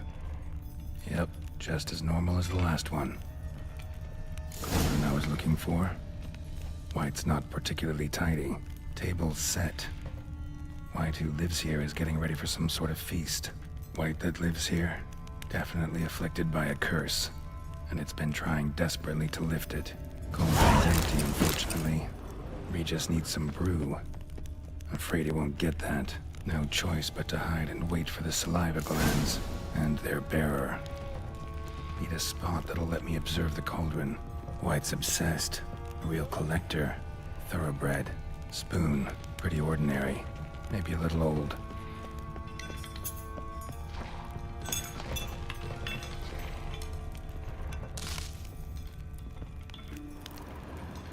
Another spoon. Yep, just as normal as the last one.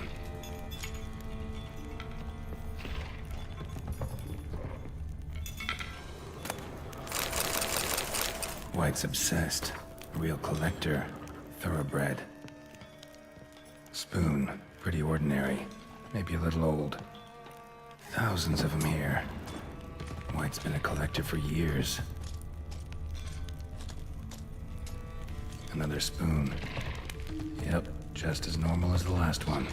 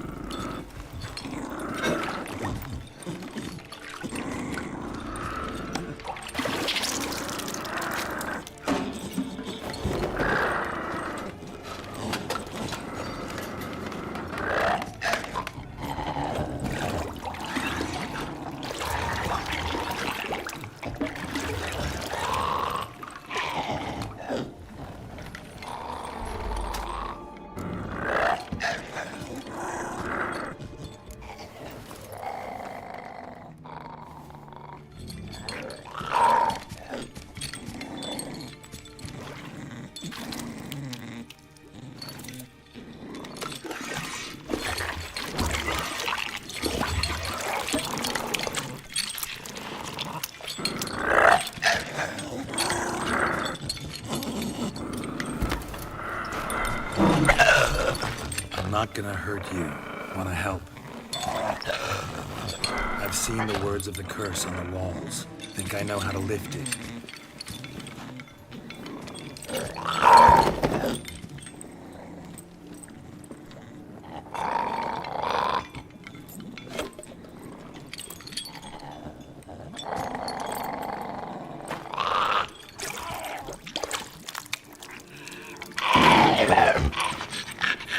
Tried to bring folk here, convince them to sit at the table with you, right? Well, I'm gonna be your guest now. Your willing guest.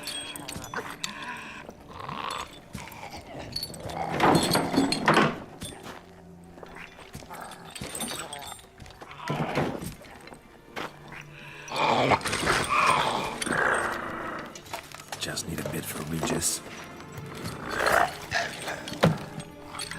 And now we'll tend to you.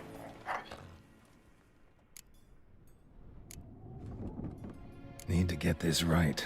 Words of the curse were, none shall sit and dine with you at your table. No spoon you have shall say to you, never again shall you wish to spy your reflection in the mirror.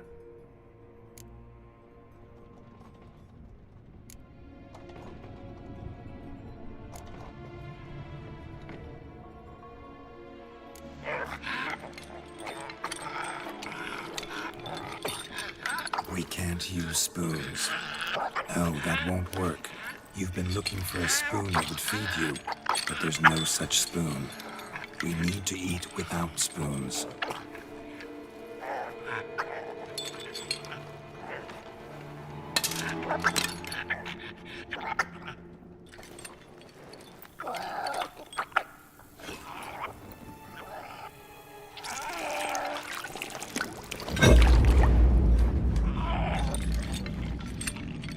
Open your eyes.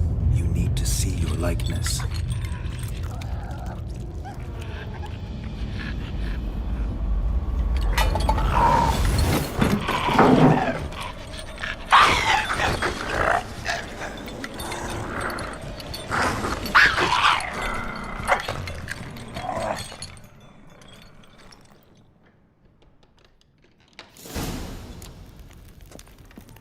Think it worked. Just not quite like I expected. Need to see what happened to the white. Won't be hard to find given its stench.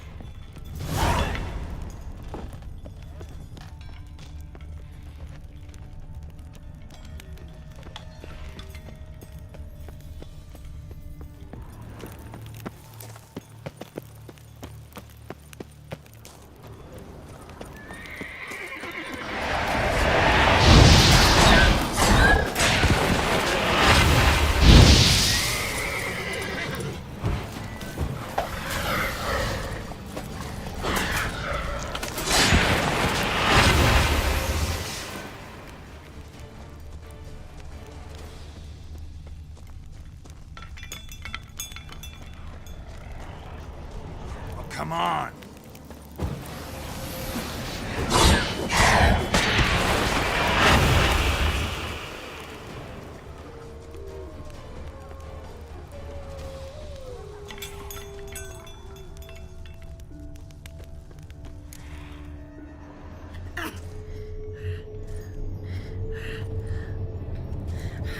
Shh, easy. Not gonna hurt you. Eat. I must eat.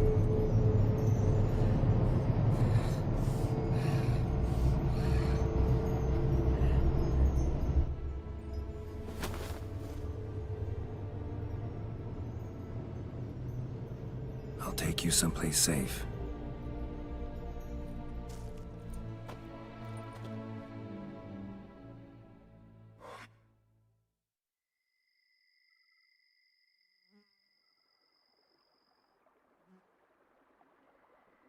So I took her by the hand and led her here. Seemed the only sensible place for her. You did the right thing, sir. She should recover quickly here. I'm deeply pleased, finally, to make your acquaintance, sir, though I do regret the specific circumstances. In all the commotion, I fear I neglected to introduce myself. I'm Barnabas Basilfolti, and by order of the Duchess, I am to serve as your major domo at Corvo Bianco. Nice to meet you, Barnabas Basil. Love to talk more, but got urgent matters to attend to. While I'm gone, please make sure she gets everything she needs. Don't worry, sir. I shall see to everything. She is safe here and in good hands. She'll soon be back on her feet. Might actually take a while. She hadn't eaten anything in over 100 years when I found her. Horrid. Whatever brought this about? It's all over. That's what matters. Let's now focus on taking care of Marlene. Naturally. I shall see to it. Asked about our guest earlier. Sorry, I was busy with my hunt. Didn't have time to answer. When one gazes at that unfortunate creature, the question, whatever happened here, asks itself. Her name's Marlene. She was once the very beautiful and proud heiress to the Trastamara estate. One evening, when she was holding a banquet for friends, a beggar came to her gate seeking alms. He had a bowl and a spoon with him. He sat outside her fence and waited. I've heard of the custom. An ancient rite of hospitality that obliges one to give food and drink to such a guest lest he depart hungry. To neglect the custom is to bring great misfortune down upon oneself. Marlene didn't care a whit for the old customs. She drove the man off, saying she'd rather feed the leftovers from her feast to her dogs than to give the beggar anything. The beggar then broke his spoon, cast a curse. She was beautiful, so he said she'd never wish to look at herself in the mirror again. Since she adored feasts, he swore no one would ever wish to sit and dine with her. And as she even refused him the crumbs from her table, he swore she'd never find a spoon in the world that would sate her hunger. A harsh punishment. I imagine lifting the curse was hardly simple.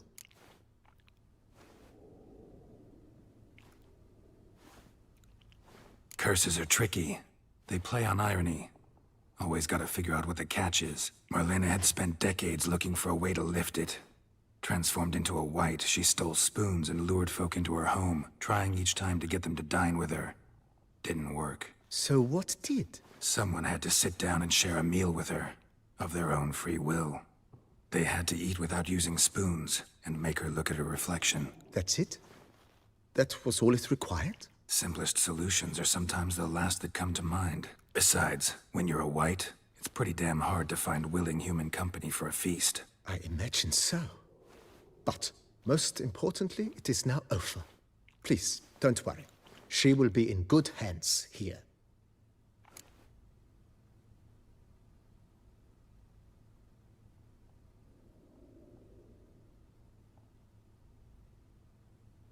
Vineyard comes across as a place with a rich history. Know who owned it before me? Baron Rossel, who went bankrupt, forcing him to sell the estate to the Duchess. The Baron, in turn, had purchased it from Monsieur Bolius of the Headsman, a truly colorful man of Kedweni origin. He was actually a headsman? No, not him, but his great-great-great-great-grandfather. Indeed. Apparently, he was a common cutpurse who somehow secured for himself the post of ducal headsman in Beauclair. Went about his work with an exceptional penchant. They say he chopped off more heads than there are grapevines in the ducal vineyards. He never hesitated, not once. Never sliced unevenly, never botched a job. For his exemplary service, the Duke granted him a title and this estate. Monsieur Bolius, on the other hand, was an engineer in his younger years. Once retired, he settled here and took to producing wine. Sadly, misfortune struck and he lost his sense first of smell, then of taste. Additionally, he could not drink alcohol. His medic forbade it. Shame that. He gave up making wine? Not at all. He made even more of it. Began throwing wild balls to which he'd invite friends from far and wide in order to treat them to his wine and delight in the fact that at least someone could enjoy it. It's the sort of man he was, Monsieur Bolius. Mind giving me a little tour de Corvo, Bianco? Not in the least. Follow me, please. I think it would be practical to begin on the hill.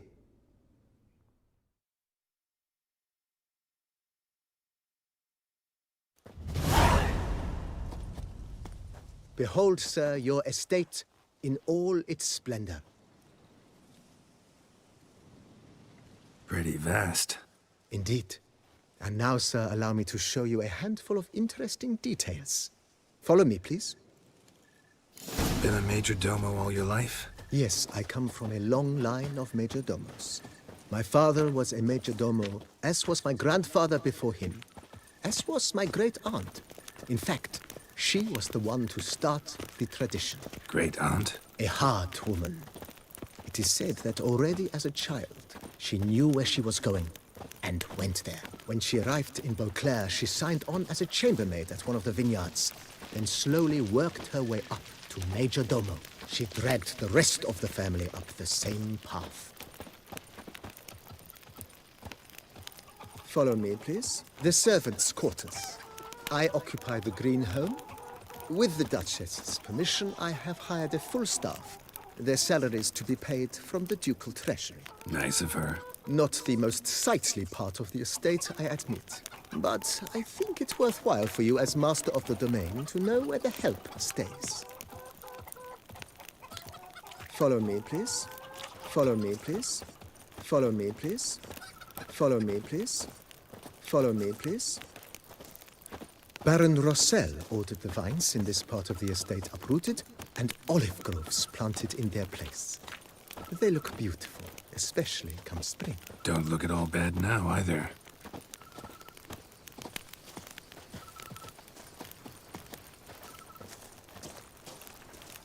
Down below lies your vineyard, where we grow a strain of Carfanere, one of the world's oldest.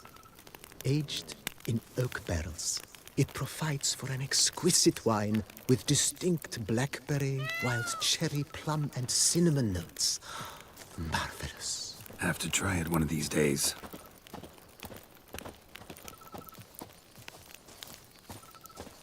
Follow me, please. Nice well. Picturesque. Yes, though it ran dry long ago. During the raucous feasts Master Bolius held, he would order it filled with wine.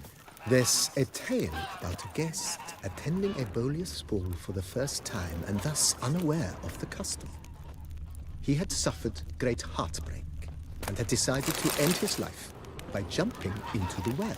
The festivities were coming to a close, and the well was nearly empty when the suicidal guest finally jumped. Instead of killing himself, he merely broke his legs. To numb the pain, he drank the wine. Drank himself to death? Not at all. When found the next day, he had concluded he'd witnessed twin miracles. The water had been changed into wine, and he had survived. He retired to a monastery in the Dragon Mountains and began preaching the wisdoms of Lebioda.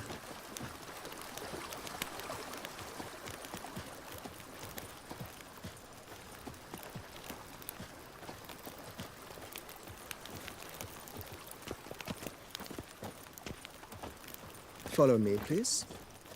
Monsieur Bolius' wife Nina kept a garden here. A supremely lovely place it was. Bit neglected now. I agree. Yet nothing stands in the way of restoring it to its former glory, and once again planting it with herbs and other vegetation.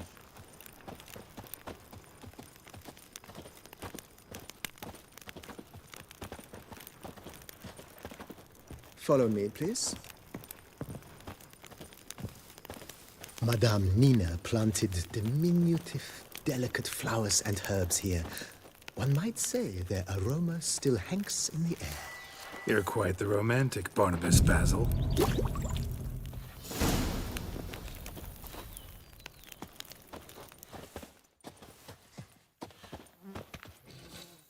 I'd rather be an eagle than a quail. Yes, I should. If I only could, I truly would.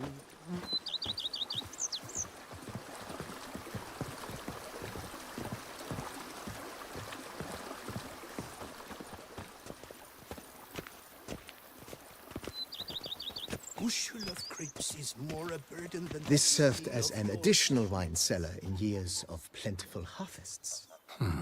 Bit of work and it'll make a fine stable for Roach.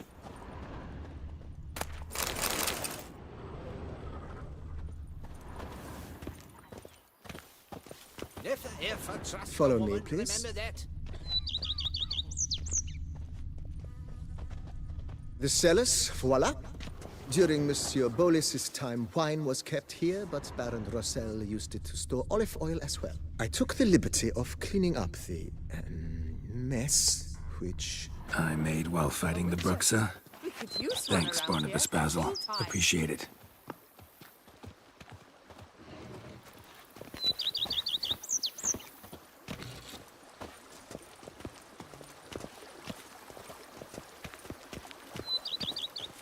Follow me, please. As you can see, the facade is, how to put it, slightly stained. But one cannot deny it a certain subtle southern charm. True, though it could use a bit of subtle paint. Follow me, please.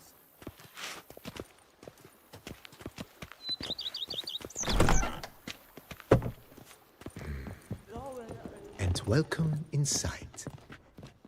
On the left is the master bedroom. On the right, the dining hall and kitchen. Upstairs, you shall find the guest room, currently used for storage. Not a bad idea. At the moment, the house is only minimally furnished. Yet I believe we will, together, devise some innovative arrangements. A few paintings, for instance, would breathe new life into the abode immediately. With that, sir, you've seen the full lay of the land. Corvo Bianco is a beautiful estate. Though one must admit, time has taken its toll. Forgive me for being forward, but if you were to choose to invest a small sum towards its beautification, consider me at your service on the matter. Think I'll take you up on that. Be sure to come and see you if I decide to do any remodeling. Mentioned the place could stand to be spruced up. Oh, most decidedly, sir. The question is where you would like to begin this rejuvenation. Been thinking about the outer walls. Maybe a fresh coat of paint or some patching. If I might dare to make a suggestion, why not start with a general renovation? I once oversaw such work at Admiral Rompelli's summer residence. The effects were simply breathtaking. Not only did the residence positively sparkle afterwards, but we also made room to display the Admiral's armor and weapons, of which he was a passionate collector. It's in your hands then. Make the place shine. I shall get to work immediately. Within a day's passing, I shall have sent for the crew which rebuffed the Admiral's residence. They are the finest specialists around. Highly skilled at what they do, it shall not take them too long, I wager. 2 days after they begin, your eyes will behold your residence in its refurbished, rejuvenated, beautified state. Is there anything else? Got these spacious grounds. But maybe it's time to make them more... useful. Oh, yes! We certainly should.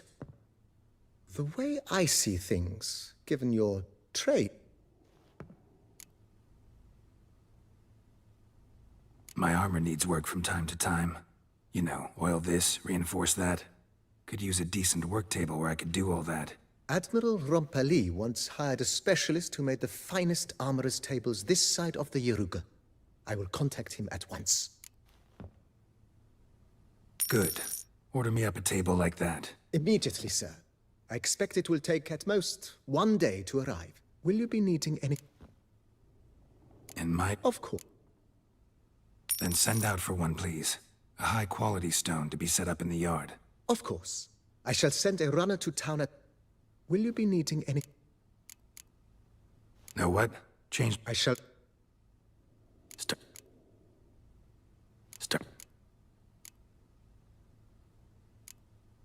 Starting to really like this. I agree.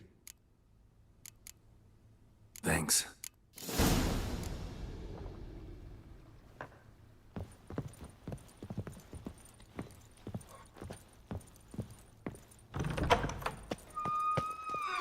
A knight's errand? They're so heroic, we had to summon a witcher to do their work.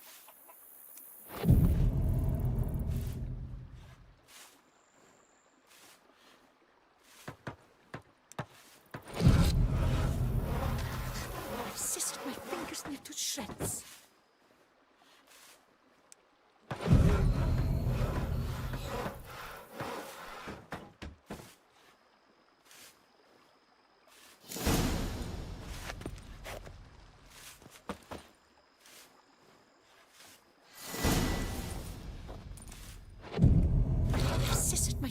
Near to shreds.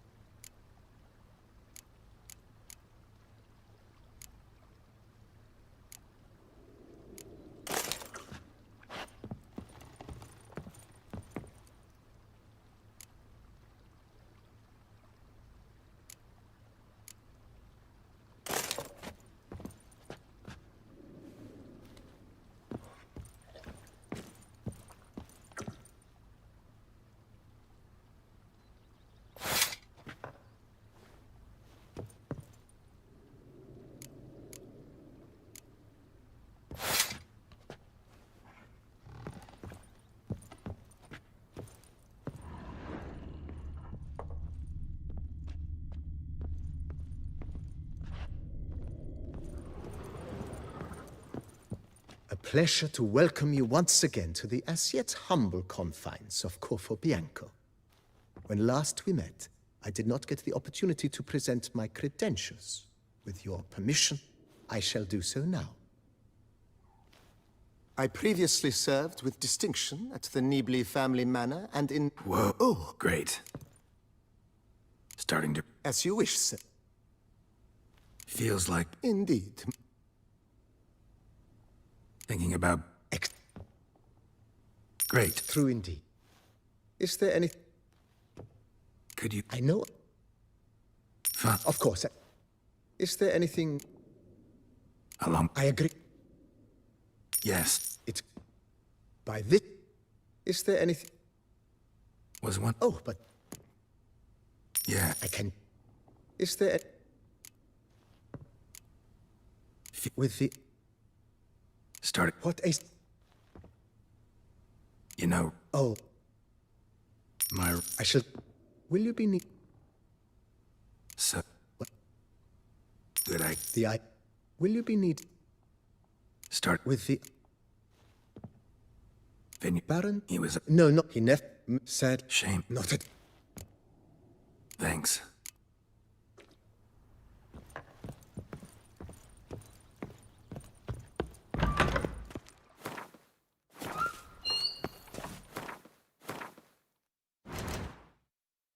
Scissored my fingers into shreds.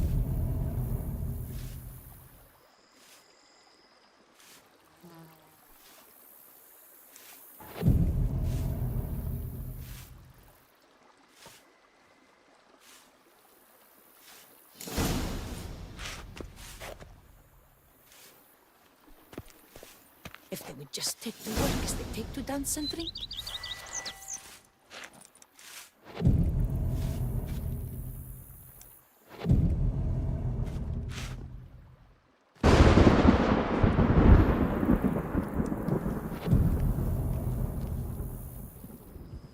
In seeking out the Witcher, our knights rode as far as the lands they call Velen.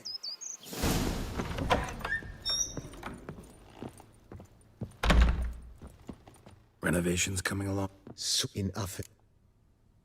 If you say I should see it, I'll go see it right now.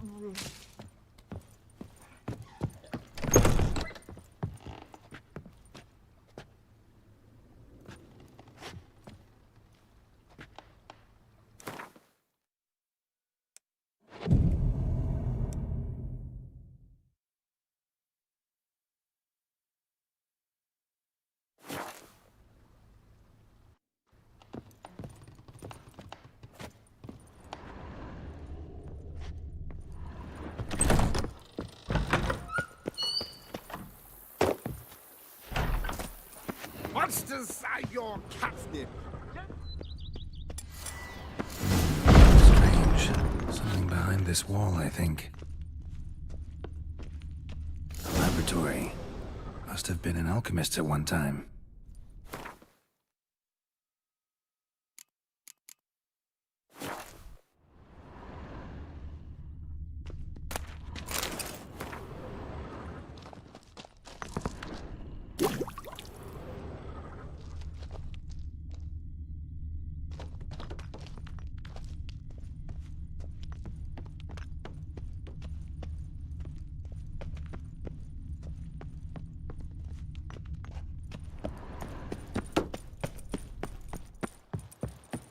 Mila's son ran off to join Starling Strachan's hands.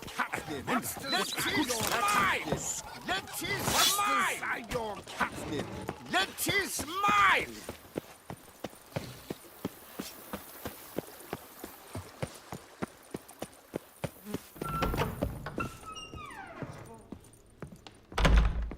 Renovations coming along all right? I am delighted to You must...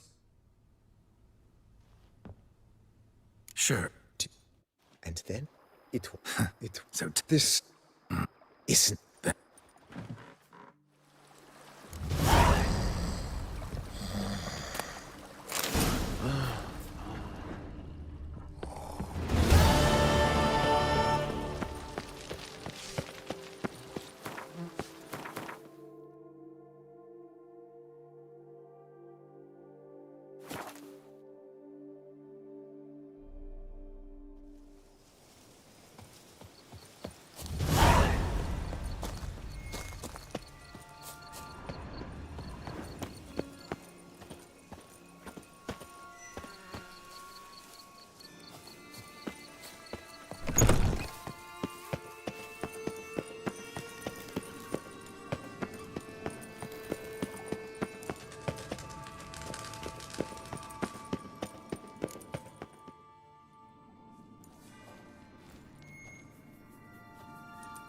Think your friend's hand will make for a nice broth? You've clearly honed your sense of humor.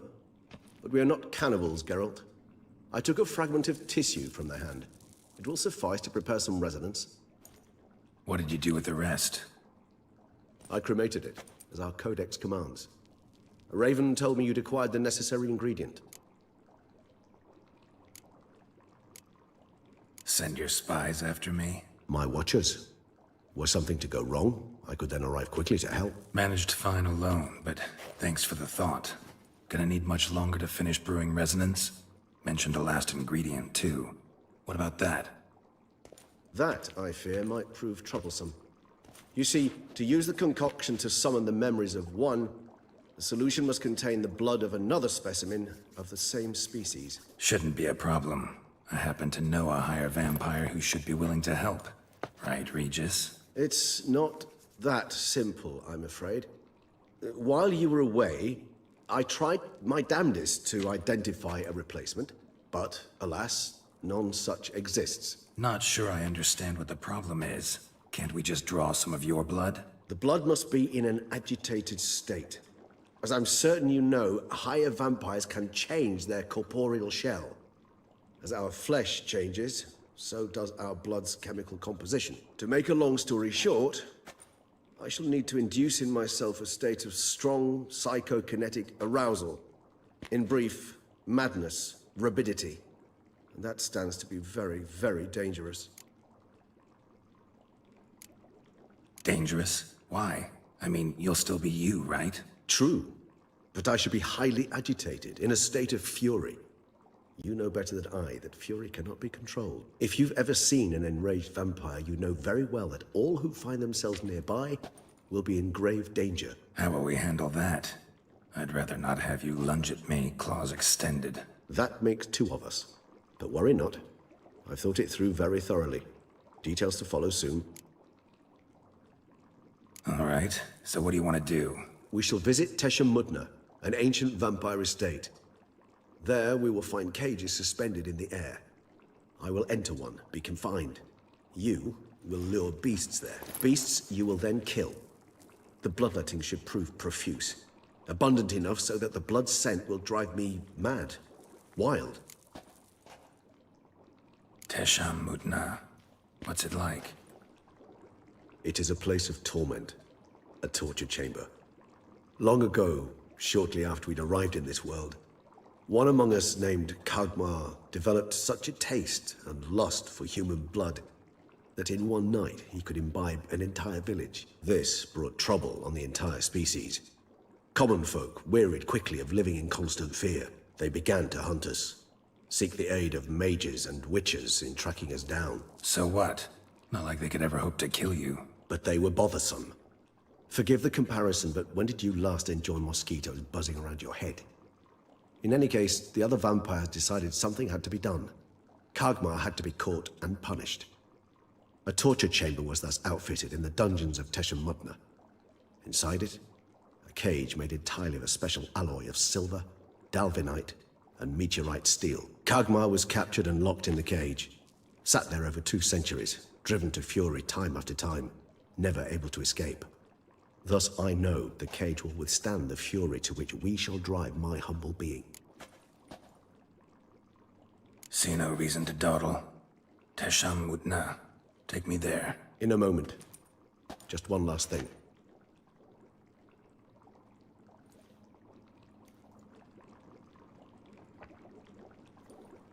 What was that? Blood. Oh, the last favor the Raven did me. I've also taken some Sancurium, a solution that sharpens one's sense of smell. One drop of blood shall smell like a gallon to me now. You crazy? You're a recovering addict. Your outrage warms my heart, Geralt. But you must remain calm. I have no choice.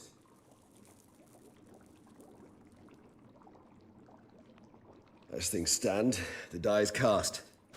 High time we set off for Tesham Mutna. My head's spinning already, and you're starting to smell quite tasty. And you're starting to scare me.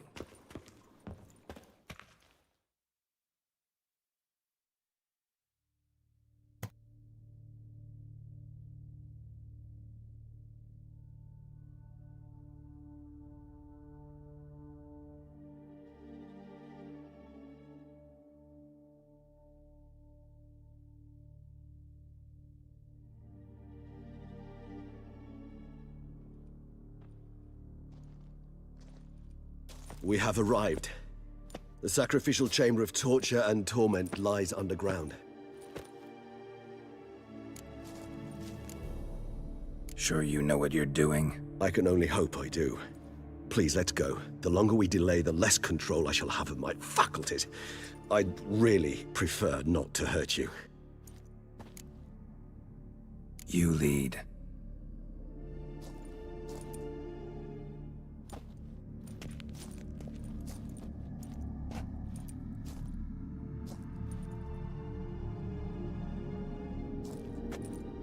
Scurvers must be getting close to their feeding ground. Correct. I told you there'd be danger.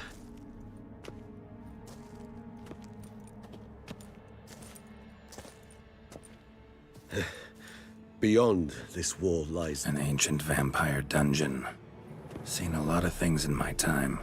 Nothing quite like this, though. I feel honored. A man with such a wealth of experience, yet I'm about to show him something new. Now, to open it.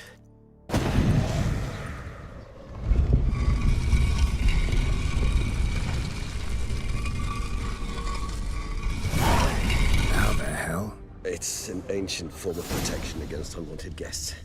The mechanism which releases the latch reacts only to a higher vampire's blood. Tricky mechanisms, a vampire hideout, fortified, secured.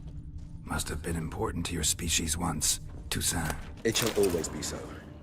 During the conjunction, the gate from our world into this one opened upon this land and no other. This was the first place we saw. Victim's been disemboweled, intestines ripped clear out. Scurvers have gnawed on this corpse, repeatedly. Human husbandry and care? This for real?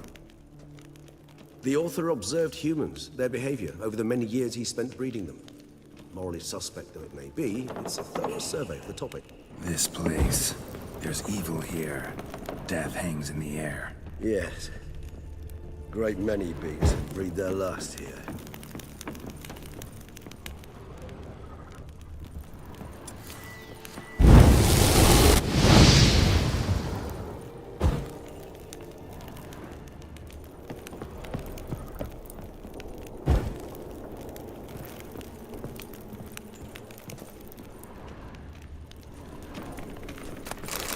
Your kind assembled a peculiar little library. Indeed.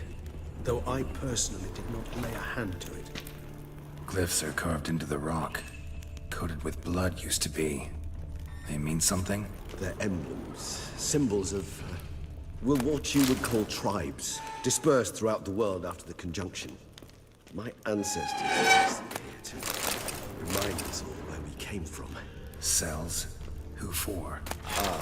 Disgraceful. Excruciatingly so, this particular page from our history. I'd rather not summon the demons of the past if it's all right. And this one? Which tribe's this? Garisham. My tribe, and Deadlouse. We both remained in this part of the world. And this one? Which tribe's this? Garisham. My tribe, and Deadlouse.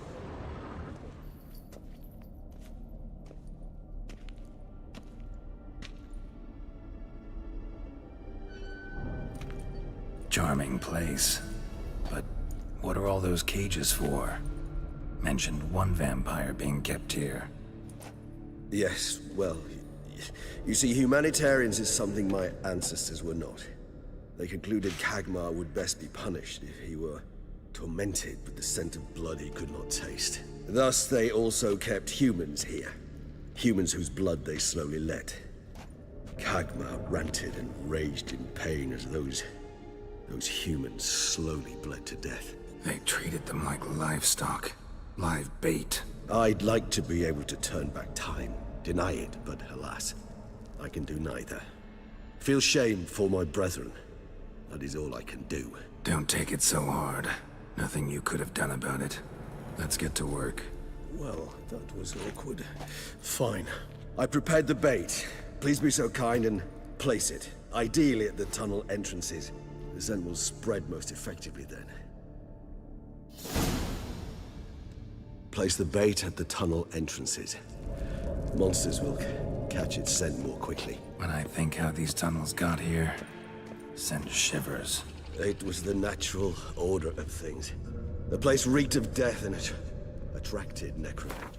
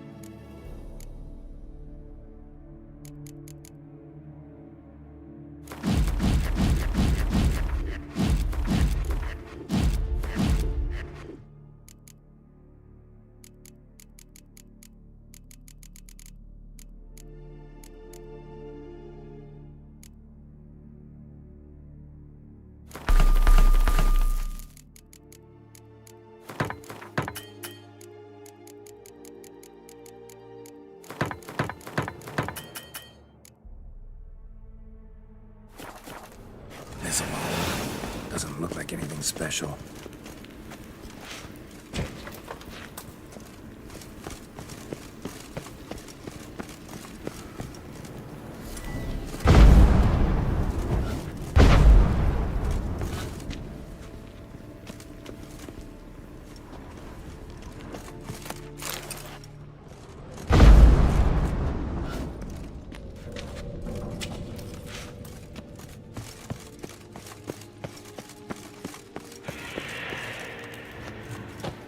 Three done.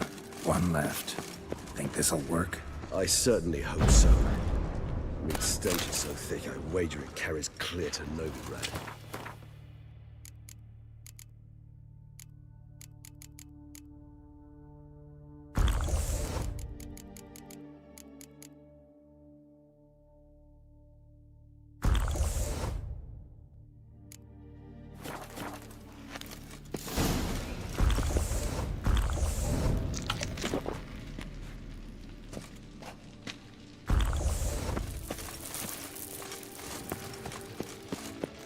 Bait set. What now? I shall enter the cage. You must chain me inside. The bars are made of an alloy that will prevent me from transforming into mist. Kinda thought you wouldn't want to. I shall be in great pain. My sole thought being to stop that pain. I cannot know what I will do.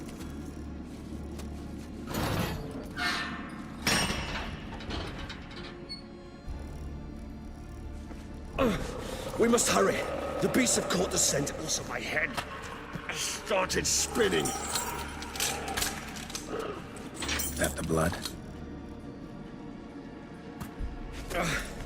Someone who's never experienced a vampire's bloodlust does not know the true meaning of thirst.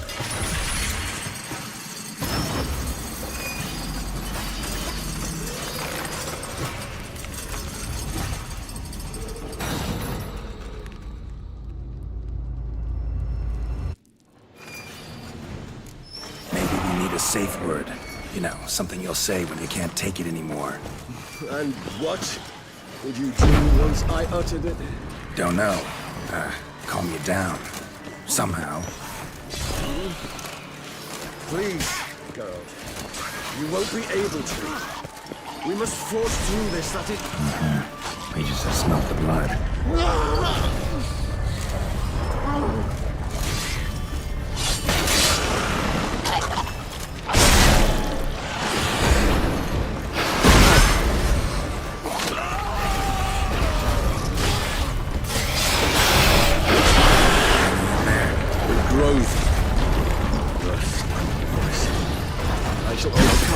Good, because I can hear more coming.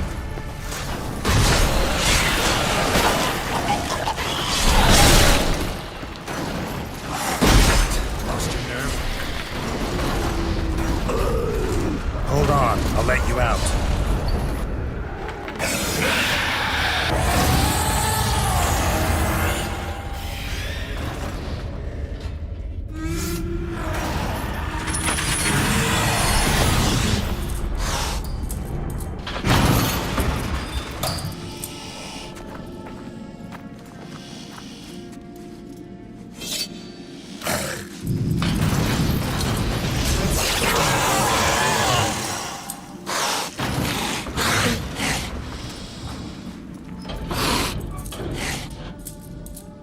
Need to hang on a little longer.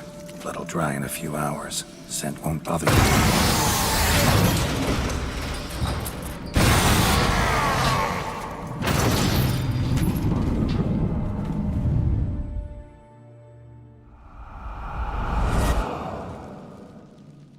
Get you out of here. The concoction.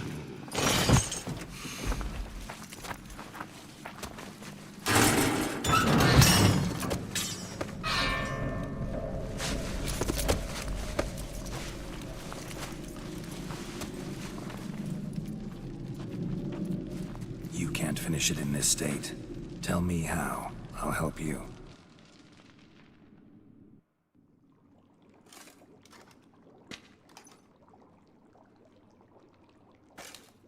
Any better?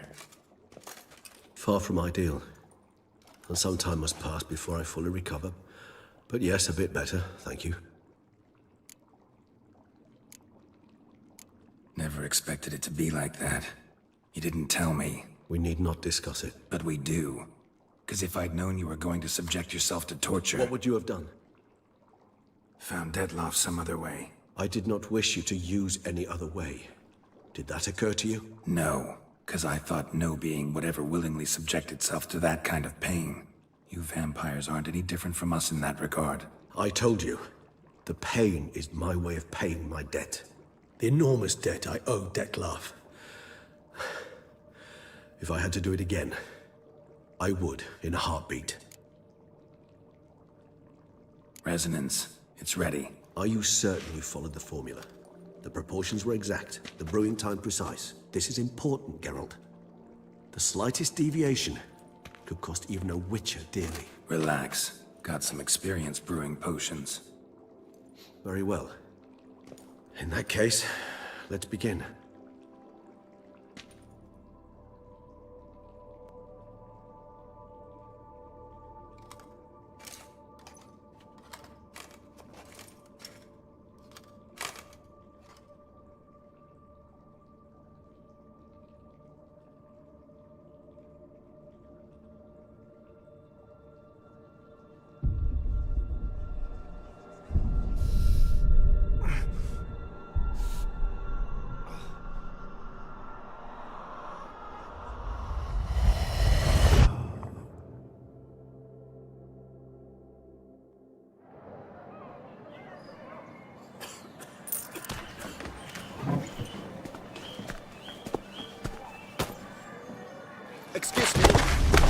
Kindly take a moment.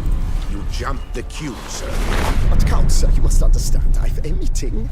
Sir, Count, sir. you were next. Please, take a seat.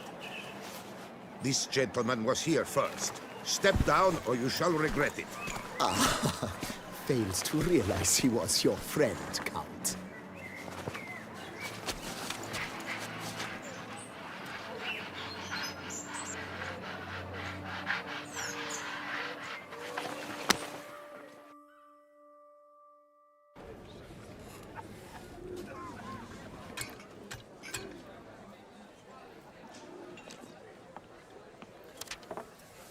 It was then I ordered him to give up his seat and step off the stand. If only you'd seen his face. We got him good, didn't we, Detlef?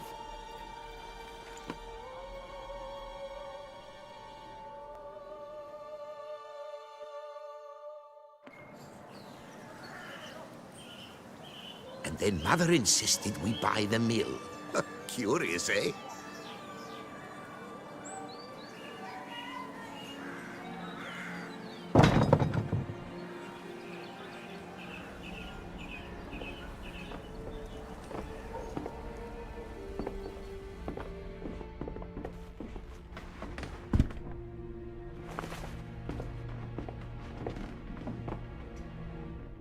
But at least I've a yarn to spin for friends and associates. Forgive me. What?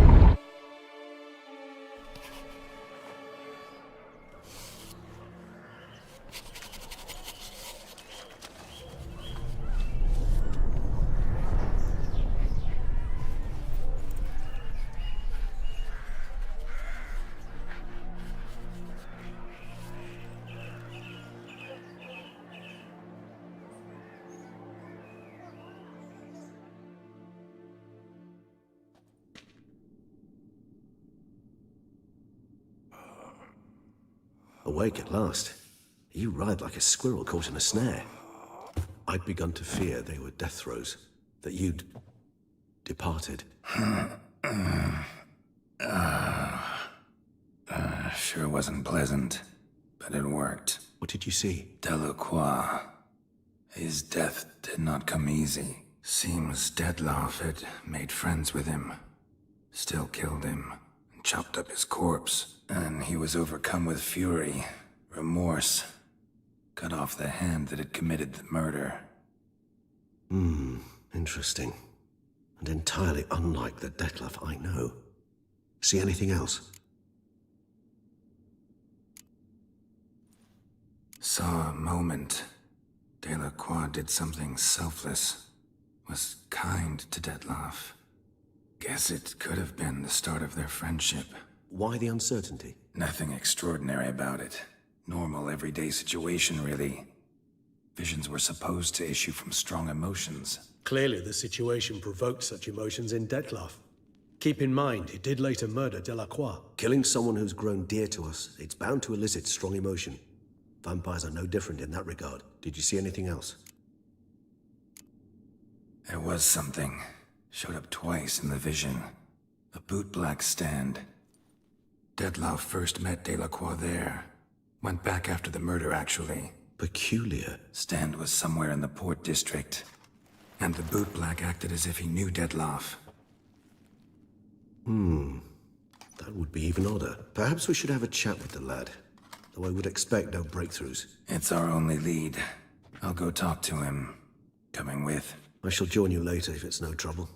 I don't yet feel strong enough to venture out. That's fair.